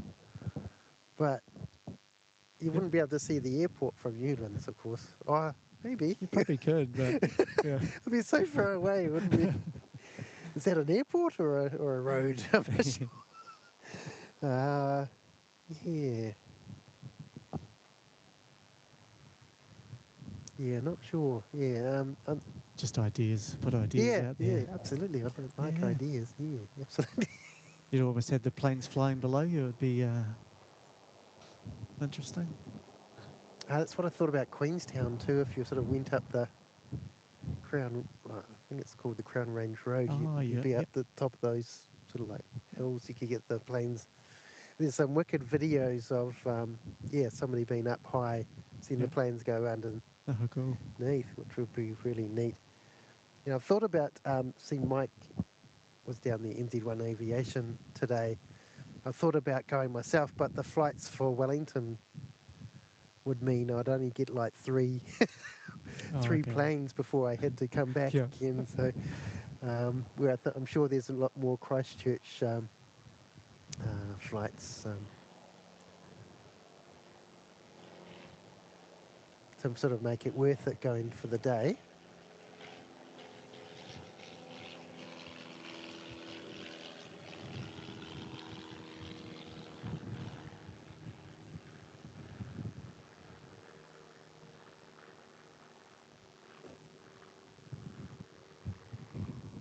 Yeah, it's interesting. I didn't. Yeah, it's certainly it's something I've learnt too. That as you said, of that the tower is the backup one. I guess they have all the like a duplicate set of all the equipment in there. Do they? Yeah, in the tower. Yep. Yeah, for sure. I think we got 4 positions because when we first moved at the old tower, we could have up to 3 people working at once. And they brought in some new technology that basically reduced, automated the delivery, the clearance delivery, which is, so it used to be done all by voice, and Okay. some of the aircraft still do it. Yeah, you say, oh, you're cleared to Christchurch via this route and this departure at this level, Yep. and the transponder code. And if you're doing that for 20 aircraft, it's a lot of radio time back and forward. Yes. But Yep. they brought in a system called DCL. I think it's digital clearance delivery, or Okay. digital clearance link, or I can't remember what the acronym is. But so it's all done on like an iPad. The pilot can request the clearance, and if it's the same that's in the system, it'll say, yep, everything matches up, and just sends them a message back saying, yep, your clearance is the same as what we've got, so Okay. all good. Nice. And no one has to talk to anyone. Yep. That's quite good. Cool. That's pretty good. So that means we could we didn't need 3 people working. Yeah. So it's a bit funny. We've still got that. We've still got the 3rd frequency for delivery. So there's actually 3 positions. There's the tower controller, a ground controller, and a delivery controller. But delivery and ground are always done by the same person. Sure. Even though it's on 2 frequencies, it's a little bit weird, but Okay. yeah. Very cool. That's interesting. I thought, you'd think there'd be more, better ways of. Yeah, I always wonder whether the wouldn't you? pilots get confused by it because they call up delivery frequency, Okay. they get their clearance, and then they change to the ground frequency, and they're talking to the same person. So that's. Okay. But Right. then, Mm. that can happen at night time as well when it's just one person working because you're all 3 then. So Right. you're delivery, ground, and tower. So Oh, that's funny. sometimes the pilots expect to talk to someone new when they get to the end of the runway. They're like, oh, tower, we're ready. And you're like, oh, cool, clear for takeoff. And they're like, oh, that's the same person. Like, what's going on? All right. Right. Christine Frank saying Wellington Flights Live and Rob Wellington Air Traffic Controller. Thank you for your very interesting information from today's stream. I have learnt a bit by watching. Would love to have you on again. That's very cool. Oh, awesome. Yeah. Yeah. That'd be good. Thank you.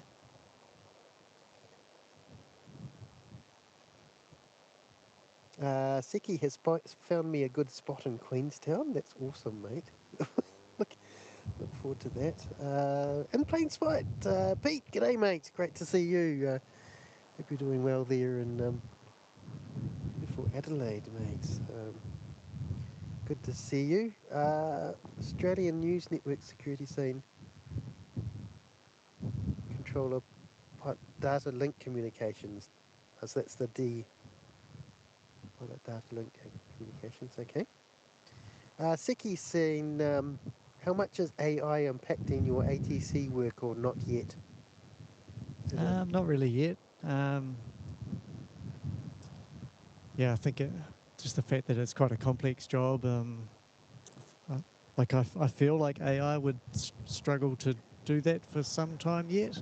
But yeah, sometime in the future, no doubt it will be disrupting. Um, yeah, 90% of the time, like everything's just going to plan. It's kind of that 10% where yeah, it's either the really bad weather or someone does something that's not expected, and that's really why we're there doing our job. It's to keep everything safe when things aren't going, according to plan. So I think AI might struggle with that for a while to come.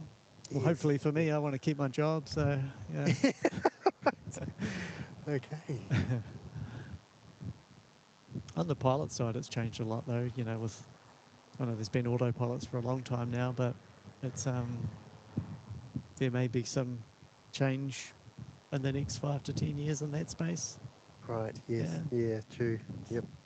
I'm still not sure about them going down to one pilot though. Solo pilot type. Solo Yeah. pilot. I mean, I know in the little planes on Sounds Air they do only have the one pilot, but sometimes when they're Yeah, it is interesting. It's kind of like one of those things. If it ain't broke, don't fix it.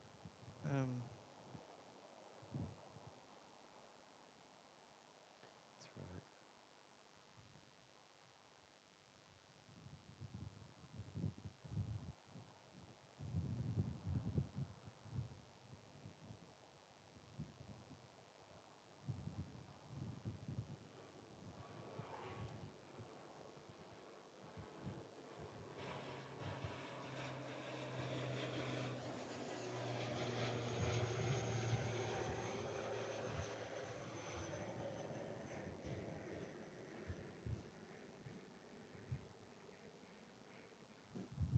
Isn't that what was it? ATR going to Dunedin? Actually, that one. I've wanted someone to do a visual departure, but no one really has yet. Okay. Right. I see. Right, maybe this one. Might be a bit windy. 2468. A bit windy and bumpy. Right. Yep. Okay.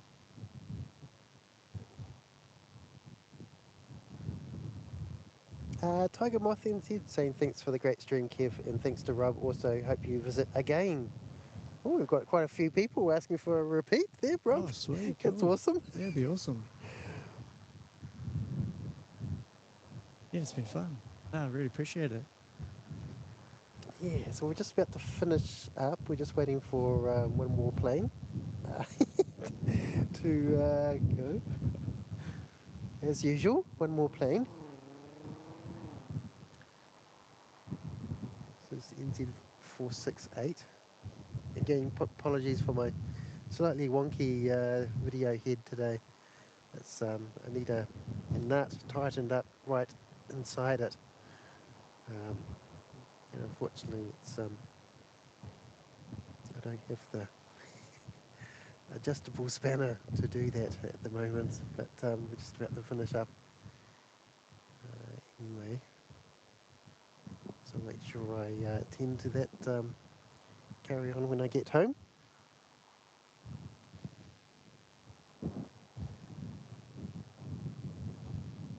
Quinton's saying Western Sydney has no tower. Yeah, I've heard that. New Western Sydney Airport. Western Sydney.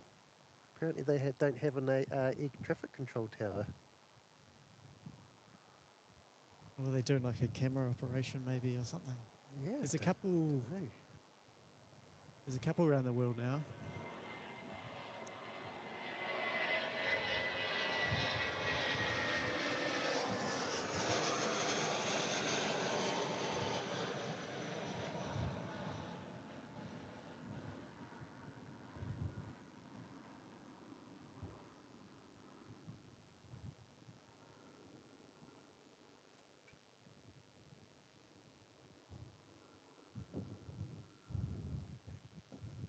There's a few places around the world where they're using cameras instead of an air traffic control tower. Oh, really? So Okay. Yep. yeah, we have a tower so we can obviously see everything that's happening on the airfield. Mm-hmm. So the kind of thought is, why do we have to put someone up at a big tower when we could have, say a camera at that height, Right. giving that I see. perspective. Yep. Um, Okay. and the idea behind it is that it saves it a whole lot of infrastructure costs, because you don't need to build a massive building. You can just have, a sophisticated camera on essentially a pole or something up in the air. And then people operate in a control room looking at all the screens. Okay. So they have those in a couple of places overseas. They look to do it in New Zealand, but the thing is that these cameras and stuff are very expensive, and some of the technology is not quite that mature Right yet. there, yet. So Right. Okay. nothing happens See. very fast in aviation generally, because it's very risk adverse, and you want to make sure everything's safe. Yes, absolutely. That's the whole point. Rosie's saying, Kevin, thank you to you and Rob for today's stream. Catch you next time. No worries. Yeah. Good to see you, Rosie.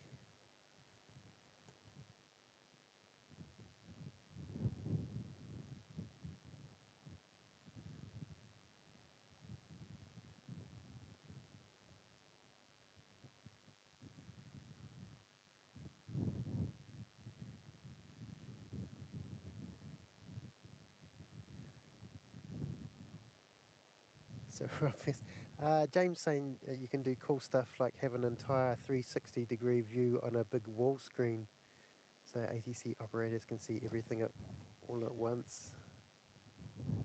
Yeah, definitely. I think there's definitely enhancements that technology can provide in terms of digital views, and imagine I think about it just working in this tower. Imagine if you had like a view of the whole point here and a view of the other end, and Yep. Yep. maybe a camera facing at Queen's Wharf. It just gives you more situational awareness about what's going on. So True. if So, you but you don't have that camera at Queen's Wharf at the moment, is that right? So, so we don't necessarily need that, but the kind of more information you have, the more useful it can be. yep. Obviously, the flip side of that is you don't want to be kind of overloaded with information either. So, but yeah, there'd be some True. really good uses of like camera technology in the future. That's for sure. I guess that's Yeah. they're quite of course they're one-dimensional, aren't they? Rather than when you're trained to think in 3 dimensions. Yeah, for sure. That's a real good point. Yeah, you Um, can lose some of your depth perception or whatever. I wonder if they, I don't know. I saw it on was it Star Wars? You got the sort of like a animated sort of what was it Avatar? They have that little sort Oh of yeah. like little display, and you could have your Oh, little like airport and three-dimensional. 3 dimensional. Yeah. The Death Star plans pop up and spin around. Exactly, and then it's all over. Yeah. We do have a plane coming in, so I just flip over to that. Oh, keep my mouse going. We've got NZ441 coming in from Auckland. And then I guess you could take it to the next level and be like, why do you need the screens and stuff? You could just sit in a room with a VR headset or something. Oh, true. How good would that be? It's like that's where technology will go to someday, I guess. Yeah. Then you could work at home doing your traffic in your PJs. True. Yeah. Oh my goodness.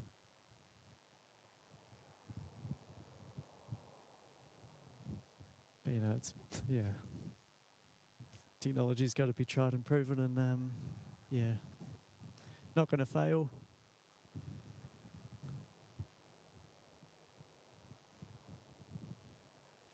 That's the thing with these technology advancements. You've got someone in the tower, which is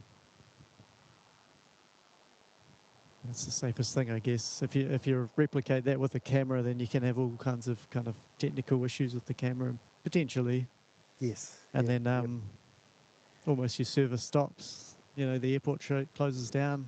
Mm-hmm. So there's always trade-offs with using technology and things like that.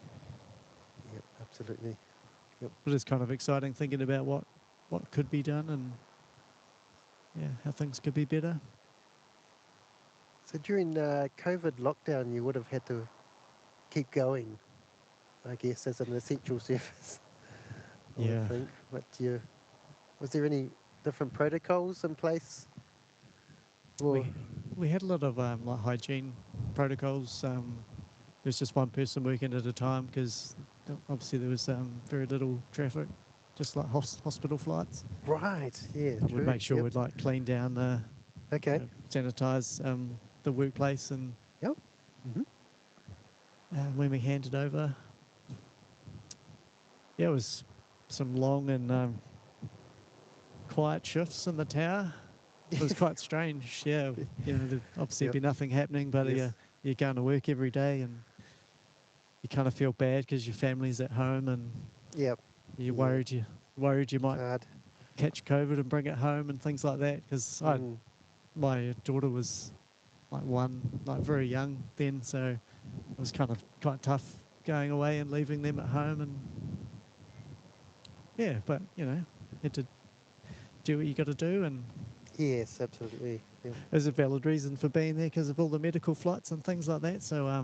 yeah. Absolutely. So Yeah. You need to make sure there's that's. no dramas with that. It was just Yep. a very Sure. strange time for everyone. Yeah. It was certainly. Goodness. Certainly an interesting thing to live through. Yes, Yeah. in some ways. Yeah. We've still haven't got our plane lighting up yet. We were waiting for NZ271 to flash up on flight radar to go out, but goodness, it's taking its time. G'day to Rob. Great to see you from Auckland. We've got lots of Robs on stream today, which is just awesome. Great name. Yes.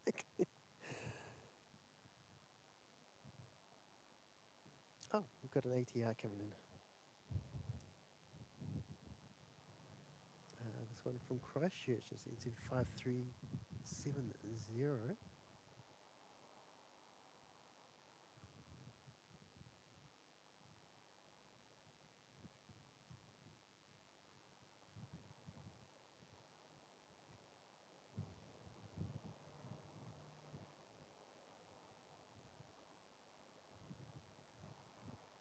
So I guess even if you're an experienced air traffic controller, if you swap towers or go to a different city, you sort of almost go back into training, do you? Or? Yep. You need to do. You need to get another rating for the new tower. So you got to do 3 phases of training, and there's no fixed length of time really. It's just like competency based. You got to learn all the procedures and get tested on those, and demonstrate that you know them and can apply them. Okay. Yeah. Get signed off by an instructor. Yeah. Ah, I see.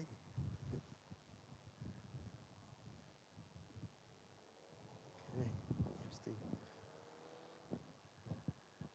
So I spent a little bit of time in Rotorua at one point. I was Okay. doing some cover for them because I was Right. short-staffed, and Yep. Okay. it was quite fun. It's always good having a new view. Yes, Yes. it would be. Yeah. So what? I mean, Wellington must be one of the more interesting airports to work at, I should think. It's a cool airport. Yeah. I always wanted to come here and work when as soon as I decided to join the ATC profession. It's always something interesting to look at out the window, and Yes. It's challenging for the pilots at times, which is kind of entertaining, I guess. I've heard from the in New Zealand that they need to do a rotation through Wellington apparently. Oh, okay. Yeah, I hadn't heard that. Is yeah, it for training or something? training. Or, Yeah, okay. basically training. Don't get signed off until you've had a couple of bad days in Wellington. Be it, yeah, absolutely. I think every landing after that would be right there on. If you experience Wellington on a bad day, I guess, but it's not like Wellington on a good day. Yeah. With no wind and looking beautiful. The only thing would be getting distracted by all the gorgeous Wellington sights. Well, I'm not sure if our plane's going to turn up, so we'll watch this Jetstar land and then we'll see if it's there, and if not, we might finish up, I think. Who knows how long it's going to take to maybe delayed.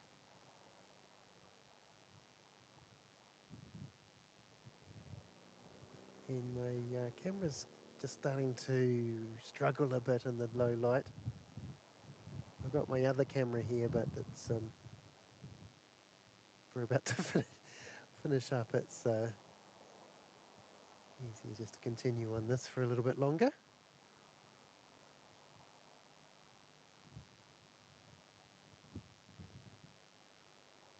Yeah, it's looking good though.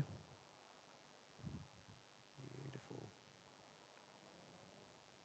Great touchdown. Awesome.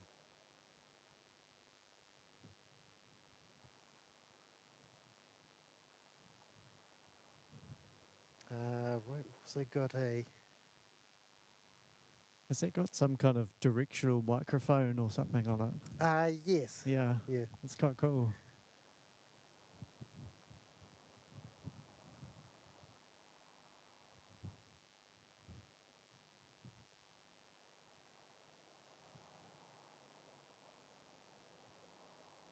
So we've got sort of traffic below, but it won't try and pick that Yeah. up as much. Which is great. Yeah, so it's funny getting into the streaming business. You have to learn so much. There's so much to learn, even about microphones and things like that. I never thought I'd have to know how they operate differently, and some need to be phantom powered and some don't. And Phantom power, that sounds a bit fancy. I know all it means is 48 volts, but so.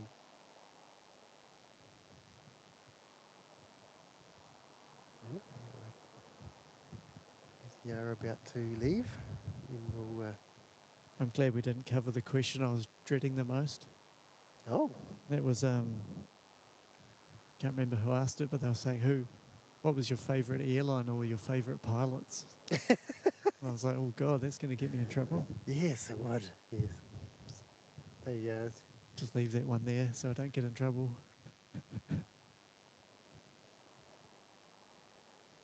might get a bad call next time. Sort of a snippy call. Yeah, next time.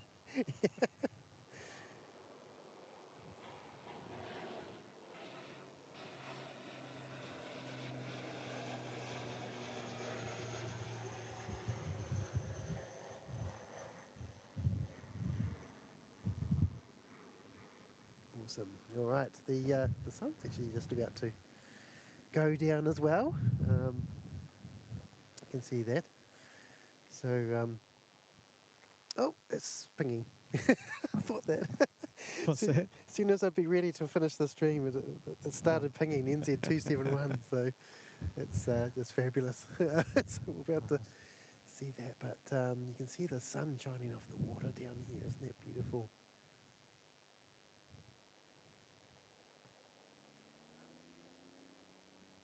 So we'll just wait till NZ271 departs, and It's pushed back, I think. it is pushed back already. Look at that. Let's go and have a look at that. Very cool.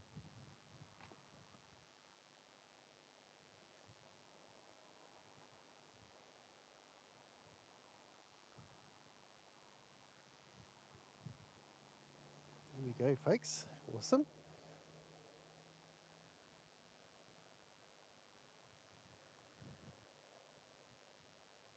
Sped GM saying, back in the day, I was pretty sure my ATC uncle said he wasn't allowed to work more than 25 hours in a given week.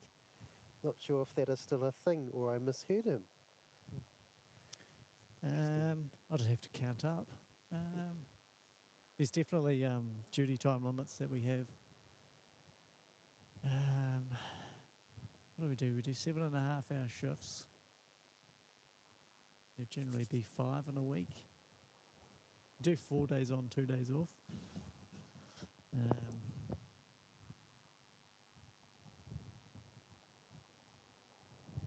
That's 30 hours, 37.5. No, we do 37.5 in a week. Okay.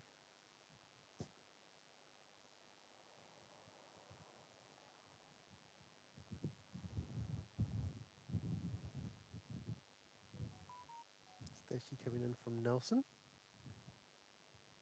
But we can work more, so we can, if someone's sick or we're short, generally if someone's sick, we cover that with a recall, so we call someone back on their day off. Ah. Do you get many of those, or? Generally not too many. I don't know, maybe 4 or 5 a year. That's all right. But there's restrictions on how many of those you can do, so to make sure you don't get too tired. Yeah. Yes, yep, okay. Got our All Black Dashi coming out as well, about to depart. We've got, the 271 also coming in, so we'll just see those two depart and we'll finish the stream. Greg Fletcher, hey guys, we're all good. Yes, so that's starting to get a bit chilly. So we might be looking forward to finishing up. I haven't started wearing my winter uniform yet, which includes thermals and all sorts of things, jackets and fluffy pants and things like that. So it does get pretty chilly out here, rather than being in that nice warm ATC tower. I presume it's warm. It's generally pretty warm. Is it? Yeah. Sometimes it fluctuates a little bit. Right. Oh, we've got our All Black A320 coming back from Queenstown. Yeah, you've had a good run with the black aircraft. We have. We've seen some repeats and all the, not all the domestic black planes, but most of them. Because the Star Alliance A321 domestic one is still in Christchurch, parked up, and he does the occasional maintenance flights. I do like the orange Jetstar Airbus. Oh yes, Jetstar generation. we call it the Jaffa Jet. Yeah.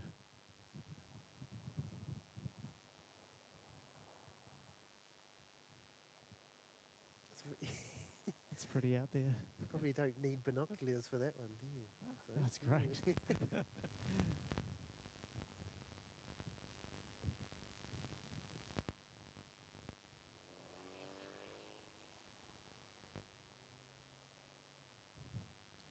The NZ271's on the move.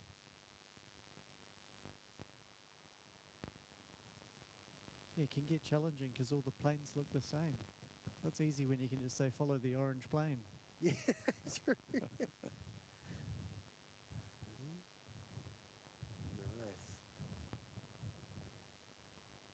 Let's have a bit of wind to fight there.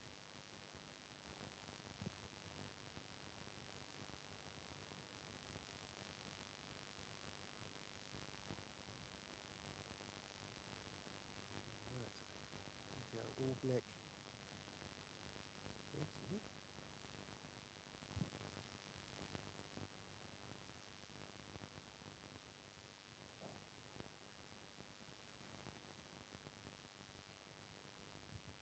This one's off to Nelson. It's NZ 5319.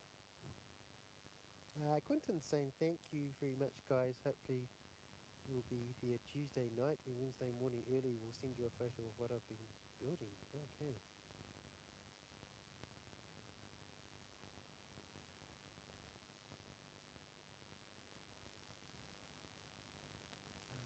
Thanks, Barb. Got that message.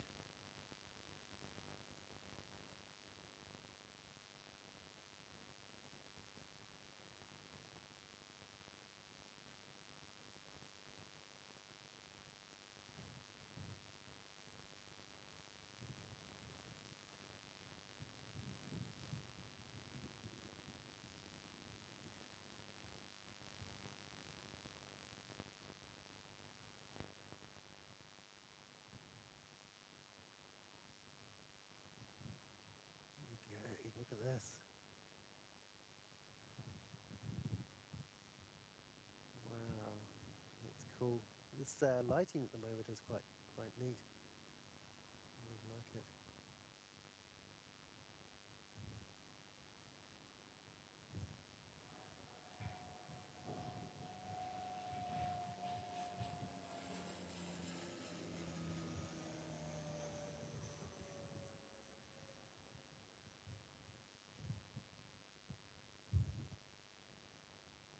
Awesome.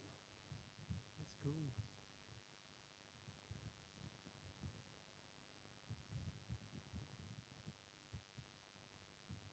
And just got the sun disappearing over the hills there. So almost time for Kevin to go home. Look at that. Wow, what a pattern, eh? It's quite cool, isn't it? It's very neat. All right, here's our last plane. Well, hopefully. Should be our last plane, although there is another one going, but we might play the music for that one. Last plane. How many times have you said that one? Phew. Yeah.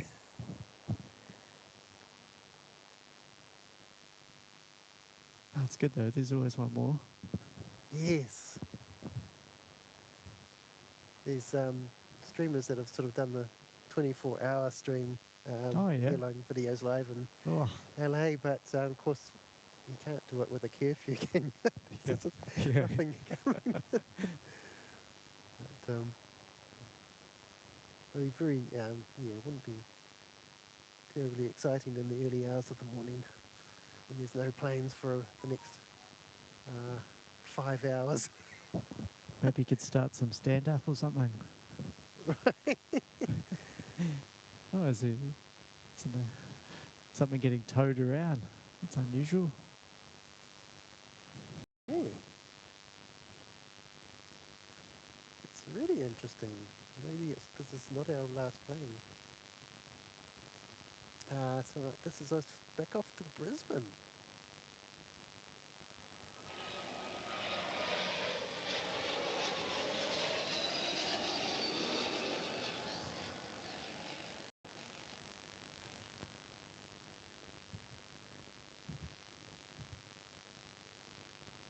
So now we've got to have a look at this interesting happening over here.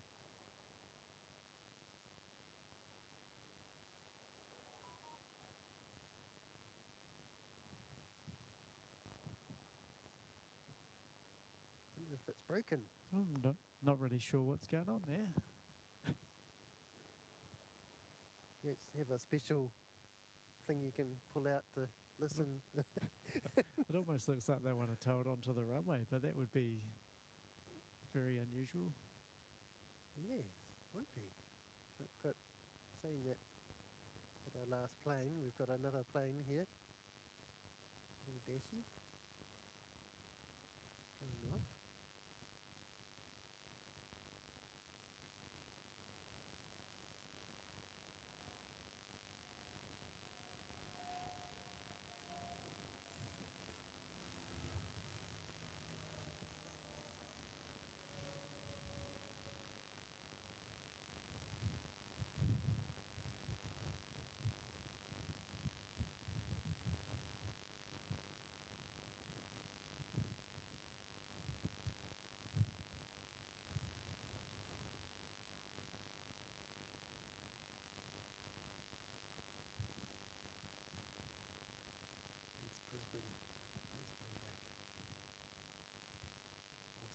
Now we have to solve this this mystery. Why have we got a? We can't leave yet.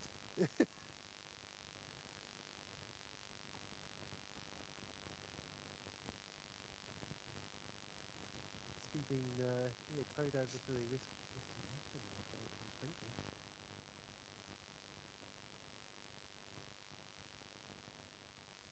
But they seem to have stopped. Yeah, it's a bit different, that's for sure. Cam 86 NZ, glad I caught the last few minutes. Have a good one. Oh, thanks so much, mates. Yeah, we had some really great chatter with the help from ATC here, which was awesome learnings. It leads us quite the top today, which is great.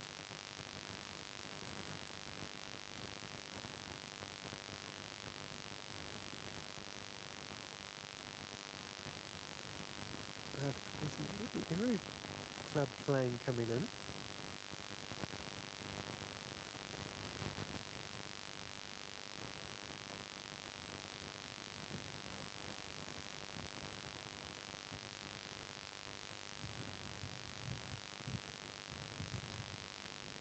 Done a big mess of flight Oh, around. wow. Yeah, not sure if that's real. Might be the GPS going a bit crazy. Yeah, just looking at the flight path of ZKTAW, the Hawk. Yeah, with the really zigzaggy flight path. Oh my goodness. This is the Tomahawk coming in. I'm getting there, just waiting to cross the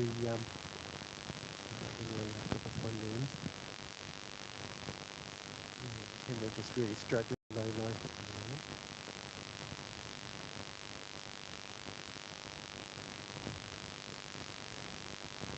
Just they got to get all the little babies home before they open up the hangar door.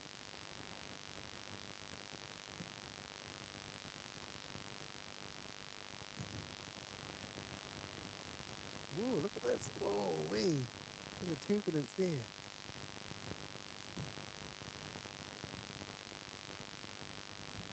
Wow.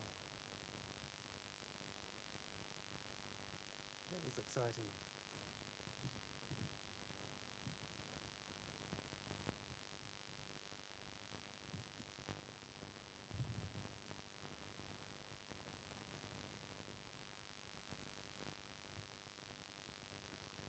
Right, okay, we've got some movement.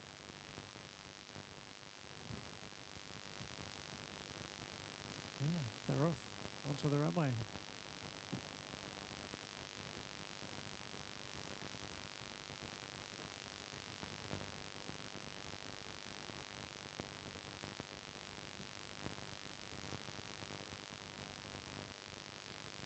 It's one of those glider situations where they have enough speed for the plane to take off. But there's a couple of people following them too. Oh no! Okay, where are they going? What's going on? I don't know.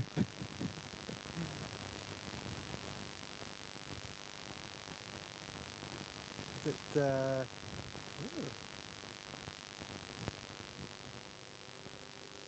super strange goings on in Wellington.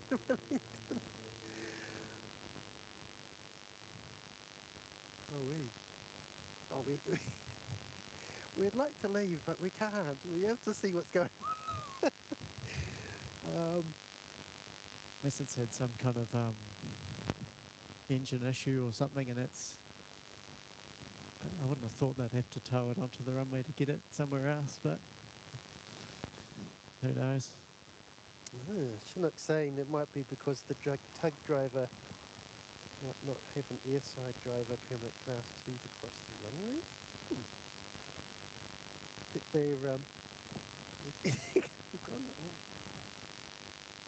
away. I don't think I've seen this before. Sometimes they'll take them to the Western Apron if they need repairs in the hangar over there. Okay. And sometimes if they have a bad bird strike or the engine's had something really bad happen, they'll take it into the hangar to get it fixed.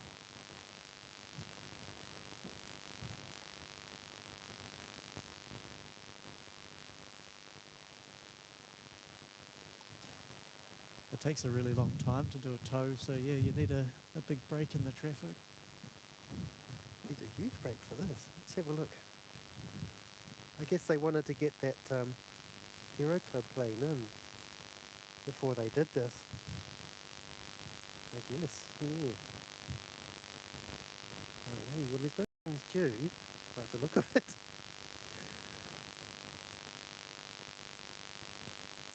We do have a dash here on the way back. It's going to take 20 minutes or so. But, yeah. Someone's Cam86 NZ's had a comment. Said its flight's cancelled to this aircraft. Yes, spot a Kiwi saying jump start before takeoff. Read made.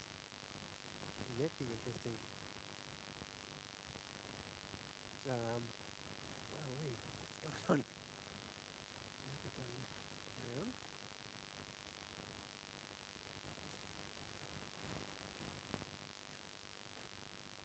It's strange because there's enough taxiways to kind of manoeuvre the aircraft anywhere without it going on the runway, so it's a bit weird. Yeah. Oh well, here we go. Yeah. Look, they did a little loop there. How cool is that? Right, we might finish up, I think, because it's starting to get pretty cold too. Did you notice that? Yes, we'll say our goodbyes and we'll just watch the... I'm sure they're going to be going...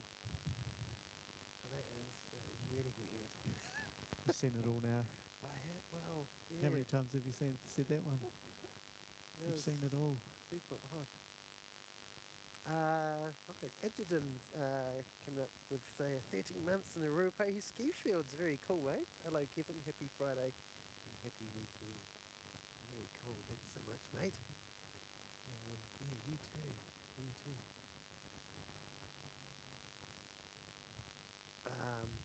Just sort of always want to hold on to see if it goes back over the gate. Could they just be practicing, or something? Sorry? Could they just be practicing? Possibly, yeah. Maybe. Oh, that's cool. Oh, wait. It's sort of exciting.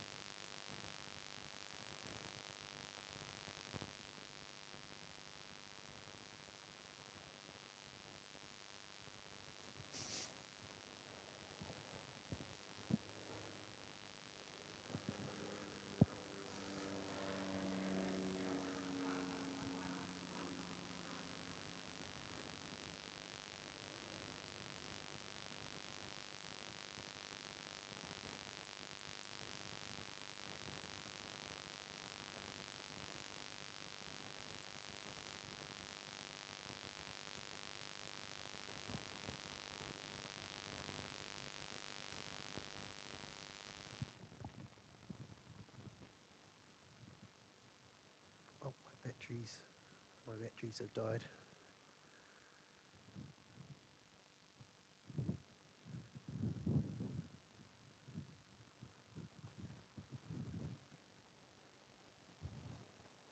So the tug's been removed.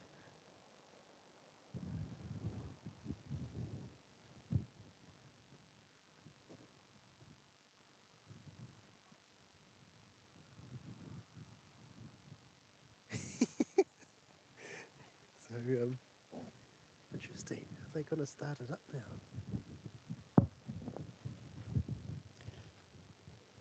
Oh, it might be doing some kind of like engine check or something. Right, Sometimes they can sure. take them down there. Okay. If it's like a full power type engine check. so that could be it.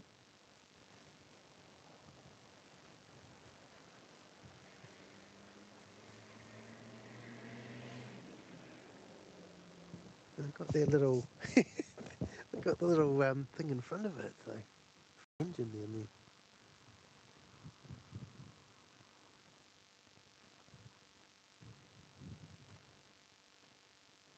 there. Yeah. Okay. Well. Yeah, they do high-powered engine runs down there sometimes, but usually they'd be able to taxi there. So Yeah, I'm not, you think so, yeah. wouldn't you? Taxi down. Yeah. True. Okay. Cameras. Yeah. Right. We better finish up now. So thanks everyone for being here.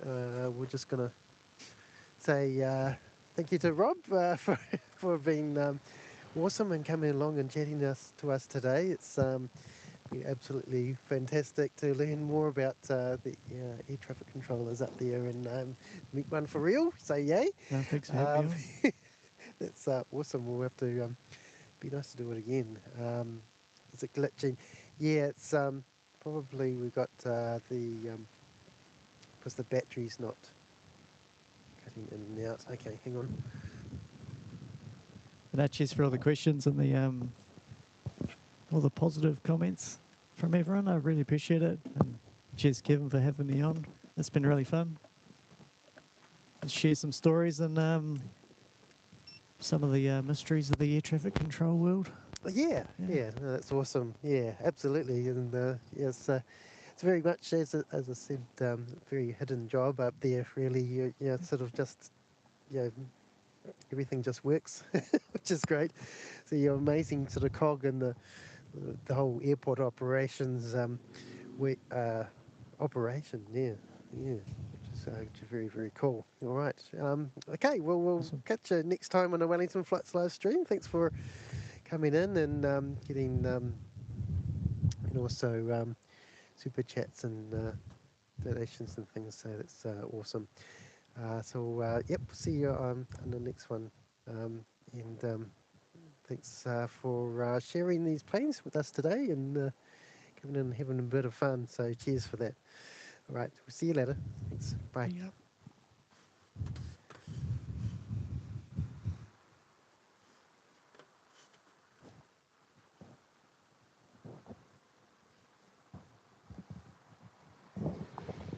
Awesome. Do you start?